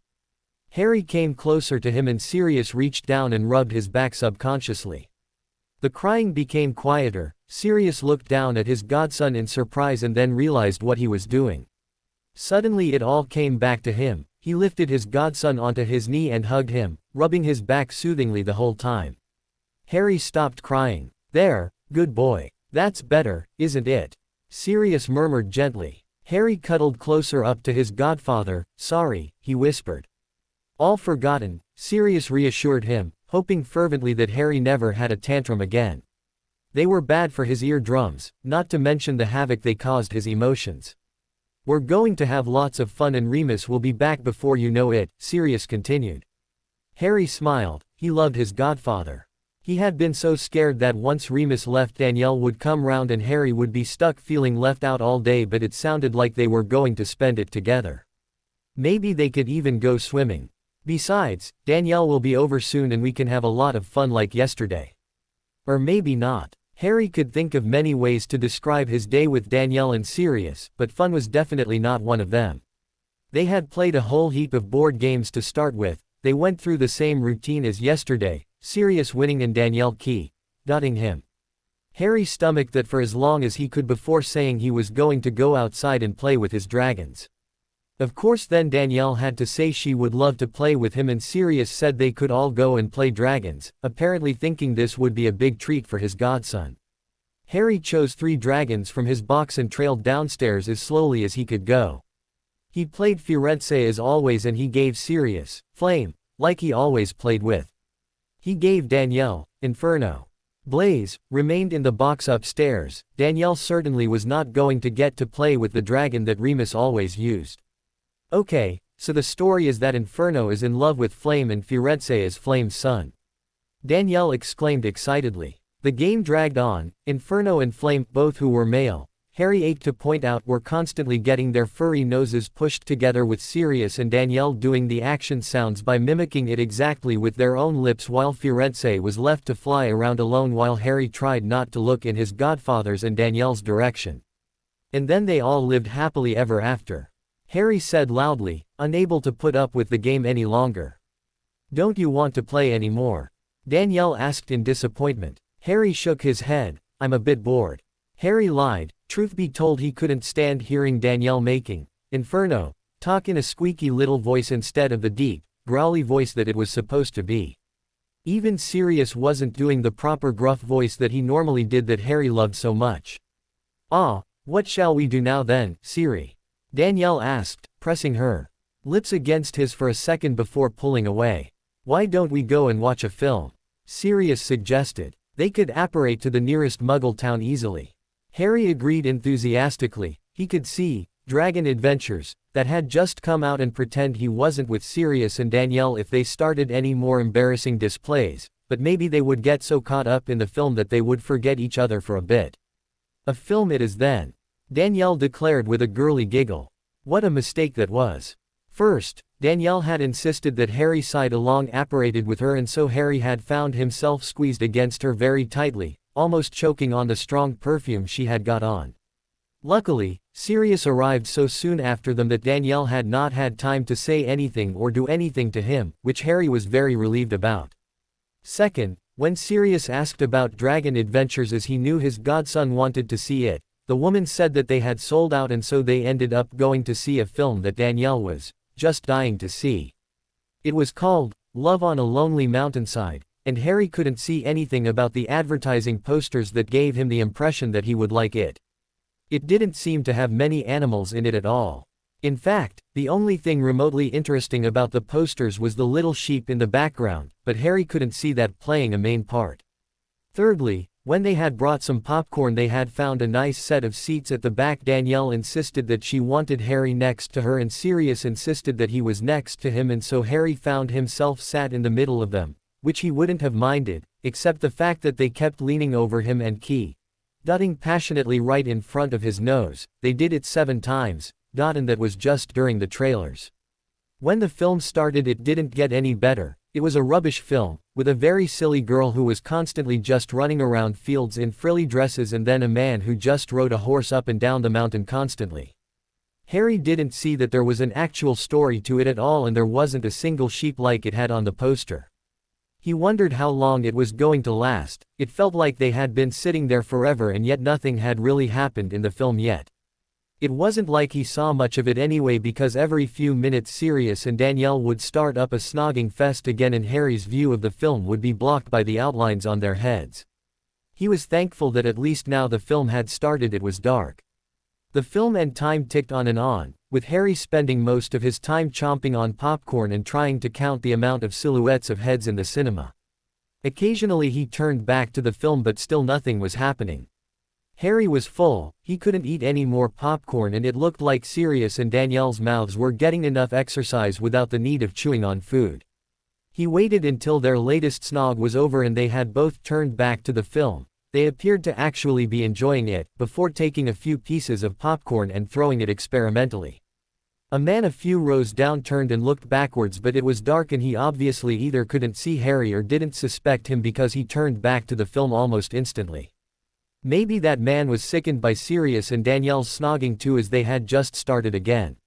Harry smiled. This could be quite fun. It was better than the stupid film anyway. He picked up some more popcorn and threw the 2. This time it hit a woman who looked back to glare just as Sirius and Danielle leaned across him again, successfully blocking him from view. This was fun. Harry grabbed a whole handful of popcorn and threw it like confetti, and then another and then another. He just reached for another one when a hand grabbed his. Harry looked up in surprise and met with his godfather's gray eyes, which were narrowed slightly. "Harry, cut it out." Harry looked back at him silently. He wanted him to stop dotting Danielle, but he hadn't cut that out yet. Why should he stop having fun? He didn't want to be at the stupid cinema anyway. He waited until Sirius was occupied, and then threw some more. Sirius didn't notice. He threw another handful. "Harry, I mean it," Sirius whispered. Harry stopped, for a few minutes. And Sirius seemed to stop dotting Danielle, for a few minutes. The second he began again, Harry decided to do it again as well. Carefully he chose some of the stickier pieces and threw it at a couple of few rows down to see if it would stick to them. Harry, if you don't stop it right now then you will be in a timeout once you get home, Sirius threatened, using his technique from earlier. He couldn't understand what was wrong with his godson. He had played all morning and now he just had to be good and quiet for a couple of hours in return. It wasn't much to ask. Harry frowned. At least in a timeout he would be looked at the wall and so wouldn't have to look at them dotting. But he stopped it. After all, the timeout from that time he went shopping with Sirius seemed to go on forever and it was so boring. Maybe Remus would be home by the time they got back. Everyone around suddenly gasped. Harry glanced up at the screen, hoping that maybe a dragon was on the mountainside. But no, the girl had just slipped and was holding onto a rock, a steep drop below her. Even Sirius and Danielle were not dotting and seemed riveted by it. Harry didn't understand it at all. Why didn't she just shout for her godfathers to come and cast Wingardium Leviosa, and float her back to the floor? Instead the boring old man on the horse came galloping over and did some kind of strange leap thing to get her back onto land. The girl immediately proclaimed that she loved him and they began to as well. Harry closed his eyes. It was worse than Danielle and Sirius. He seemed to be surrounded by people who couldn't keep their lips to themselves. Finally, just when Harry thought he would die from boredom, the credits came up and he found himself in Sirius' arms. Let's go and see if Remus is back, shall we? He smiled at the little boy who smiled back hesitantly. Sirius seemed to be in a much better mood now. Maybe he wasn't cross at Harry after all. The apparition home was greatly improved by the fact that this time he was cuddled up to Sirius, who didn't reek of perfume or dig long nails into him. But when they arrived back in the familiar house he was disappointed to find that Remus was not back yet. He won't be long now, Sirius reassured him, noticing his woebegone expression. In the meantime, why don't we play a nice game of flobberworms? Harry agreed reluctantly. Are all of his games to do with animals? Danielle asked inquisitively. Sirius nodded with a chuckle. He loves animals. I bet he's going to be brilliant at care of magical creatures. Danielle exclaimed. Harry smiled at her weakly. No, it's transfiguration he will be brilliant at. His dad always was. Sirius explained enthusiastically, messing up Harry's hair with one hand. Harry smiled properly at Sirius. He loved to hear about his dad. There was a sudden bang at the door. Remus was back. Harry realized excitedly. Just in time too, before Flobberworms was set up. He loved the game, just not when Danielle was playing. Remus is back. Sirius voiced the obvious. I'll go and see how his first day went. Shall I come? Danielle asked. Sirius shook his head. No, Harry will keep you company. Harry's face dropped. He wanted to go and see Remus. He did not want to be left with Danielle all by himself. Great. Danielle smiled enthusiastically. She kept the smile glued onto her face until Sirius left, closing the door behind him. Just you and me then, brat. She came closer to Harry, and pressed her bright red nails on his cheek. I think it's time we had a little chat. Sirius and Remus are only in the next room, Harry answered, his emerald eyes looking up at her fearfully. We're only going to have a little chat, Danielle reassured him. I would hate you to get any funny ideas. About what? Harry asked. You know, about Sirius sticking around here for much longer, she purred. Harry's eyes widened. Sirius is mine. He's going to marry me. Then I can ensure that he falls out with Remus and then of course we will have to move out. Black Mansion sounds very expensive and luxurious, though of course it's not suitable for little children. She spat the word out as if it was dirty. But don't worry, there are lots of nice boarding schools for little brats like you. Harry's eyes filled with tears. He didn't know what to do. Sirius wouldn't do that, would he? But he seemed to really like her already. He wouldn't send Harry away, would he? And then we will live happily ever after and everyone will forget about you. Harry didn't know what to do. He just wanted her to be quiet. He wanted Sirius to hold him and tell him it wasn't true.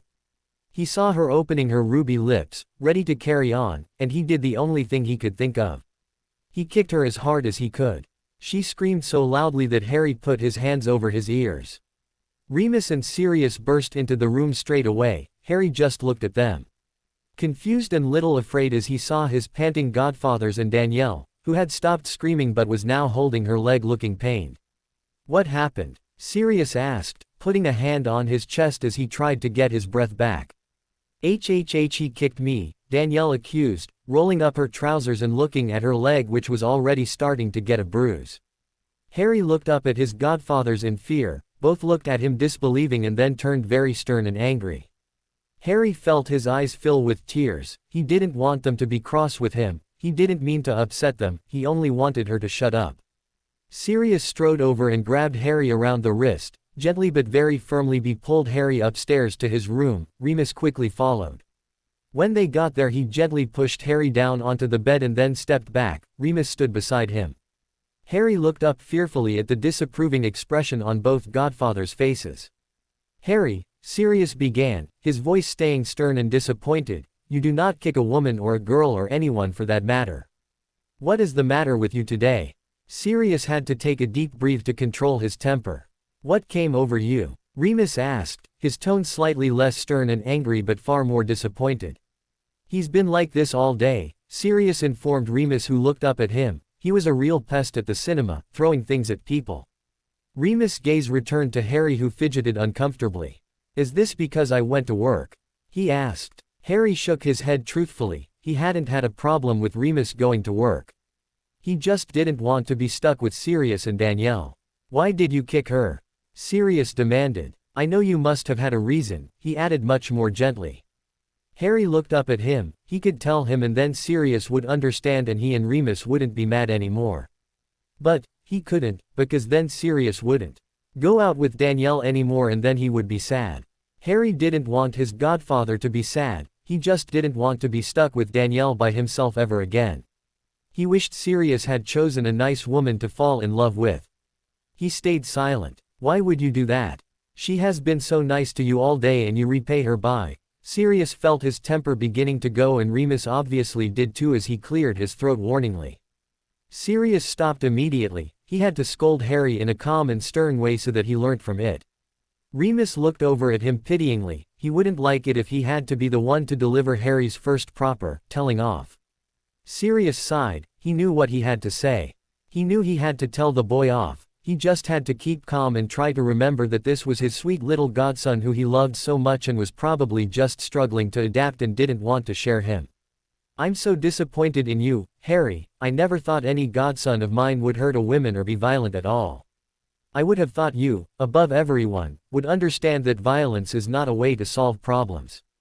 Harry sniffled. "I know you may be struggling to adjust, but that is no excuse for such behavior." Sirius hoped he was doing this right. It was so hard to be stern when Harry was looking up at him so miserably. But he knew he had to teach his godson this. He didn't want Harry to spend all of his Hogwarts years fighting like he and James had done. Harry looked over at Remus, who was still staring at him, his eyes not as amber soft as usual, and his normal gentle smile was gone. Sirius sighed, unable to carry on with his scolding now that Harry had tears sliding down his cheeks.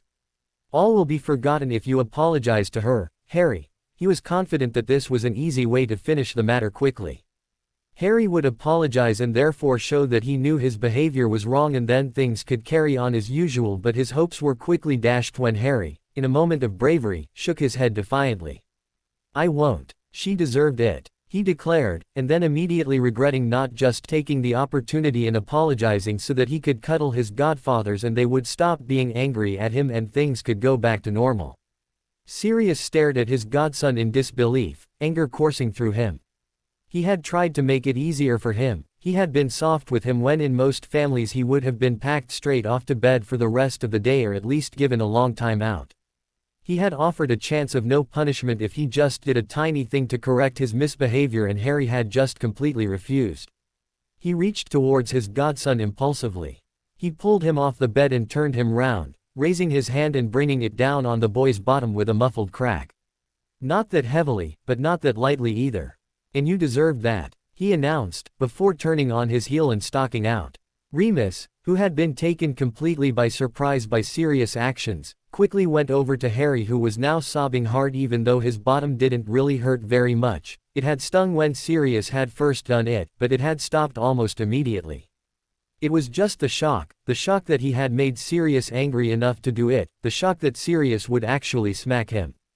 The shock that Remus wrapped his arms around the small child, cursing Sirius silently. They had said they would never smack Harry. What was Sirius thinking? He cursed himself too, cursed the fact that the smack had taken him by surprise as much as it had Harry, and maybe even Sirius himself. Cursing that he hadn't realized quickly enough to intervene, cursing that now they might be all the way back at square one with Harry. He sat on the floor with Harry cuddled up in his arms and wondered why there was not a child care book that explained what to do when your best friend and joint guardian of your ward smacked an abused child. Not hard maybe, but he smacked him all the same, and the said child was now crying heartbrokenly. He rubbed his back and hugged him tightly, but he could think of nothing to say, no soothing words, no, it'll be okays, because after all, he didn't know if it would be okay. Sirius stomped down the stairs, his head a whirl of emotions. There you are, Siri. Is everything okay? Is Harry okay? I'm sure he didn't mean to hurt me, maybe he just has anger issues. There are loads of really great schools in Switzerland. Danielle gushed. Not a single word she said was processed by Sirius' brain. If it had, maybe he would have been saved a lot of bother. Get your coat, we're going, he ordered. Danielle slipped on her coat and hurried after her boyfriend, who was now halfway down the street. Even when she had caught up with him, she had to nearly run to keep up with his fast stride. She took his hand and began to skip along happily. Sirius frowned but slowed down his pace and allowed her to practically drag him down the street.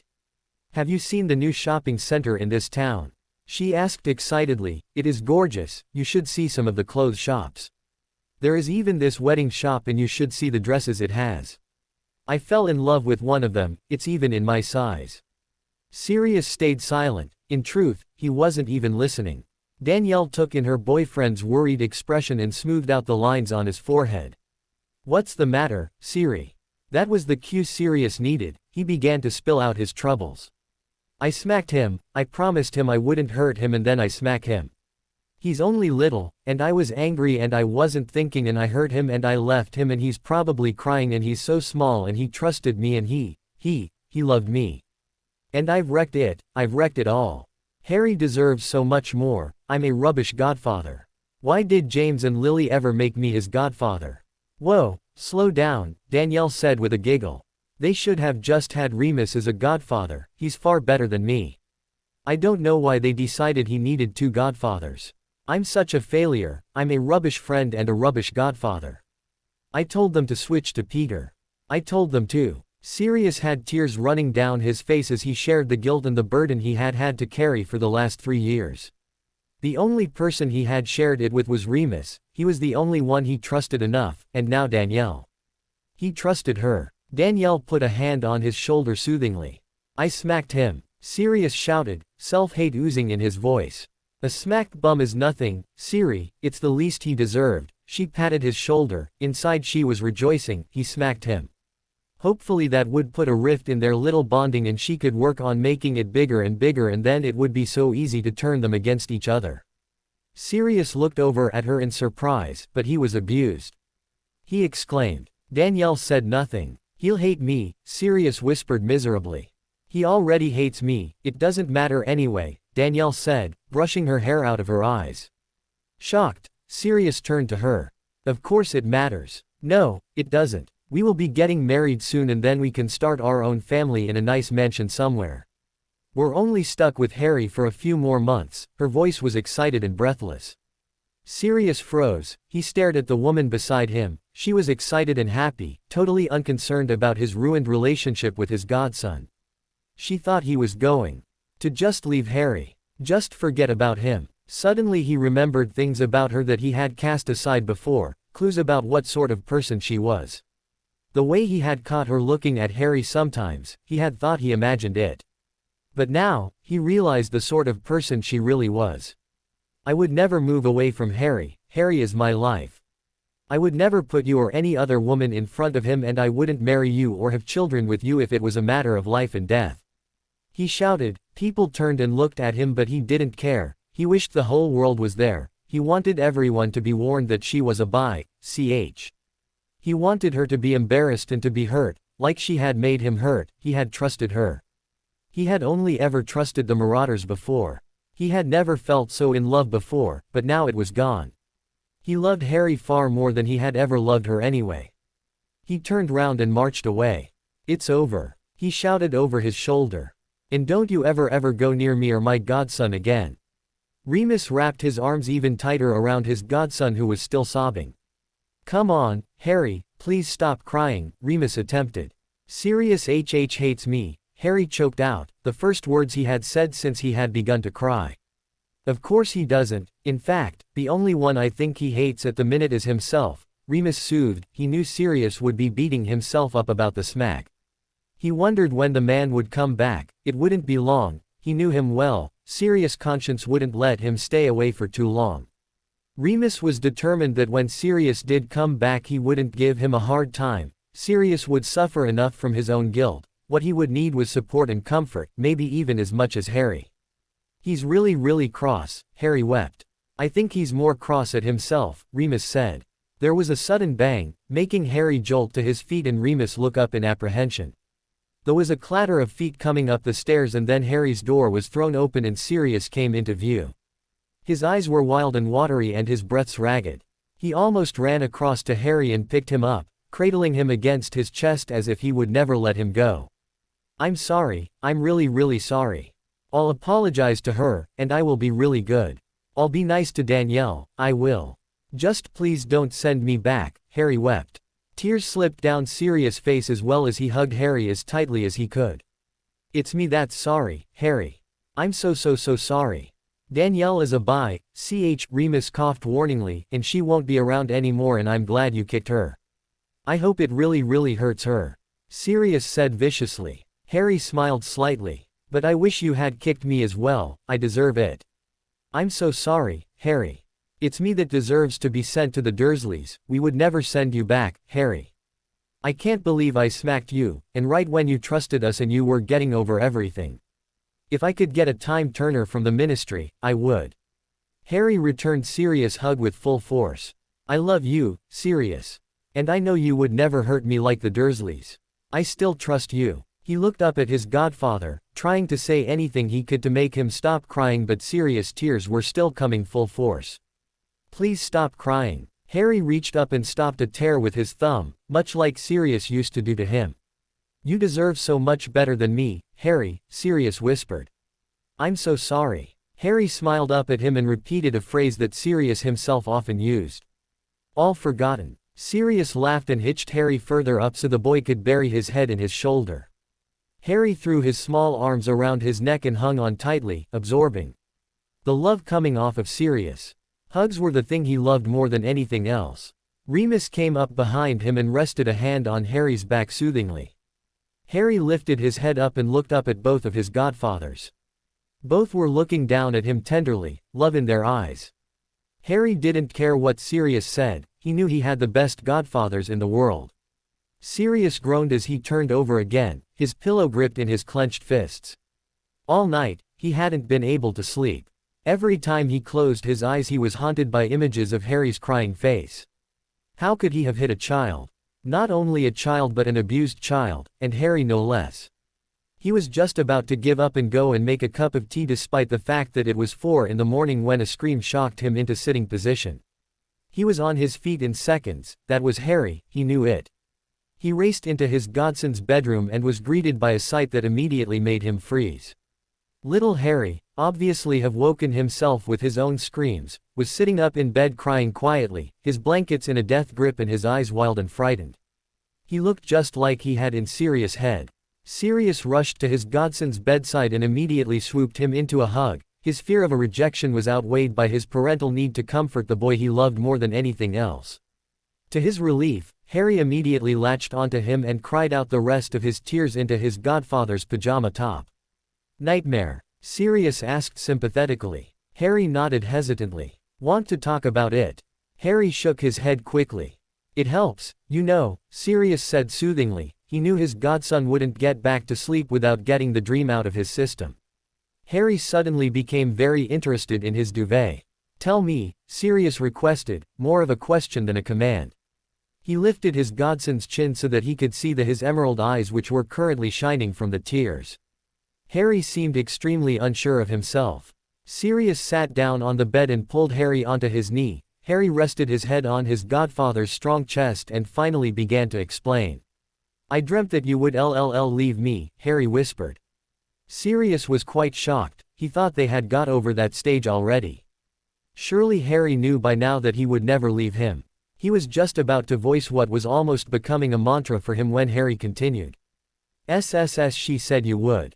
She said you would marry her and send me away and you wouldn't want me anymore and you seemed to really like her and so I thought that maybe you would, 'cause everyone prefers their own children to someone else's," Harry sobbed. Sirius sat in stunned silence. This was about Danielle. That ch had messed up what improvement Harry had made. "I would never do that, Harry. And I know maybe you think that everyone prefers their own children to someone else's because of your experiences with Dudley, but it's not like that at all. I love you far more than anyone else and that will never ever change," he managed at last. "I didn't mean to kick her, just," Harry yawned, another cute little yawn showing off his tiny pearly teeth, just wanted her to, shut up." Harry's eyelids dropped once, twice and then 3 times. The 3rd time, they never sprung back open again. Sirius was about to start off with a long speech about how of course he knew that and he was so sorry for smacking him and he loved him, when he realized that the small boy was fast asleep. He smiled lightly as he lifted the boy up and then carefully slid him under the covers, tucking them tightly over him. He grazed the boy's forehead with a key. Before leaving the room, his heart heavy. He left the room and was just feeling his way through the dark corridor. His wand had been left on the bedside table, so it was lucky that the scream was Harry's and not an intruder when a figure stepped out of a shadowy doorway. Sirius' hand flew to the pocket where his wand normally resided and then, when he realized it was not there, raised his fists threateningly. Sirius let his hands drop back down as he realized that it was only Remus. "Yeah, is Harry okay?" Remus whispered, laying one hand on the other man's shoulders to show that the question referred to him too. "He had a nightmare about her," Sirius spat. "I heard," Remus admitted, "but I thought you would rather comfort him without my input." "Did you hear what he said? About what she told him?" Sirius demanded, his eyes flashing in the dark. Remus nodded, his amber eyes clouding over as it became apparent that Sirius was getting angrier and angrier. "I'm going to hunt her down, and when I find her, I'm going to kill her. She won't go near my godson again." The little, serious voice was raising more and more. Remus quickly intervened. "Sirius, what will that achieve? She isn't worth time in Azkaban, she isn't worth anything. Harry is what's important now, you will be no good to him in Azkaban." Sirius' eyes cleared slightly at the mention of his godson. He was just about to reply when, "Sirius, Remus," a tired little voice called. Sirius could just make out his godson standing in the doorway of his room. The 2 godfathers were over to him at once. "What's the matter, Harry?" Remus asked. "You didn't have another nightmare, did you?" Sirius said desperately, feeling the guilt well up inside him again. I heard shouting," Harry whispered, taking Remus' hand and leaning against Sirius' leg. Sirius breathed a sign of relief as the guilt disappeared slightly. Some still remained though. After all, it was him shouting and so he had been the one who had woken up the little boy. "Everything is fine," Remus soothed, "let's get you back to bed." Within 5 minutes Harry was tucked back in for the 3rd time that night. Remus had retired to his own room and for the first time all night, Sirius had fallen asleep. The 3 slept in later than usual. Well, for Remus and Harry it was later than usual, it was slightly early for Sirius. But Harry seemed to be cheerful and hadn't mentioned the previous night, which made Sirius and Remus happy too. So it was a happy little family who settled down at the breakfast table for unburnt bacon sandwiches, a sign that Remus had been the chef. Harry had just finished his breakfast when there was a frantic knocking at the door. Well, it sounded more like they were trying to break the door down than knock on it. Sirius frowned slightly at the clock on the fridge. It showed 11 o'clock. Who would be calling for him before dinner, which was the time Sirius was well known for getting up. He exchanged a glance with Remus in which they seemed to decide that Sirius would open the door. He went to it and studied the blurry form on his doorstep through the opaque glass. He didn't really recognize it. Hesitantly he fastened the catch on the door and then opened it only as far as the clasp would allow. The figure on his doorstep didn't look any more recognizable with the door open. He was cloaked in total black velvet and even his face was covered up. "Sirius," the figure said coldly. Sirius knew that voice and he immediately took the catch off the door and opened it fully. "Sagittarius," Sirius said warmly, "long time no see." The figure just sniffed. "I thought you moved away." Sirius' eyes narrowed. "Without even saying goodbye to your oldest brother, tut-tut." Harry had patted after Sirius to see who was at the door and his eyes widened at this pronouncement. This strange figure was Sirius' brother. "Yes, well, circumstances," the figure murmured. Sirius suddenly leaned out of the door eagerly. "Have you bought my godson back? Are you here to stay?" Harry's mouth dropped open. His godson. Sirius had more than one godson. "Yes, he is here." "Ungrateful little brat if ever there was one," the figure snapped. "I was hoping you would take him off my hands for a bit, before I do something to him that you would regret." "I don't recommend threatening me, Saggy," Sirius said and moved slightly closer. His brother stepped back a little bit. It was obvious that he was slightly wary of his elder brother. "I wasn't threatening you, Sirius," he said quickly. "Where's Orion then?" Sirius asked, trying to cover his excitement. The man turned around to yell something. Sirius leaned forwards to catch the words but the wind whipped them away. Whoever his brother was yelling at obviously caught the words as a few seconds later a small boy came up the garden path, a smile breaking out on his face as he looked at his godfather. He hadn't seen him for so long. He fought the urge to run at him and hug him tightly for fear of exactly what his father would do to him. He had felt his fists far too recently to upset his father again. "Of course I will look after him," Sirius exclaimed. He reached out and grabbed the boy as if scared that he would disappear if he didn't come inside straight away. "Goodbye then," Sagittarius snapped. Sirius waited until he had reached the bottom of the path before slamming the door shut and sweeping the boy called Orion into a huge hug. "I thought I wouldn't ever see you again," Sirius murmured into the boy's thick curly hair. The boy was silent but his arms snaked around the man's neck when he lifted him into his arms.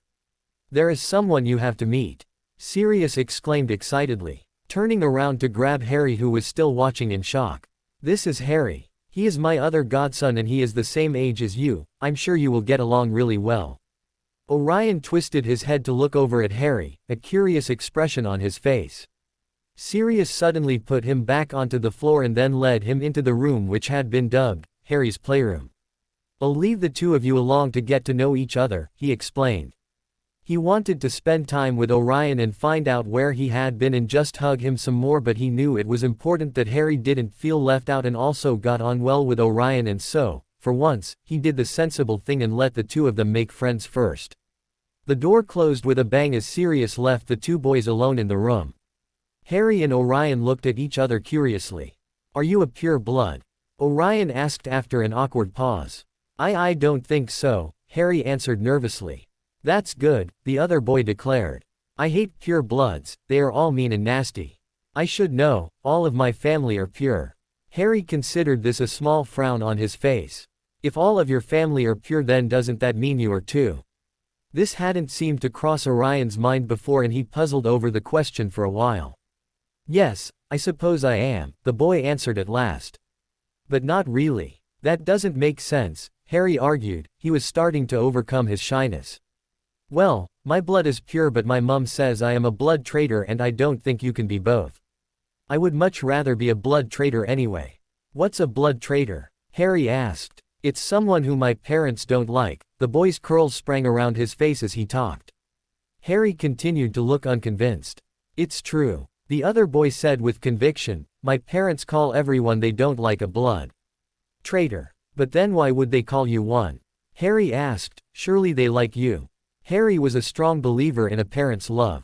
The only thing he was sure about in his own past was that his parents loved him.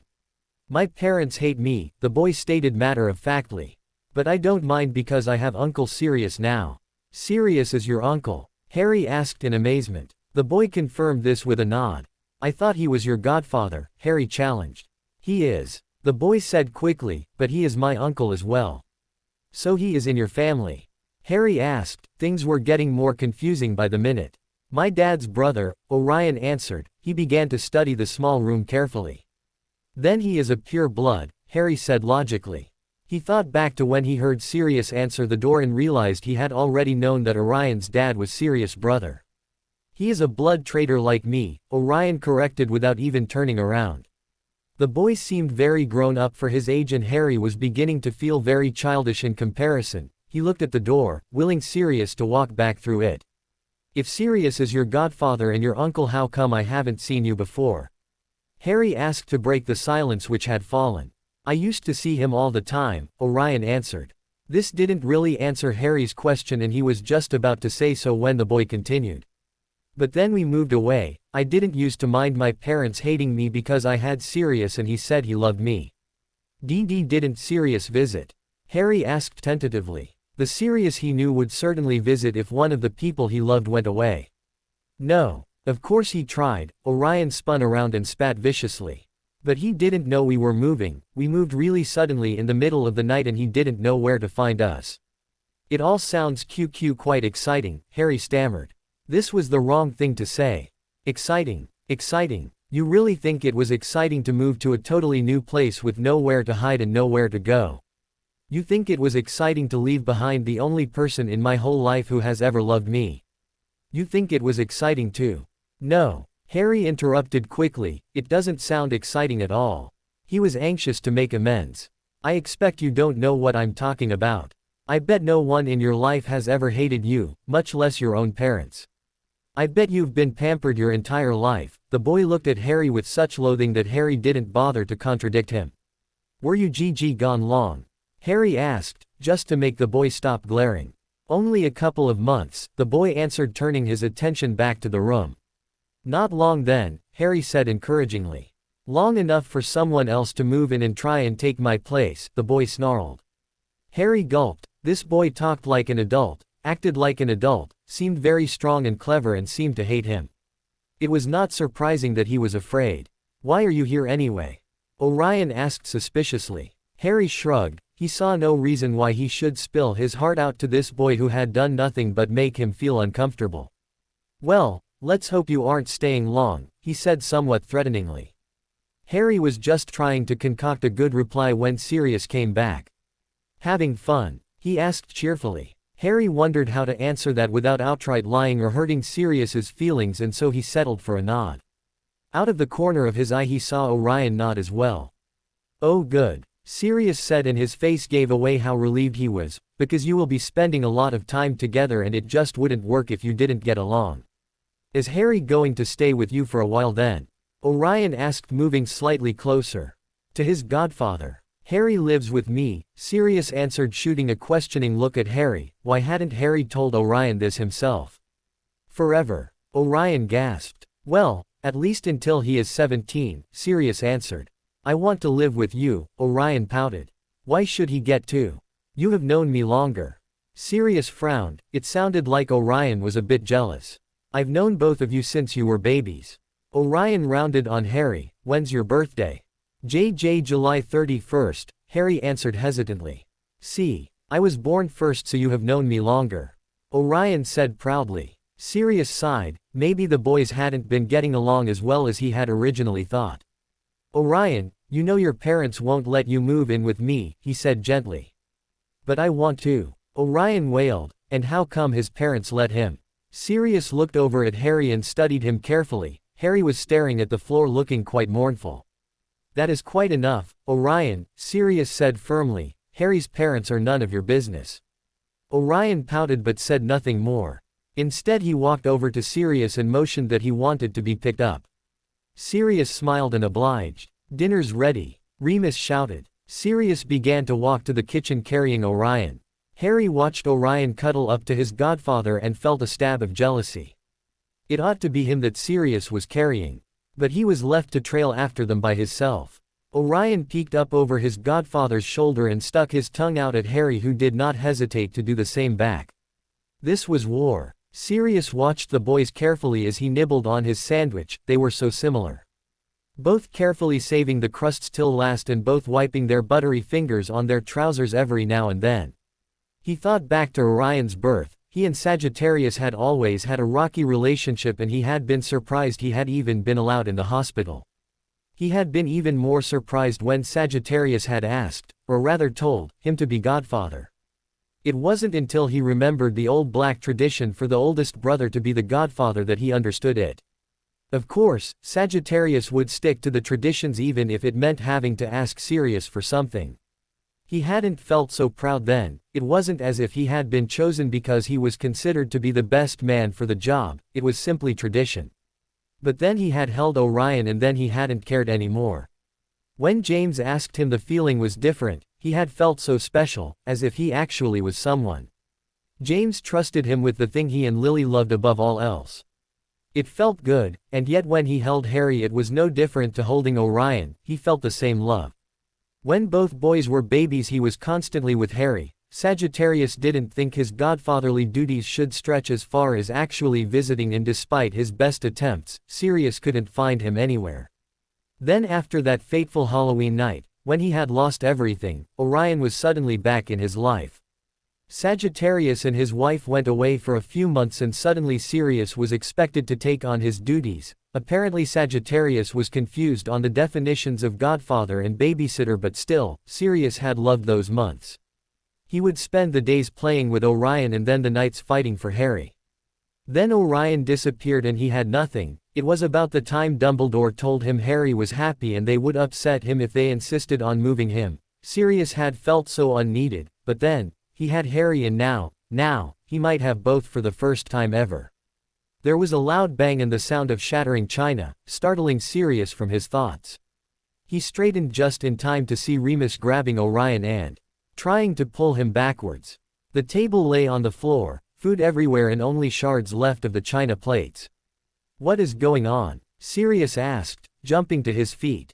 "Help me, ask later," Remus snapped. Sirius rushed around to the table to see Harry lying on the floor, hitting out at Orion with small fists. Orion was being pulled backwards by Remus, but he was still making a good go of kicking Harry.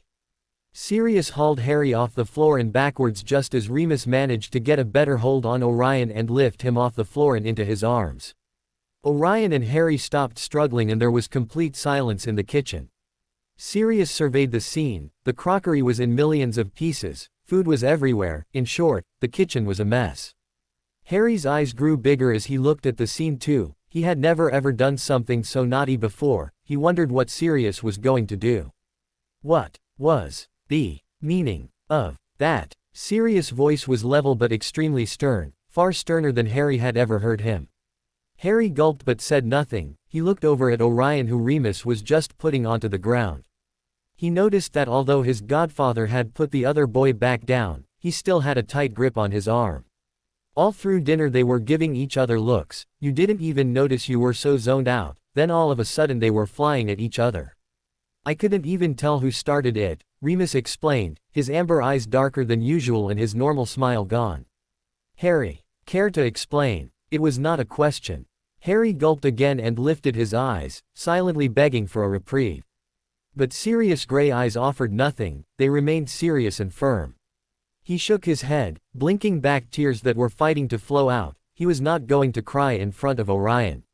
"Orion." Sirius turned to the other boy, his tone still hard and alien to Harry's ears. The other boy said nothing, just stared back slightly coolly with confidence Harry didn't think he had ever had.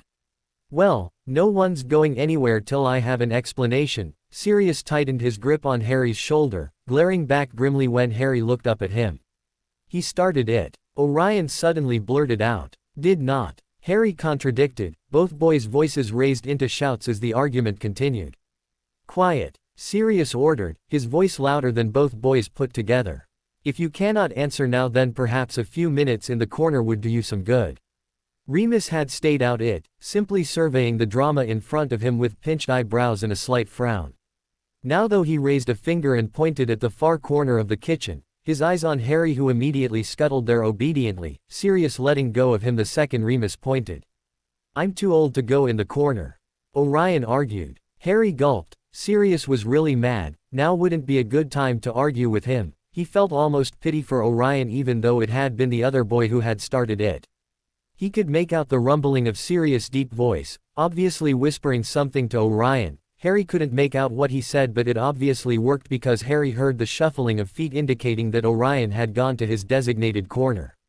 There wasn't much to do in the corner, except stare at the wall and wonder what Sirius was going to do to him. He realized he had it worse than Orion. They both had Sirius to answer to, but Harry also had Remus. He had not looked happy either. Harry wondered whether his godfathers would give him a punishment each or just decide on one. Surely he wouldn't get double what Orion got. He didn't know, he had never been in trouble before. Tears rose into his emerald eyes, and despite his best attempts, this time he couldn't blink them back. They trailed down his cheeks and he sniffed miserably. "Harry, turn around," Sirius said, after what felt like forever. Harry turned round obediently, the tears obscuring his vision so he couldn't make out more than a blur of his godfather. Sirius immediately bit his lip, his stern demeanor dissolving when he saw his godson's tears.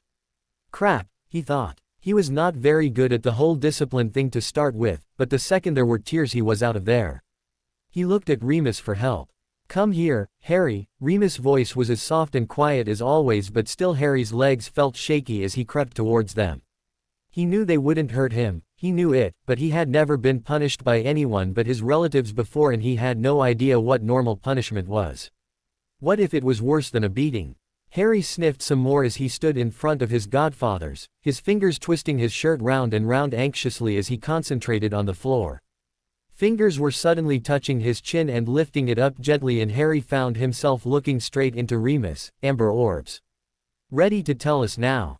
Remus queried. Harry looked over at Orion, but the other boy was still standing in the corner, leaning slightly against one wall and seemingly unperturbed. His body language gave Harry no clue as to whether he was supposed to snitch or lie. More tears slipped down his cheeks as he wondered what to do. He didn't want to tell on the other boy, even though he didn't like him. But Sirius and Remus were sure to know if he lied to them. Maybe he could tell part of the truth. Hit Orion," Harry whispered, his voice barely a squeak. "Why?" Remus asked. He used the pad of his thumb to wipe the tears off the boy's face, fighting the urge to just hug him right then. Don't know." Harry attempted. "So, you had no good reason for demolishing the kitchen, nearly giving me and Remus heart attacks and giving Orion a few good bruises?" Sirius queried. Harry's eyes flicked over to the other man. He thought he was joking, maybe being a bit sarcastic, but the man's face remained impassive and serious. Harry's eyes dropped again. Sirius fought hard to keep the face muscles in his face relaxed. He was calm now and he wanted to just laugh at the mess and pull Harry into a hug and tell him a story about what trouble the Marauders had caused. But that would be counterproductive, and Sirius wanted Harry to grow into the best possible man he could be. "I guess, maybe, Harry quickly tried to think of something on the spot, but even he couldn't find a reason to excuse his behavior. Orion had hit him first, he had hit back instinctively. There was no way he could excuse that without snitching on Orion, which he wasn't going to do. "Sorry," Harry sniffled at last, not knowing what else to say. "Were you a bit jealous?" Remus asked. Harry relaxed slightly. Remus was offering him an easy way out. He nodded slightly. "Oh Harry, you know I love you and Orion exactly the same," Sirius sighed, reaching down and plucking the boy off the floor and cradling him in his arms. "I thought you could be friends. I'm sorry, I didn't mean to force you together. It's just, you will be together a lot and I thought you could play together." "We are friends," Orion spoke up suddenly. Harry turned his head slightly and looked up as Orion turned round. Sirius hoisted Harry to one side and opened his other arm in invitation for Orion to join the hug, which he did, instantly. "You don't have to say that for my benefit," Sirius said softly, looking down at his godsons lovingly. "But we are," Orion insisted, to Harry's amazement.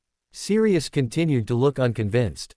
"Aren't we?" Orion poked Harry lightly. Harry nodded. Quickly, seeing that this was Orion's way of trying to cheer up Sirius and make him less angry. Sirius smiled. In normal society, people show friendship by being nice to each other, not trying to give each other black eyes. Harry peered up at him anxiously, but Sirius' face was full of humor and mirth. Sirius lowered both of them to the floor and ruffled up their hair. "Go on then, you little terrors." Harry found a cookie pressed into his hand by Remus, who was now offering them to Orion. He stared up at them in amazement as Sirius waved his wand and righted the table and cleared up the mess. "Is that it?" he asked, not wanting to get his hopes up. Sirius looked down at the boy in confusion. I messed up the kitchen." "Aren't you going to?" Harry tried to think of a suitable punishment, but other than a beating, which would automatically make Sirius throw up, he didn't know any. "Punish me." "You had a time-out," Sirius reminded him. "You apologized, now it's over, finished, forgotten."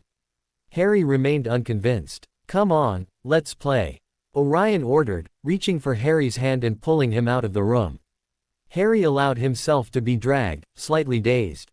He had been beaten at the Dursleys for looking at them wrong. Now he had truly been naughty for the very first time in his life, and nothing was going to happen to him. Harry found himself in the playroom, alone with Orion. He wondered if the boy would be mean to him again now. But Orion just seemed to be staring at him. Harry found it intimidating and he fidgeted slightly. "Thanks, for not telling," Orion said at last. "I'm sorry about, and I meant it, we can be friends now." Orion suddenly looked anxious. If you want to, I mean." Harry smiled and nodded happily. Orion immediately relaxed. "Good. This is going to be so cool. I used to always be around here and Sirius used to get tired of playing really fast, but I have you now. And we can play games and pranks and stuff. And we are both Sirius godsons, which makes us, like brothers." Harry liked this idea a lot and he smiled and nodded happily. "For our first thing, let's play a prank on Sirius. Like the Marauders used to do," Orion exclaimed, having heard plenty of tales of the Marauders much like Harry. Harry's face dropped. He felt that he had been in enough trouble for one day. But then again, Sirius used to do it, and so did Harry's dad. He always liked doing things his dad had done. He nodded at last, a small smile breaking onto his face. After all, Sirius said the fight had been forgotten and the worst punishment seemed to be the corner, which wasn't that bad. He remembered how stern and disappointed his godfathers had looked and he nearly changed his mind, but like Orion said, Sirius himself used to do it. "Okay, so what we could do is, up in my room I have this big plastic spider. We could put that somewhere and then it will make him jump.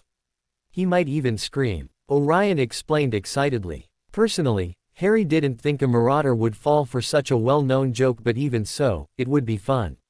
And he couldn't reject Orion's idea now. Now they were, practically brothers, they could play lots and lots and lots of pranks anyway. Why not start off easy?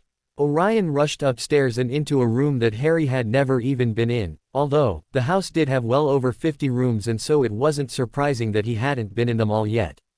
Soon he had retrieved a very unrealistic plastic spider and the two of them were creeping into the kitchen where Remus and Sirius were talking animatedly.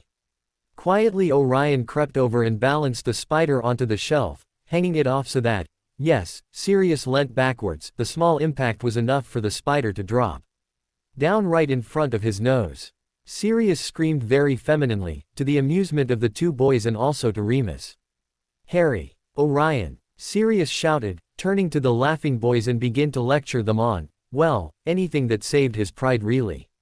Normally Sirius telling him off like that would have made Harry burst into tears, but, standing there now, with Orion beside him and shooting him a smile every now and then, all he wanted to do was laugh. For the first time in his whole life, Harry had a friend. There was a loud bang as Harry leapt down the stairs and ran into the kitchen where Sirius was making bacon sandwiches under Remus' careful supervision, as that was the only way that anything Sirius made was edible. Remus looked up and smiled at Harry before quickly grabbing Sirius' wrist to stop him from adding lemon juice to the spitting pan of bacon. Sirius smiled at the little boy too before turning back to Remus and glaring. "What are you doing? I wish you would stop interfering. I can't even add more oil without you sticking your nose in." "That's lemon juice, Padfoot," Remus informed him, a smile twitching on his lips. Sirius studied the bottle in his hand. "I knew that," he sniffed before swapping it for the actual vegetable oil, which was practically right in front of his nose. "You're silly, Padfoot." Harry giggled, patting in and climbing onto one of the chairs at the table. "Silly. Moi," Sirius protested, coming up behind his godson and tickling him. "As if." Remus sighed as he dived to save that now burning bacon which Sirius had abandoned. Harry squealed with laughter. "Sirius, Stop it. Stop what? Sirius asked innocently, still mercilessly tickling the little boy. Tickling me. Harry spluttered between squeals. Sirius seemed to consider this. Say, Sirius is not silly, Remus is, he bargained at last. But Remus isn't silly, Harry protested earnestly. Traitor! Sirius exclaimed, letting go of the boy and plonking himself on the seat next to him. A few weeks ago Harry might have thought that Sirius was really upset, but now he had been here a while, he knew that Sirius was just playing. Remus smiled as he slowly pushed the bacon around slightly so that it was cooked evenly. Harry was really getting less shy and anxious. He had been getting better anyway, but since Orion had visited the previous week he had got even more outspoken. Having a friend was obviously good for him. It was unnatural to not have friends anyway.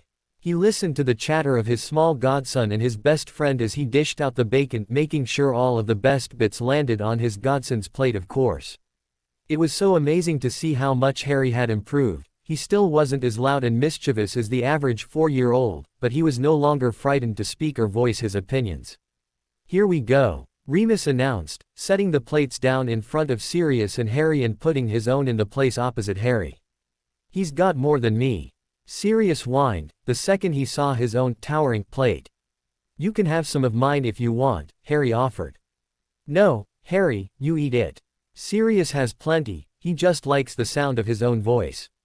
Remus bit back a smile and kept his tone serious as he looked at Sirius, who glowered at him and began mumbling under his breath about stupid werewolves, and the cheek of it, and making out like he was arrogant.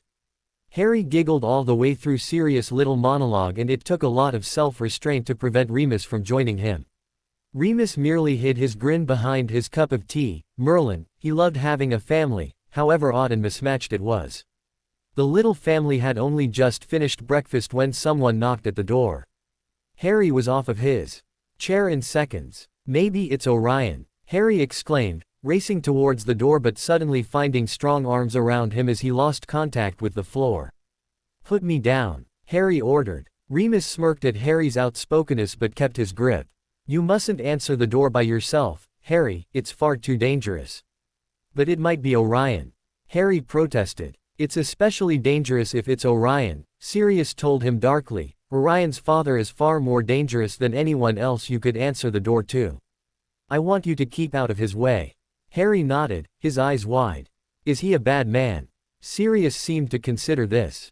Not necessarily, he seems to be fine with his wife and Orion, although he has an unusually cold disposition. I don't think he would ever do something to harm his family. He just has been brought up the black way. He has the wrong values and beliefs. He supports the wrong people. Remus sent Sirius a warning look to stop talking as he unfastened the door. The last thing they needed was for Sagittarius to overhear him. Harry wriggled in Remus' arms so that he had a clear view of the door, wishing hard that Orion had come to play again. But the door was swung open to reveal a stern-looking woman, only softened by her friendly brown eyes, which were framed with spectacles which reminded Harry of the markings he had seen on a cat which he had seen in Hogwarts grounds.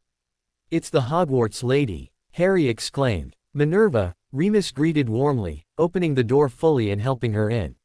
What's new, cat? Sirius yelped as he received a cuff around the head for the feeble effort at the joke he had parroted since third year and their lesson on human transfiguration. Hello, Harry, Remus, Minerva smiled. Sirius pouted. What about me? And what have you been up to today, Harry? Minerva asked, bending down to be on the little boy's level and ignoring Sirius, who looked quite affronted. I had a bacon sandwich, Harry exclaimed. That sounds nice. Minerva agreed with another warm smile, so long as Remus cooked it. She added as an afterthought. Sirius drew himself up as high as he could. Actually, I did. In that case, Remus, you had better get Harry to St. Mungo's before the food poisoning gets hold of him. Minerva kept her face straight at Sirius' shocked expression, which Remus thought was a remarkable achievement. He had a lot of help, Remus explained. Minerva sniffed. I should have been able to tell that as you still seem to have a kitchen left. I am standing right here, you know. Sirius protested. Harry giggled as he listened to the banter. Now I have a present for a certain young man. Minerva dug into her pocket and brought out a small plastic figure which kept turning into different animals.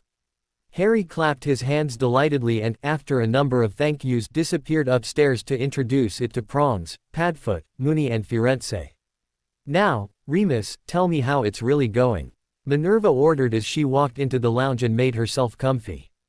"Really, it's fine. Harry is a lovely kid." "Of course," Sirius interrupted. "He's no trouble at all, we haven't had any problems," Remus continued, glaring at Sirius for the interruption. "How about with Sirius?" Minerva queried. "I'm still right here. Sirius is fine, we had a little problem with one of his female friends but she's out of the picture now," Remus assured the elderly teacher. "Well, make sure he knows his priorities," Minerva instructed. "Am I wearing James's old invisibility cloak or what?" Remus was just about to take pity on Sirius and draw him back into the conversation when a sudden crash had all three adults jumping to their feet and running upstairs, far more agilely than Minerva had since she was a good 30 years younger. They were nearing Harry's bedroom door when there was a second crash, and then a third. Sirius threw open the door and gasped. A baby deer sat on the floor. It had soft eyes and features like Lily's Patronus but it was silver-white in color, just like James's. Remus and McGonagall caught up and, not noticing the expression on Sirius' face, barged straight into the room. They had barely had time to get used to the animal Harry when there was a pop and he was a little boy again, and a crying little boy at that. Sirius hurried forwards and swooped him up into a hug. "Shush, it's okay, you haven't done anything wrong. He's a animagus," McGonagall stuttered, "but it took years for me to learn." "It must be another of his talents," Remus mused. "Can you tell us what happened, Harry?" Harry nodded tearfully. "I was looking at the pretty animals in the book and I wished I could be one and then there was this big pop and then everything looked all bleary and I couldn't see properly and I was really little, it was SSS scary." Harry sniffled, prompting Sirius to cuddle him tighter. "We ought to go and tell Dumbledore," Remus commented. "It must be one of your little talents, Harry, you remember Dumbledore telling you about them?" Harry nodded, his tears clearing slightly. Dumbledore made his talents sound really cool. Maybe if he had discovered this one, then flying would be the next one. That one sounded the best. "I'm not going to see that old coot again," Sirius snapped, still angry at the man who he had once respected greatly for putting his godson in an abusive household. Remus opened his mouth to lecture about the evils of grudges when McGonagall announced that she was leaving anyway and she would tell Dumbledore when she got back. "Bye-bye," Harry said cheerfully, allowing the older woman to key him on the head. He waved cheerfully as she disappeared into the flow. "You've been very well behaved today, Harry," Sirius said suddenly as they watched the green flames turn orange again. Remus shot Sirius a skeptical look. When was Harry not well behaved? Harry himself was just looked at Sirius bemused. "I think that we should do something as a little special treat for you. Why don't we go swimming again?" Sirius smiled at Harry's joyful expression and chuckled as he helped the little boy, who was physically jumping up and down, get ready. Harry was still jumping up and down when they arrived at the pool, when they paid, and when they got changed. In fact, he only stopped bouncing around when he actually saw the pool. It's not the same as the pool in Austria," Harry murmured. "No, but you can still swim the same," Sirius reassured him. Remus slipped into the water and held out his arms for Harry to jump. Harry dipped one toe into the water thoughtfully, then, deciding it was safe, he leapt into the water. Remus' strong arms were around his at once, but Harry continued to kick his feet around feeling for the bottom, but it wasn't there. "Where's the bottom?" Harry asked, panicking. "You won't be able to touch the bottom, Harry, it's a deep pool," Remus explained before choking as Sirius dived in and practically the entire pool splashed into Remus, open mouth. Harry's eyes widened. He could swim fine, but he still liked to be able to touch the bottom occasionally for reassurance. "I tell you what, Harry," Sirius said, obviously noticing his godson's expression. "You can still touch the bottom. I'll teach you how to swim underwater, then you can go right across the bottom." It was Remus' eyes that widened this time. His little godson, under a few meters of water. On only his second time swimming. He could drown. He was just about to argue when he realized he was standing by himself. He scoured the pool and at last spotted a mop of messy black hair just sticking out of the water. A curly-haired, soon-to-be-dead, the second Remus got hold of him, man was supporting him. "Now, You just kick off from the side and put your weight on the front half of your body, then you will feel yourself sinking and you just keep going down and swim as you are doing it and then you will find yourself swimming right across the bottom.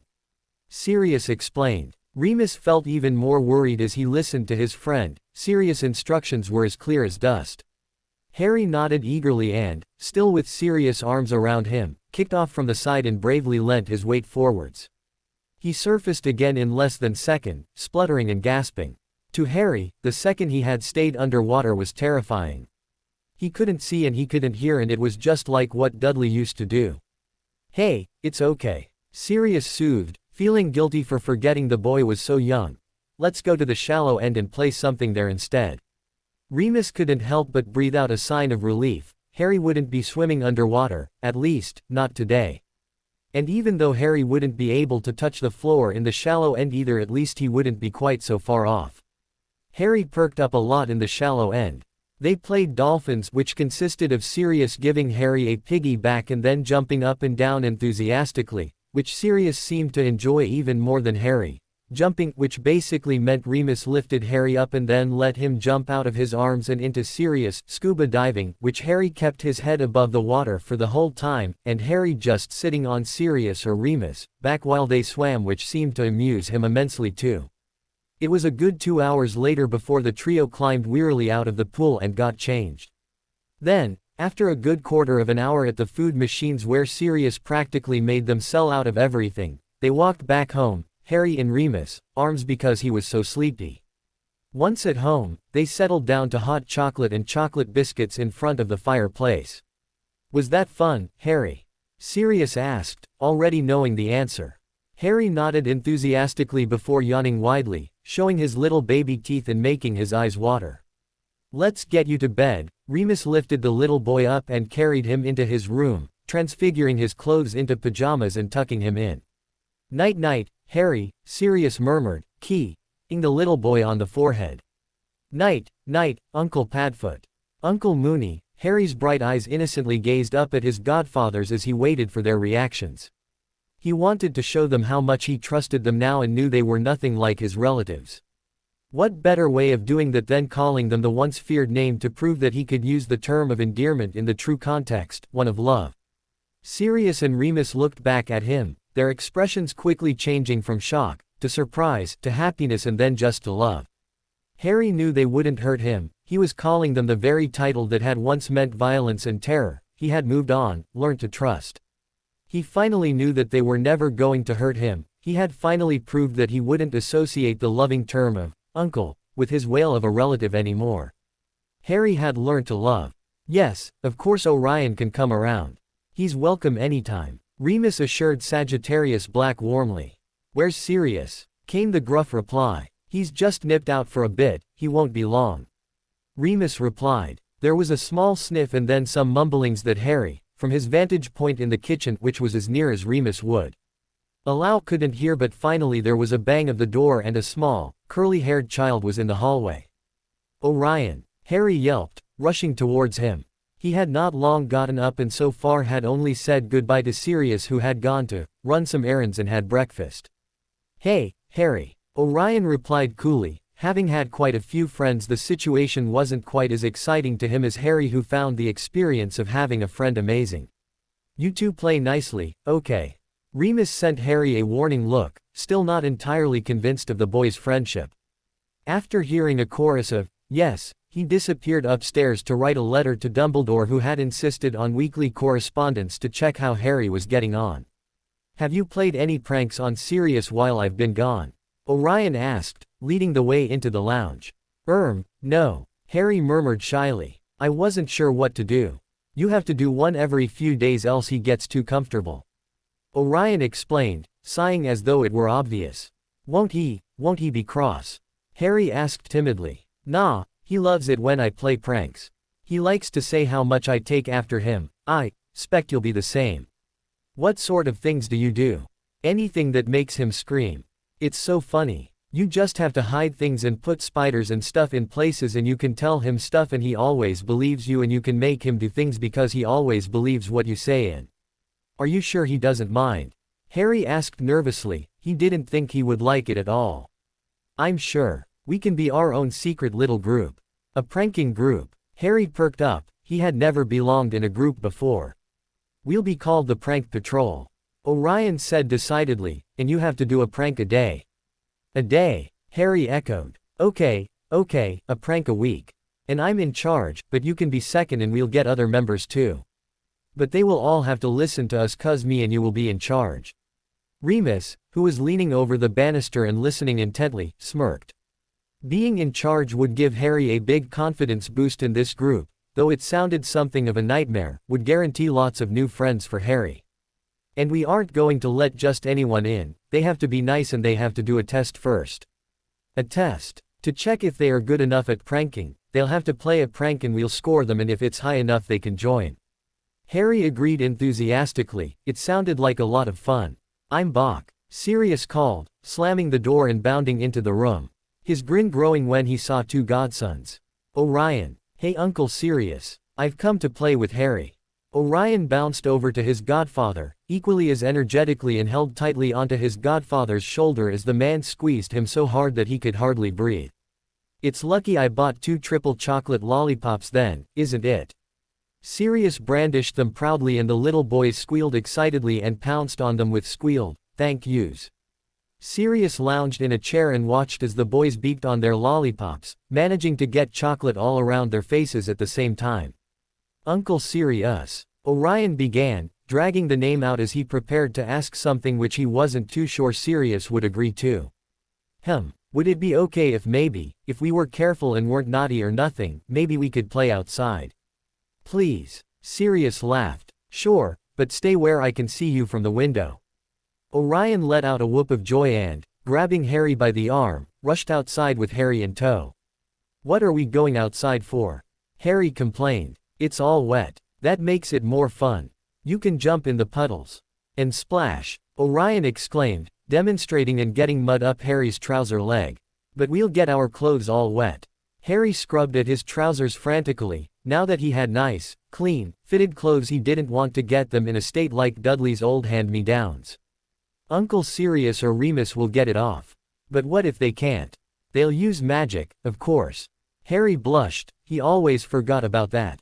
Let's climb that tree, Orion suggested suddenly, wandering over to a big oak and pressing a hand against its firm trunk as if testing it.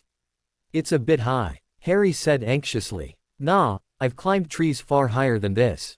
This one's easy. You just have to put your foot on this knot here and then swing up and grab this branch, he demonstrated, panting slightly at the effort, and then swing round and... Orion. A sudden shout nearly made Orion overbalance. Harry jumped in shock as Sirius was suddenly beside him and lifting Orion out of the tree. You know you aren't allowed to climb that tree, Orion. Sirius scolded disapprovingly. You could really hurt yourself, especially in weather like this when it's all wet. Orion pouted. I was just showing Harry. The last thing we need is Harry disappearing up trees as well. You keep your feet firmly on the ground or you'll have to come in, both of you. Sirius' eyes pierced Harry. Harry looked back innocently, there was no need to worry about him. He wasn't going up some slippery old tree. Sirius turned on his heel and left. Orion watched his godfather disappear back into the kitchen, his bottom lip still jutted out. Harry watched him slightly worriedly. Orion suddenly laughed. Harry jumped in surprise at the fast change of demeanor. What's wrong? Harry asked, slightly fearful of the answer. I just thought of something. Orion exclaimed, his eyes twinkling in amusement so similarly to Sirius. What? Harry asked wearily, learning from Remus that when Sirius or any of his relatives were concerned, apprehension was vital. Let's have an adventure. Orion's eyes glittered excitedly as Harry stared back at him in apprehension but excitedly. An adventure. Just like his dad and Uncle Mooney and Uncle Padfoot used to go on. What sort of adventure? Harry asked, his heart beating faster in a mixture of excitement and fear. We'll just see how far we can end up. We'll go exploring and we won't know where we're going, so it will be an adventure. Orion explained. Harry nodded, his eyes scrunching up as he wondered what Sirius and Remus would think about that. He didn't have much time to consider though, because a millisecond later he was suddenly shoved very unceremoniously into a thick bush. Ow! What are you doing? Harry complained, scrabbling to get out. Keep down. Orion yanked Harry back into the bush. We don't want Sirius or Remus to see us leaving, do we? We have to sneak out, it's all part of the adventure. But won't they get worried when they can't see us? Harry pointed out, quietly. Nah, they won't even notice. Uncle Sirius is just starting to make lunch and Uncle Remus will have to watch him really carefully so he doesn't blow the kitchen up. Harry couldn't restrain a little smile, although his heart was beginning to thump even more as he realized that this adventure was actually going to happen and wasn't just harmless plans. Now, we just have to crawl under this hedge, till we get out of view of the window, and then we'll run as fast as we can. Orion dictated bossily, beginning to heave himself across the ground in the cramped space the hedge provided. Run to where? Harry demanded, hastily scrabbling after his friend, determined not to get left behind. That's the point. Orion sighed exasperatedly, a Remus trademark that the small boy took great pain to imitate exactly. We're going on an adventure. You're not supposed to know where you're going. Harry blushed. Once again he felt very small and inferior to the other boy who seemed to know so much more than he did. Come on, Orion ordered, when Harry's crawling ceased to match the curly-haired boy's speed. I want to go back, Harry announced, once the end of the hedge was in sight. He was filthy, covered in grass stains, had scratched hands from the hedge's branches, and felt extremely young in comparison to his friend. All he wanted was to curl up in Remus' lap and feel the gentle hand rubbing his back and his guardian's amber eyes scrutinize him worriedly and ask whether he felt ill. Or maybe he could help Sirius cook, or as Remus called it, convert the kitchen into ruins. That was always fun. Sirius might even let him lick the spoon if he was making cakes. Either way, both of those ideas seemed a lot more appealing than running far too fast to nowhere and possibly angering his guardians at the same time. He knew they wouldn't get rid of him, they had finally convinced him that. But he hated it when Remus' amber eyes turned all serious and piercing and his gentle smile was replaced with a slight frown. He hated it even more when they had a talk. They never shouted like Uncle Vernon, but they always explained the things that could have gone wrong and how they would have felt, and the disappointment radiated off them both, which made Harry feel so small and naughty and brought far more tears than he had ever leaked at the Dursleys. Plus Sirius might make him stand in the corner. Harry hated the corner. It was so boring with just the plain old joining of the walls to look at, totally devoid of the bright pictures and drawings which adorned all the rest of the house. He hated hearing Sirius and Remus talk behind him when he couldn't join in. You can't go back, Orion snapped, for the 10th time but the first time that Harry had heard him. I can if I want. Harry snapped straight back. You can't. I can. If you go back I'll hit you. Orion threatened. I'll hit you back, the normally timid and gentle boy shouted back. The indignity that had been building up over his friend's behavior winning out over his good manners and obedience. I'm going to tell Uncle Sirius. Orion roared. Well, I'm going to tell Uncle Mooney. Harry yelled straight back. Both boys glared at each other, panting hard. Harry was just about to stamp back to the house and demand his Uncle Padfoot make Orion go back to his own house when a wail stopped him in his tracks. He spun back around to find Orion crumpled on the floor, his knees tucked tight under his chin and his arms wrapped around them, head bent over and sobs making his entire body shake. Orion! Orion! Harry slid onto the ground beside him and shook the boy's shoulders desperately. The boy sobbed harder, not attempting to move away from Harry's rough handling. Harry scrambled back to his feet, uncertain of what he should do. If only his guardians were here, they always fixed everything. I'm going to get Uncle Padfoot and Uncle Mooney, Harry announced, making to run back towards the house which despite its usual majestic size was just a dot in the distance. He was sure that his uncles would be very cross when they found out that Harry had threatened to hit the other boy right before he started crying, and he was sure that he would be standing in the boring old corner for a very long time, or so it would seem, but he didn't know what else to do. No, don't. Orion grabbed hold of Harry's sleeve and held on tight. I'm only going to get Uncle Padfoot and Mooney, Harry explained, slightly bewildered. Sure, they might be a little bit annoyed, but they never shouted or hit. Orion swiped at his cheeks with his sleeve, making stripes of mud across his face in the process. I'm fine, he whispered, contradicting his watery eyes and dribbling nose. They won't be cross, Harry reassured him, still hovering uncertainly. Orion was silent. He was swirling his finger in the mud he was hunched on, carefully sketching his initials rather wobbly and inaccurately as the B was back to front, as if Harry was not there. Why were you crying?" Harry asked. Orion shrugged. "If it was because I said I was going to hit you back then I'm sorry, and I'm not really going to tell Uncle Moony." Harry said honestly. "You hate me," Orion whispered. "I do not." "You do, I was mean to you."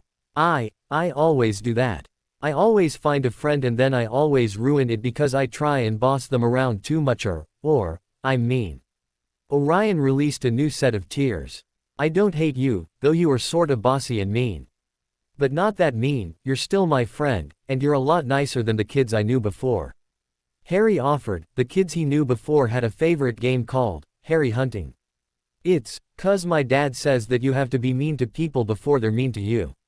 If you sorta get in first then you win and purebloods should always win. Uncle Moony says that you should never be mean to people, and he said that everyone is the same and equal." Harry returned. "I wouldn't really hit you, or tell Uncle Sirius." Orion echoed Harry's own apology almost exactly. "Sorry. I won't really go back," Harry said bravely. "An adventure would be fun, and we can play games and stuff." "Friends?" Orion asked, hesitantly. "Best friends," Harry exclaimed. Orion leapt to his feet, his eyes shining now, and the only reminder of his early upset was the tear tracks still faintly shimmering on his face, amidst the mud that is. "I'll race you," Orion cried, running off before he had finished the end of the sentence. "No fair. You started first," Harry complained, tearing after him. He was good at running, that was the one and only benefit of playing Harry Hunting. I win, Orion screamed. "I'm in front of you," Harry protested. "But I stopped first," Orion pointed out. "You never said where the finishing line was, you cheated." "I did not." "Did too." The boys bantered as they wandered across an empty field, pausing to shove each other every now and then. The arguing gradually fizzled out and there was silence amongst the two boys as they walked along. "I've never had a proper friend before," Harry said shyly, breaking the silence and looking across at the curly-haired child. "Me neither, well, not a proper one. I had all these children that used to come around with Dad's friends and they all glared at me when I wouldn't say purebloods were the best and they left me out when they played Death Eaters. I used to lock myself in the bathroom when they came. Uncle Sirius was the only playmate I had really." Orion reflected. "You have me now," Harry reminded him. "Yeah," Orion grinned. "And we're gonna have so much fun. We're gonna make Uncle Sirius scream and we're gonna make all the other kids jealous of us, 'cause we'll always be together and we'll be in charge of all the cool stuff and me and you will stuck together and we won't let anyone hurt us and we'll boss everyone around." "Not boss everyone around too much," Harry said worriedly. "Nah, just so they know who's in charge," Orion agreed, shoving Harry slightly so he almost fell in a puddle. "Hey," Harry stumbled but caught himself in time. "I nearly got wet. I don't like water," Orion remarked casually. "I didn't used to, but then Uncle Padfoot and Moony taught me how to swim and now it's fun. Can you teach me?" Orion asked excitedly. He hated not knowing how to do something. "I'm not sure. Uncle Moony said water was dangerous and if I ever went in it without letting him and Uncle Padfoot know so they could watch me then he would make me stand in the corner for 10 minutes. Harry exclaimed and then, seeing Orion's bemused face, added, "That's a long time. They won't know, besides, it will be a fun part of the adventure. There's nowhere to swim. There's a river nearby, that's why this field is all flooded and listen, you can hear it. Uncle Moony says that you should only swim in swimming pools because otherwise there might be glass to cut your feet on or it might be too deep. I bet no one has ever walked as far as this so there won't be any glass and it's a river, not deep at all. Uncle Moony will be cross if he finds out." Harry remained unconvinced. "And it's hard to teach someone to swim. It took ages for Uncle Moony and Padfoot to teach me, and it's scary before you know you can float and you need some of those floaty things to hold on to. I bet I will be a much faster learner than you," Orion boasted. Harry snorted and was just about to argue when Orion cut in. "Come on," Orion exclaimed, following the noise. "You're being bossy again," Harry informed him, racing after him nevertheless. "Here it is," Orion exclaimed, looking down at an extremely murky-looking river which was racing past rather powerfully. "It looks too deep," Harry decided. "It does not. I'll jump in and you tell me what to do. You don't even have to get wet if you don't want to." Orion said, generously. No, Orion, don't. Harry yelped. But it was too late, as with a Tarzan yell, the ebony-haired child leapt into the swirling water. Harry watched in horror as the small boy disappeared under the murky waters, his heart pounding even louder than the crash of the fast-running water. He could have cried with relief when Orion reappeared at the surface, thrashing around frantically, gasping and choking simultaneously but nevertheless, afloat. He scanned the ground for some sort of stick for his friend to cling onto, but all he could find was a tiny twig. He turned back to shout to instructions on how to float to Orion, but the sight which met his eyes made his heart stop. Orion's curls were fanned across the top of the water, his head down and his body as stiff as a board. Harry didn't think about what his godfathers would do or say, he didn't think about how scary the water looked, and he didn't think about what he was going to do. He just leapt into the water, without even pausing to take his shoes off. The water was freezing, far colder than any of the swimming pools had ever been. The water seemed to push against him, carrying him away from his friend and along with the current. Harry kicked his legs out just how his Uncle Padfoot had shown him, but it didn't seem to work like it had in the pool. The water overpowered his tiny limbs, and the more he kicked the more exhausted he felt and the further away he seemed to get from Orion. He opened his mouth to scream, but all he managed was a faint, "Uncle Pa," before water rushed into his mouth. He coughed and spluttered, but in that short space of time he had forgotten to keep kicking his feet, and suddenly the water was over his head. He fought and fought, desperately trying to reach the top, but it was as something was holding his feet down. His clothes felt heavy, his limbs felt heavy, the water was rushing so hard. His mouth was open, screaming silently, desperate bubbles reaching the surface. He couldn't breathe, he needed air, he needed to get to the surface. Harry panicked more and more as much as he thrashed and kicked, it seemed like the surface was a million miles away. He couldn't get there, he couldn't. His chest burnt, panic still ripping at his guts as he tried a few more struggles, but they were half-hearted now. His arms and legs were so heavy, too heavy to lift, too heavy for anything. There was pain, there was panic, there was desperation, and then there was nothing.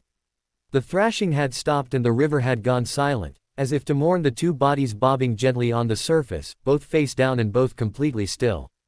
But suddenly a crack echoed throughout the landscape and a long-haired, shadowy figure appeared out of nowhere.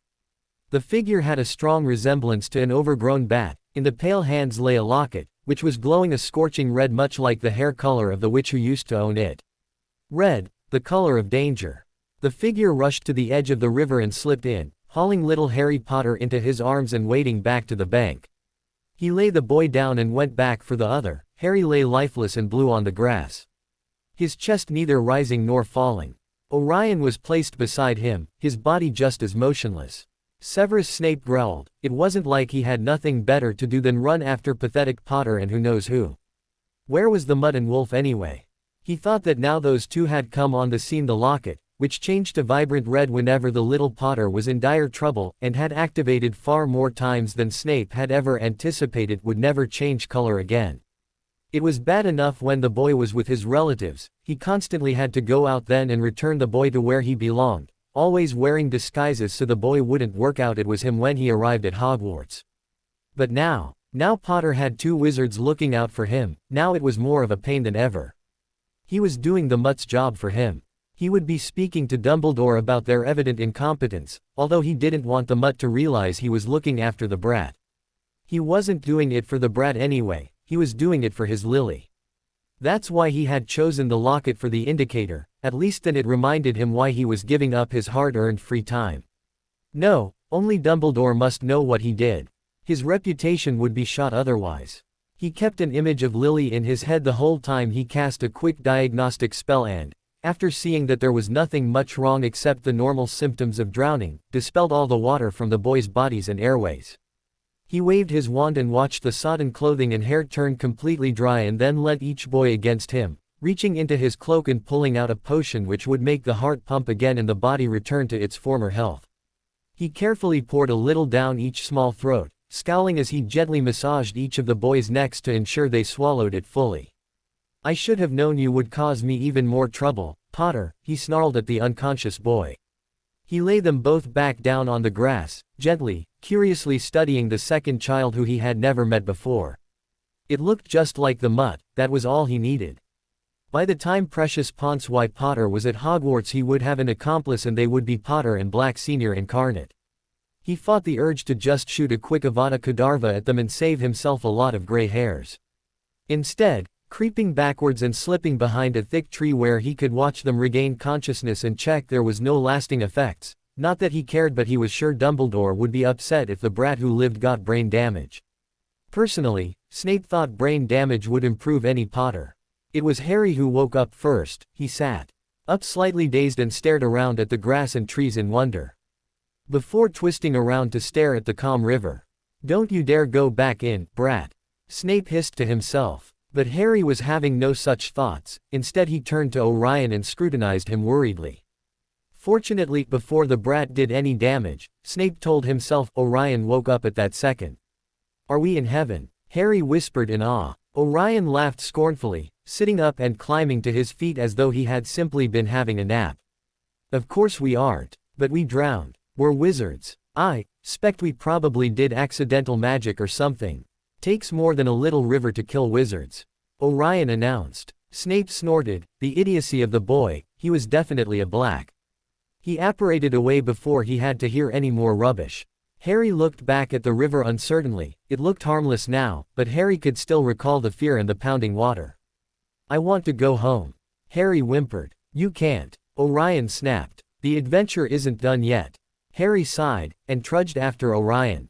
He knew he wouldn't be able to go home without him. He dreaded facing his Uncle Moony and Uncle Padfoot without cocky and confident Orion by his side. The adventure was getting duller by the minute. They were just going through grassy field after grassy field, each one seeming just like the last. There was a heavy silence in the air and neither boy broke it. The only sound was the slap of their feet on the soft grass. Harry's legs ached and he stole a glance at Orion. The boy had a stubborn and determined expression on his face and he showed no sign of giving up. They heard the road before they saw it. The distant hum cut through the thick silence. Harry craned his neck trying to locate the source. It sounded more like a swarm of angry bees than anything else. "Do you reckon they'll sting us?" Harry asked fearfully. "Snot bees," Orion said scornfully. "Look, in the distance a few dark shapes could just be made out." "What is it?" Harry's fear had still not been quenched. Orion didn't answer, but Harry realized himself as they got closer. The shapes were big lorries, encased between them were much smaller cars. They crept slowly along a winding road. The traffic was thick and the vehicles were hardly moving, but it was the most welcome sight Harry had ever seen. Here was people. Civilization had seemed too far away when they were trudging through fields. He grinned at Orion, who was grinning back. The adventure seemed to take a new turn now. It didn't matter that Harry didn't know any of these people, it made him feel safer. They began walking alongside the road, little springs in their step now. "We'll find something fun now. Maybe we'll find a park, or a theme park or a big toy shop," Orion exclaimed. Harry giggled and skipped ahead, Orion scrambling after him. They walked, skipped and ran alongside the road, moving a lot faster than the traffic. "Look at that hill. I bet there's something cool on the other side, else where would all these cars be going?" Orion exclaimed. They began to run as fast as they could, tired limbs pounding against the road gutter loudly. The two boys ignoring the curious looks from drivers and passengers and just ran as fast as they could. The hill seemed a lot bigger and steeper the further up they got, but finally, they reached the top. Both boys stopped dead at the sight that met their eyes. The road continued, like a long winding snake, through more fields, stretching out for miles and miles. There was no park. There was no theme park. There was no toy shop. There was nothing but the road, miles and miles of concrete, congested road. Harry deflated, tears pricking his eyes. This wasn't getting anywhere. The only thing he was going to get was lots of trouble. Harry Potter wanted to go home. Orion seemed to sense it because other than a worried look he kept silent. They walked on and on, Harry looking closer and closer to tears every minute. He wanted to go home. He was going to make Orion go home with him. "I want a flying car," Orion announced suddenly. "Let's just go home," Harry begged. "Look at them all, queuing. If their car flew they wouldn't have to queue." Orion continued, as if Harry had not spoken. "Orion, please, I want to go home. Uncle Padfoot and Uncle Moony are going to be so cross," Harry exclaimed. Finally Orion seemed to hear his friend. Orion was not a well-behaved child, but he did love his Uncle Sirius and he definitely didn't want him to be angry with him. Okay. The boy sighed. We'll go home. Harry's face lit up. Really? We can really go home now? Harry had not found the adventure a pleasant experience at all. He didn't know why his dad always went on them, they were horrible. The two boys turned around. On all sides of the road fields stretched as far as the eye could see. There wasn't a single house on the horizon. Orion. Which way was the house? Harry whispered. Orion frowned, spinning around to take the vast greenness in at all angles. Orion had no idea. But Uncle Sirius always said that sometimes, you just had to bluff it, and Harry looked like he needed reassuring. Don't worry, Harry, I know just where we are. All we have to do is walk back the way we came, then we'll arrive right where we started. Orion sounded a lot more confident than he felt. Harry's face lifted slightly and he quickly scampered after Orion, who had already began to walk resolutely back in the opposite direction. It wasn't long before Orion saw the major flaw in his plan, and Harry seemed to see it at the exact same time. Orion, do you know where we joined the road? I just remember walking through fields and finding the road, and all the fields look the same, so. I don't know. Okay. Orion snapped. I have no idea where we met the road, and I don't know which field we walked through, and I don't know which direction the house is in, and I don't know where Uncle Sirius is, and I don't know what he is going to say, and I don't know whether he is going to tell my dad, and I don't know what my dad will do, and I don't know what is going to happen. Orion drew breath, his dark eyes wet with tears. Harry reached out and attempted to pat his friend's shoulder, but Orion flinched back. We're lost, okay. We're totally and completely lost. Harry stared at Orion in barely concealed horror. Lost. He stammered. Orion just scowled at him. We'll stay here then, Harry announced determinedly. Then they'll find us easier. No, we have to keep walking. Orion argued. But if they are looking for us and we keep moving around, then they'll never find us. We're going that way. Orion's arm suddenly shot out, nearly knocking Harry's glasses off his face, and pointed in the complete opposite direction to where they were going. But that's the way we just came from. Harry protested. We're walking back now, and so that's this way. Fine, we'll go that way. Orion's arm pointed across the fields this time. Harry still thought it would be much better to stay still until their godfathers found them, but at least going across the fields were a better suggestion than going back down the road they had just turned back from. After all, they had gone across the fields on the way, they just didn't exactly know whereabouts they had joined the road from the fields. The problem, Harry decided, was all fields looked the same. Why couldn't each one have different colored grass? Then you could just remember you came through the purple field, or the blue field, and that way you would never get lost. But no, these fields were all identical, with their short green grass and no landmarks or even unusual trees to speak of. Come on, Harry. Harry realized with a start that Orion had already began their trip home, or so they hoped, and was quite a way in front. He quickly ran to catch up. Wait for me, he panted. Thought you was going to wait there until they found you. Orion sniffed, evidently still put out that his friend hadn't just followed him blindly. Harry couldn't help correcting him. And I'm not waiting by myself. We'll get back much quicker my way. Orion assured him. If we don't get even more lost. Harry muttered. We can't get any more lost than we are already. Harry had to admit that Orion was probably right. The two walked across the field silently, much like they had earlier that morning. Harry was just daydreaming about whether Remus and Sirius realized it was his birthday soon when Orion dug his elbow into his stomach. Ouch! Harry exclaimed, more on reflex than in pain. Look! Orion whispered. Why are you whispering? Harry demanded, twice as loud as usual, as though to make up for Orion's lowered tone. You'll scare it off. Orion snapped. You just talked loudly again then, you'll scare it off. What is it anyway? It's a snake. Maybe it's a man-eating snake. Maybe it's going to eat us. Orion seemed oddly excited at the prospect.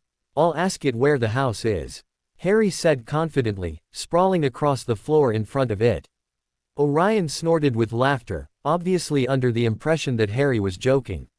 The laughter quickly died when Harry began to hiss to the snake, which immediately began to hiss back. Harry, don't mess around, it's getting angry. It'll bite you. Orion squealed and tried to pull his friend away from the snake, which was now beginning to raise itself up, looking to Orion like it was getting ready to pounce. Harry shook his arm free and hissed, literally, something at him angrily. Orion's eyes widened. Harry was all scary. He began to back off slightly but stopped at a distance, still worried that the snake was going to bite his friend. But Harry turned and hissed something else. Orion's legs shook slightly. A worried look came over Harry and he stood up slowly and began to walk towards him. "Orion, are you okay? What's the matter?" Harry hissed in Parseltongue, although he didn't realize it. Tears of fear spurted down Orion's cheeks as the hissing boy advanced on him. "Don't bite me," Orion squeaked. But Harry, who was now feeling extremely panicky himself, kept advancing as fast as Orion backed off. "Don't come any closer," Orion ordered, his voice shaking. "Why not?" Harry hissed. There was a squeal as Orion, still walking backwards, tripped over a tree root and fell on his bottom. Looking up at a hissing Harry was even scarier than looking down on one, and Orion scrambled to his feet and then turned and ran as fast as he could.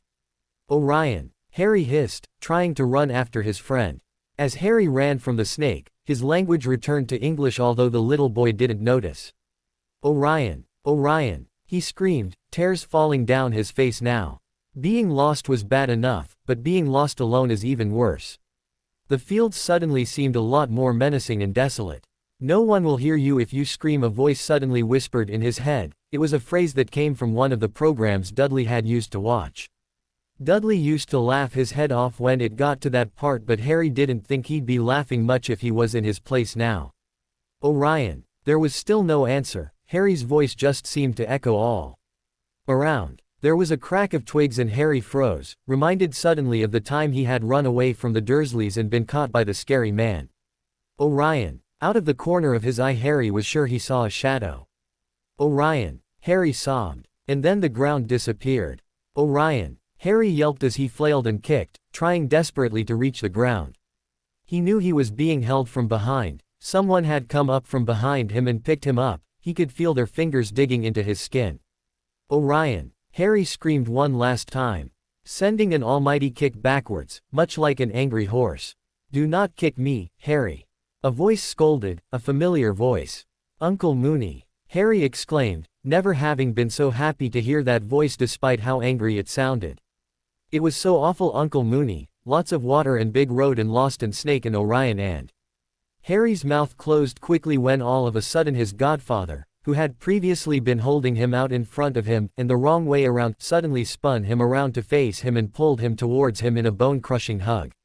"I can't understand a word you just said, but thank Merlin you're safe," Remus murmured. Harry wrapped his arms around his godfather and hugged back enthusiastically. They were locked like that for a number of minutes, both just so relieved to be hugging each other. Harry's head was buried in Remus' top and Remus' strong arms were holding him so tightly that his fingers dug in. Harry was just about to remind Remus, reluctant as he was to end the hug, that Orion was still in the field somewhere when he was suddenly dropped back onto the ground. "And just where do you think you have been?" Remus demanded, towering over the little boy. Harry, recovering quickly from his shock landing, looked up at his godfather quickly and then immediately wished he hadn't. Remus' eyes were piercing him, the iris red and dangerous. Remus' eyes were normally a soft amber. They only turned dark when he was really, really cross. Harry winced. "Do you know how worried me and Sirius have been?" Remus continued. "The alarms went off to say you'd gone through the wards, but then we didn't know which way you had gone and Sirius insisted we tried the other direction first." Harry was reminded instantly of Orion. "And then we couldn't find you that way and so we tried this way and now here you are, all by yourself, in the middle of nowhere where absolutely anything could have happened to you." Remus' voice raised higher on each word.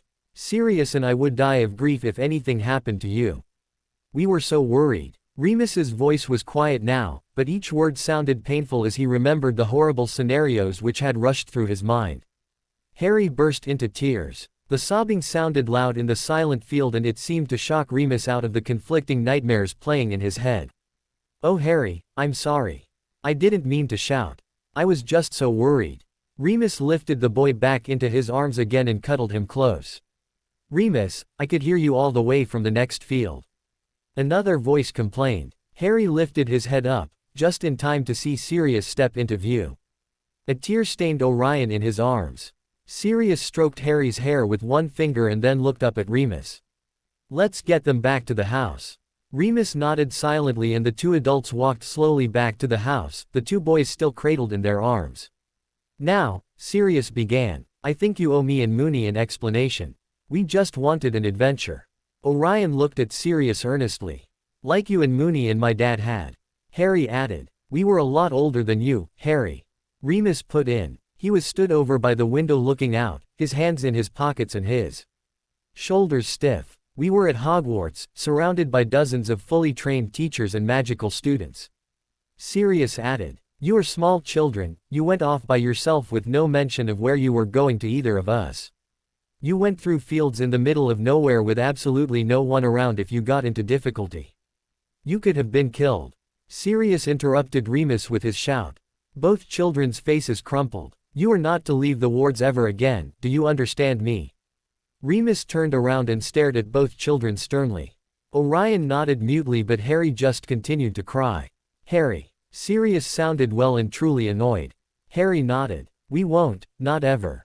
He promised. "Never ever." Orion added. "Never ever ever." Remus agreed, a small smile flickering onto his face. Sirius couldn't resist joining in. "Never ever ever ever. Never ever ever ever ever ever ever." Harry and Orion began to chant before both were squished into a massive hug, first by Sirius and then by Remus. Harry liked a lot of things about living with his godfathers, but he had decided that the hugs were the best. After so long of being viewed as disgusting to touch, it felt so nice when he was just sat on Sirius or Remus's lap, as he was doing now, and just have a cuddle. He nestled deeper into Remus, shirt and sighed happily. He hoped Orion wouldn't think he was a baby. He peered up and saw Orion was snuggled against Sirius in much the same way. "Nope," a smile crossed his face. Harry's eyelids were just drooping when there was a bang on the door and both boys slipped off their godfather's laps quickly, Orion blushing slightly. Remus and Sirius exchanged amused looks before Sirius rose and answered the door, which another impatient bang was rattling. "Ah, hello Sagittarius. Come to collect Orion?" Sirius asked friend Lily. "Obviously." The visitor sniffed. Sirius smirked. "Orion." Both Orion and Harry scrambled to the door. Remus tightly clasping the latter's hand. "Has he been any trouble?" the elder man asked, his voice low and dangerous. Harry and Orion's eyes widened and Orion visibly whitened, knowing what the outcome of this conversation would be and the pain it would bring. But Sirius chuckled slightly and with a wink at his godsons murmured, "Not at all, Sag, not at all." Remus sat up in bed, listening carefully for any sounds of movement from within the house, from Harry's room in particular. Hearing nothing, he quickly waved his wand to cast a quick freshening charm and to change his pajamas into everyday clothes, before padding quietly out of the room. As he opened the door, the sound of Sirius's steady snoring hit his ears. He smirked, after Sirius's loud protestations yesterday that he was the quietest sleeper in the world and Remus was imagining things. All was quiet from his godson's room though, so Harry was obviously managing to sleep through it. Remus crept to the spare room and grabbed as many presents as he could. He and Sirius had gone all out on spoiling their godson, so it would take many armfuls before making his way down to the kitchen to place them on the table, wincing as the stairs creaked. He was on his 7th armful when a sleepy Sirius appeared in the hallway. "I wondered why it had suddenly gone quiet," Remus whispered with a smile. "I do not snore," Sirius insisted. "Shish," Remus hissed. "You'll wake Harry, and I've still got a whole pile of presents to take downstairs." Sirius smiled and bounded into the spare room. Remus, who was tiptoeing, winced at the stamp of Sirius's feet. Quiet was obviously not programmed into his system. "I can't wait to see his little face," Sirius exclaimed. "Not so little anymore," Remus reminded him playfully. "Nope, he's a big boy now. 5, it's gone fast. Remember when he was born?" Remus murmured, smiling proudly. James was so excited he couldn't keep still. Harry was so tiny, with that little tuft of black hair. He was adorable. "Who was?" a small voice piped up. Both men turned quickly. Harry was leaning in the doorway, his eyes wide and curious. Ops, looked like they had forgotten to keep their voices down. Remus looked totally lost for words. Seeing Harry's eyes gaze drop to his arms, Sirius quickly realized what he was holding and shoved the brightly wrapped present behind his back. "Sleep well?" Remus asked at last. "Yes, thank you, Uncle Moony." "Did you?" "Well, after all, Uncle Padfoot snoring." "I do not snore." Harry giggled before adopting a very suspiciously innocent expression and turning to Sirius. "What do you have behind your back, Uncle Padfoot?" "Ah, I think our game is up, Moony." Sirius brought the present out from behind his back with a flourish. "Happy birthday, Harry." Harry squealed his thanks and took the gift from his godfather, ripping the paper open excitedly. It's a, he looked at Remus for help. "It's a wizarding chess set which uses Quidditch figures." Remus supplied. "I'll teach you how to play," Sirius promised. "Then when you go to Hogwarts you'll be the best." "Thank you. That was the bestest birthday present ever." "You've not had much to compare it to," Sirius grumbled. "You'll soon have lots to compare it to," Remus assured him. Harry's eyes widened. "I have 2 presents. Maybe if you add a couple of knots," Remus said with a laugh. Harry's eyes widened even more. Silently, Remus stepped out from in front of the cupboard which he had been shielding from the boy's view. A whole shelf of different colored presents came into view. Are these all for me?" Harry gasped. "But you bought me so much at Christmas." "This is only half of them. The other half are downstairs, where these should be, but Uncle Padfoot distracted me," Remus explained. "I did not." Sirius looked highly insulted. Harry laughed, his eyes still lingering on the presents which Remus was now lifting off the shelf and onto the floor. "May I open them?" Harry asked hopefully. "Well, I suppose you can now you are up." Remus chuckled as the boy immediately dived into the present pile. Sirius and Remus watched as the boy unwrapped every single thing that Honeydukes stocked, and most of what Zonkos did too. Some things Remus deemed unsuitable, a full Quidditch outfit including a lot of protective gear, about 20 board games because Remus had loved them as a child and so thought Harry might too, a very expensive posh drawing pad, a big tub of pens of every color imaginable, a swing for the garden along with a slide and a seesaw, shrunk so they would fit in a nice little gift box, a bike and a matching scooter, both which had a glowing title of Harry across the side in Gryffindor red, lots of books which would be just fat enough to keep his godfathers reading to him all night, and then a big box of little racing cars which you could just shout directions to and they went that way. Sirius was quick to point out that you could even shout crash and they would all race into each other. Remus had rolled his eyes and told Harry that Sirius had done that in the shop so many times that the test ones had to be switched for a new pair as they got so battered. And this was all before they even reached the presents in the kitchen.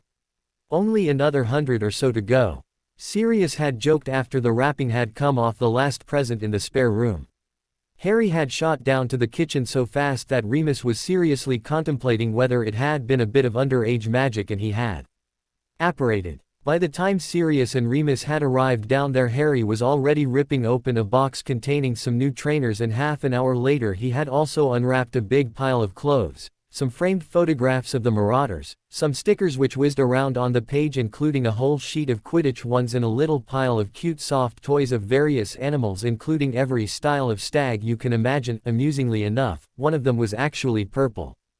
Harry laughed as he threw the wrappings, which had built into a pile taller than him, up in the air so it drifted back around him like snow. "Do you like everything?" Sirius asked, a smile playing on his lips. A very enthusiastic, "Yes." And 2 arms squeezing his legs in a big hug soon answered that. "I think some of Honeydukes' chocolate would go down nicely for breakfast," Sirius suggested, his lips already stained dark brown. "Before Sirius eats it all," Remus agreed with a chuckle. Sirius just tossed an empty wrapper at his friend. "Come on, eat up and get dressed, birthday boy," Remus ordered, mock sternly. "Oh, Harry asked around his mouthful of chocolate. "Pardon?" Remus asked in amusement. Harry swallowed and then repeated. "How come?" "We'll be having some visitors this afternoon. It's 11 o'clock, Uncle Padfoot." Harry squealed excitedly. "Ulbirani Minna," Sirius answered, through a mouthful of Honeydukes' finest. "He said, they'll be here in a minute," Remus translated, rolling his eyes. "And don't eat all Harry's birthday chocolate, Sirius." "Watu," Sirius said incomprehensively. Harry looked to Remus, who shrugged. "You shouldn't speak with your mouth full," Harry remarked seriously. "Oh, Anu." Harry giggled as Remus attempted to take the bar of chocolate away from Sirius, who put up quite a struggle. Before Sirius could choke, the fire flared. Harry's eyes lit up as the Santa Claus-like figure stepped onto the hearth rug. He had barely stepped out of the way, when the fire flared again and another well-known face stepped out. "Professor McGonagall," Harry exclaimed, remembering playing with Prongs and Firenze in her office. "Hello Harry, happy birthday." Harry blushed. Thanks. How are Prongs and Firenze?" "Oh yeah, they're good, and they've got lots of new friends now." "That's wonderful, Harry. And how are you, Remus?" "I'm fine thank you, Minerva." Remus bent down to key the old lady on the cheek. "Hello Professor Headmaster," Harry greeted, slightly less warmly but still with a degree of friendliness. Dumbledore laughed. "Professor Dumbledore, Harry. And hello, I hear it's someone's birthday today." "Hello Sirius, how are you?" "Oh, I'm fine thank you, Minerva." "I'm so glad you asked. I would have felt so invisible if you had greeted everyone else in the room and not me," Sirius said loudly, imitating his old teacher's voice at the appropriate times. "My voice does not sound like that, Mr. Black." Before Sirius could reply, the fire flared again. Confused, they all stared at the flames as a rather large, dark, bat stepped into the room. The silence seemed to eternal, but in reality it was only a few seconds before Sirius growled, "Get out. Despite your status as a Gryffindor, I find it hard to believe that you are under the impression that I would annihilate my evening schedule in order to be here for your little brat's birthday. My presence is entirely non-consensual. Now, Severus. I didn't force you to come, I merely emotionally blackmailed me, Albus, yes." Sirius, who had been opening and shutting his mouth wordlessly as a flush filled his face, finally found his voice. "How dare you after everything, bloody Death Eater, my house, my brat, how dare you? I did not realize you had ventured so far down the paths of ignorance that you had actually lost the ability to communicate in full sentences. Don't tell me your brat has more intellect than you, mutt." Snape almost seemed to be enjoying himself. "Boys, this is Harry's special day and I think we should sit down nicely and celebrate with him without insults or any bad will," Dumbledore said, seating himself an example. "If you think I'm going to sit here and play happy families with Snivelus F. King Snape and Sirius." Remus had, until that time, stayed out of the argument and looking after Harry, who did not seem that upset and quite seemed to be enjoying seeing his godfather insult the man he hated. "I certainly do not wish to be part of your supposed family, with that mangy wolf and Sirius Black, Severus Snape. Sit down this instant." Minerva McGonagall's eyes glowed red-hot and simultaneously Sirius and Snape scuttled to a seat like naughty schoolboys. "There, now isn't that better?" Dumbledore smiled encouragingly at Harry, who looked a bit disappointed that Snape had got the last insult in. Sirius and Snape did not answer, they were glaring across the table at each other, unblinkingly. "Now, I believe someone has some presents to open." McGonagall beamed at Harry, who grinned back toothily after receiving an encouraging pat on the leg by Remus. "Ah yes, I have mine somewhere." Dumbledore began to search the pockets of his eccentrically fluorescent yellow cloak, finally pulling out an extremely oddly shaped parcel. "Here we go." Harry stared at the lumpy parcel with an unreadable expression on his face. "Open in, Harry," Remus said encouragingly. Smiling, Harry ripped the wrapping paper off enthusiastically to reveal James's old cloak. Sirius exclaimed excitedly. "Albus, he's far too young. You can't possibly think giving a child as young as Harry his invisibility cloak is a good idea." Sirius looked at the cloak and Harry's hopeful face longingly, but his parental instinct kicked in. "I think he is a little young." "A little? I don't think we should give it him before he comes of age," Remus argued. "I was thinking Hogwarts age," Sirius said quickly, aghast at the thought of Harry waiting until he was 17. "So that he can creep around the castle after hours and get into all sorts of mischief like you and James?" Remus demanded. "Well, yes." Sirius had the grace to blush. "So that he can go on midnight flights on his broom like you did. It was fun. So he can possibly break his neck falling 50 feet out of the sky, and then he'll not only be unconscious but he'll be invisible too and no one will know where he was in." Remus's breathing was getting as erratic as his face was growing ashen. No. Moony, I think you're letting your imagination run away with you a bit." "It could happen," Remus insisted. And I'm not going to take the chance. Okay, Harry. I'm sorry, but you're going to have to give the cloak back, okay? Don't worry, we'll find a different present to replace it. Sirius cajoled, gently trying to prise the cloak out of his godson's tight grip, already being attacked by hundreds of images of Harry dropping out of the sky. But, it was Daddy's. Harry whispered, his grip not loosening. Sirius's throat constricted. I'll find you something else that was your Daddy's. Okay. But, I want this. Harry's eyes were bright with tears. Sirius turned away, shooting Remus a desperate look. We just don't want you to get hurt, Harry. It's still yours, we will just keep it somewhere safe in the house. Remus tried to take over, not liking the role any more than Sirius had. Can't I keep it under my pillow? I'll never ever use it, promise. Remus's face looked pained under the pressure, he could feel himself relenting. Promise. Harry repeated. Remus sighed. Harry, if I let you, then you really must never use it until you are of age or have my or Sirius's permission. He really would feel much safer if the cloak was locked away somewhere safe, but who could deprive Harry of anything?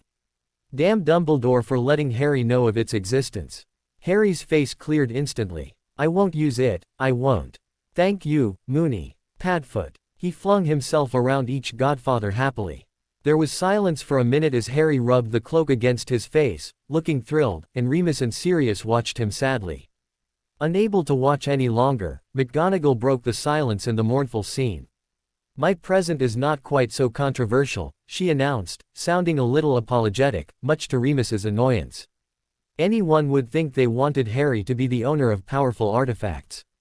Harry seemed just as enthusiastic however, ripping the wrapping paper to shreds just as he had before and pouncing on the toy kitten with delight.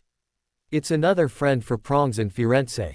McGonagall explained, needlessly. Wow, I'm going to call him Mr. Norris. Harry exclaimed. Mr. Norris. Sirius repeated. Yeah, like the story you were telling me about Mr. Filch and Mrs. Norris. He can be Mr. Norris. Harry explained excitedly. Very clever, Harry. Remus said with a laugh. Now if we're finished with presents then we'll get onto the food and… Whoa, we haven't finished with presents. Snivellus hasn't given his yet. Sirius, we've finished presents. Now let's have dinner. Remus said warningly. Why hasn't Snivellus brought one? Sirius demanded hotly. If you think I am going to spend even a canute on your badly behaved, ignorant little. Don't you even finish that sentence. Sirius stood up, indicating round too much to Harry's delight. I don't think anyone should finish anything, except this infantile behavior. Remus interrupted, yanking Sirius back into his chair. I agree. McGonagall nodded, sending a look in Snape's direction. Time for food I think.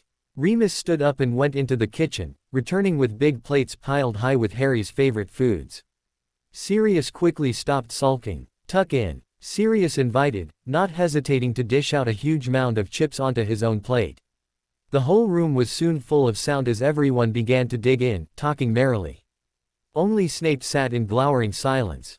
Come on, Severus, Remus ignored the death rays Snape was shooting him for using his given name. You must eat something. I will refrain, thank you. His thanks were said so ungratefully that they came across more as an insult. Well, have something to drink then. Remus offered. Realizing that the wolf was not going to give up, Snape relented. Remus smiled as he poured a generous glassful and handed it to the potion's master, who drank a small sip expressionlessly. Do you like it? Remus asked eagerly. It tastes like water from the lake, Snape snapped. Do you remember that time when the marauders went into the lake? McGonagall laughed, quickly changing the subject. Snape sighed again, his frown growing and his fingers tapping impatiently. As if it wasn't bad enough that he had to sit at the same table as the Potter spawn, he also had to hear tales of the older Potter. It was freezing, Remus remembered, shuddering. But so much fun. We were trying to find the giant squid. To persuade it to eat. Sirius. This greasy little Slytherin we didn't like. Sirius finished, sticking his tongue out at his old friend. James dived right down deep, he was down for ages. Moony nearly wet himself with worry.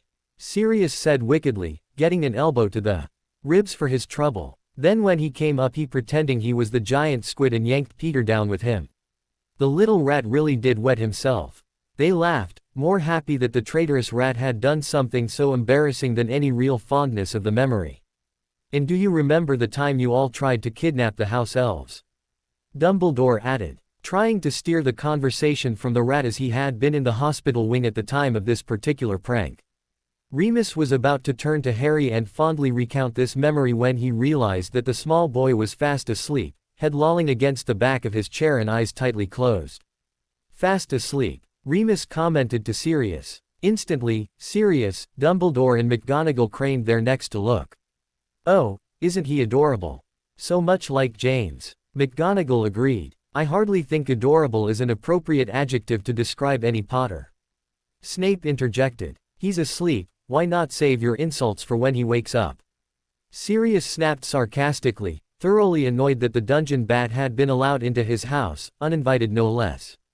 Boys, now, I feel it is an excellent opportunity to discuss the new primary school before Mr. Potter wakes up. I presume you have not informed him yet. Not yet, Sirius said quickly, just as Remus was opening his mouth. Perhaps today would be a good time, Remus suggested, glaring at Sirius. Or don't you think it would be a better idea to wait until a bit nearer the time? Sirius added quickly, glaring right back at Remus. This was an argument that they had daily, and it was still unresolved. I think today would be appropriate, Dumbledore said mildly. Sirius grumbled the whole time he was collecting the plates. Snape looked pleased for the first time since entering the house. Remus hurriedly continued the conversation, certain Sirius would forget about it once he got involved in the discussion. Have the letters gone out yet? Dumbledore nodded. To every child under the age of 11 who has magical ability. Even Muggle-borns? Remus asked, surprised. Myself and Minerva are delivering those letters personally in order to explain everything to both the parents and the children. Harry's going to be so excited. Remus mused, happily. Sirius huffed. I still think it's a terrible idea. My little pup can't go off for 6 hours a day, he'll get homesick. Remus and I can teach him just fine. Sirius, you know Harry needs. Be quiet, Remus. We have discussed this, Sirius. Dumbledore reminded him. Harry will make lots of new friends and will be able to control his magic earlier. It will also be far safer for him to be educated there. Besides, we've been talking about opening a magical primary school for a long time, now is as good a time as ever. At least it isn't a boarding school, Remus soothed. Sirius looked aghast at the thought. Which reminds me, have you set up the flows, Albus, so that there are safe points where the children can flow, even the Muggle-borns? And apparition points. Dumbledore nodded. We just have to go through the final details and then we'll be all ready. Ready for the 1st of September. Remus agreed, his smile not quite reaching his eyes. Harry will love it, McGonagall said softly. Remus and Sirius just looked at each other, they knew they wouldn't. Harry yawned, sitting up slowly. His face fell as he realized only Sirius and Remus were sat in the room. Have they gone? Afraid so, Harry. Remus smiled softly at the boy's disheveled hair and, putting his novel down on the arm of his chair, came over to flatten it slightly. Ah, but I hadn't shown them how you make Firenze fly yet. And I was going to have Mr. Norris sit on his back and then have prongs on the floor to be the cushion for when Mr. Norris jumped off. Harry complained, his lip jutting out miserably. Sirius and Remus listening to this little by-play fondly. Aren't you glad old Snivelus has gone though, Harry? Sirius. Okay, Moony, okay. Don't get your tail in a twist. I'll shut up about the greasy git now. Harry giggled. Smiling, Remus sank down on the sofa beside his godson. I wouldn't be too upset, Harry. Remus said softly, his hands gently resting on his godson's shoulders. Harry stared up into Remus's kind face questioningly. A friend of mine is on his way over, and he has 7 children who are very excited to meet you. Remus chuckled as Harry's arms were thrown around him again and Harry's excited babble resumed. Harry was about to meet the Weasleys. If you enjoyed this alternate journey, don't forget to like the video and subscribe to the alternate path for more incredible what-if stories.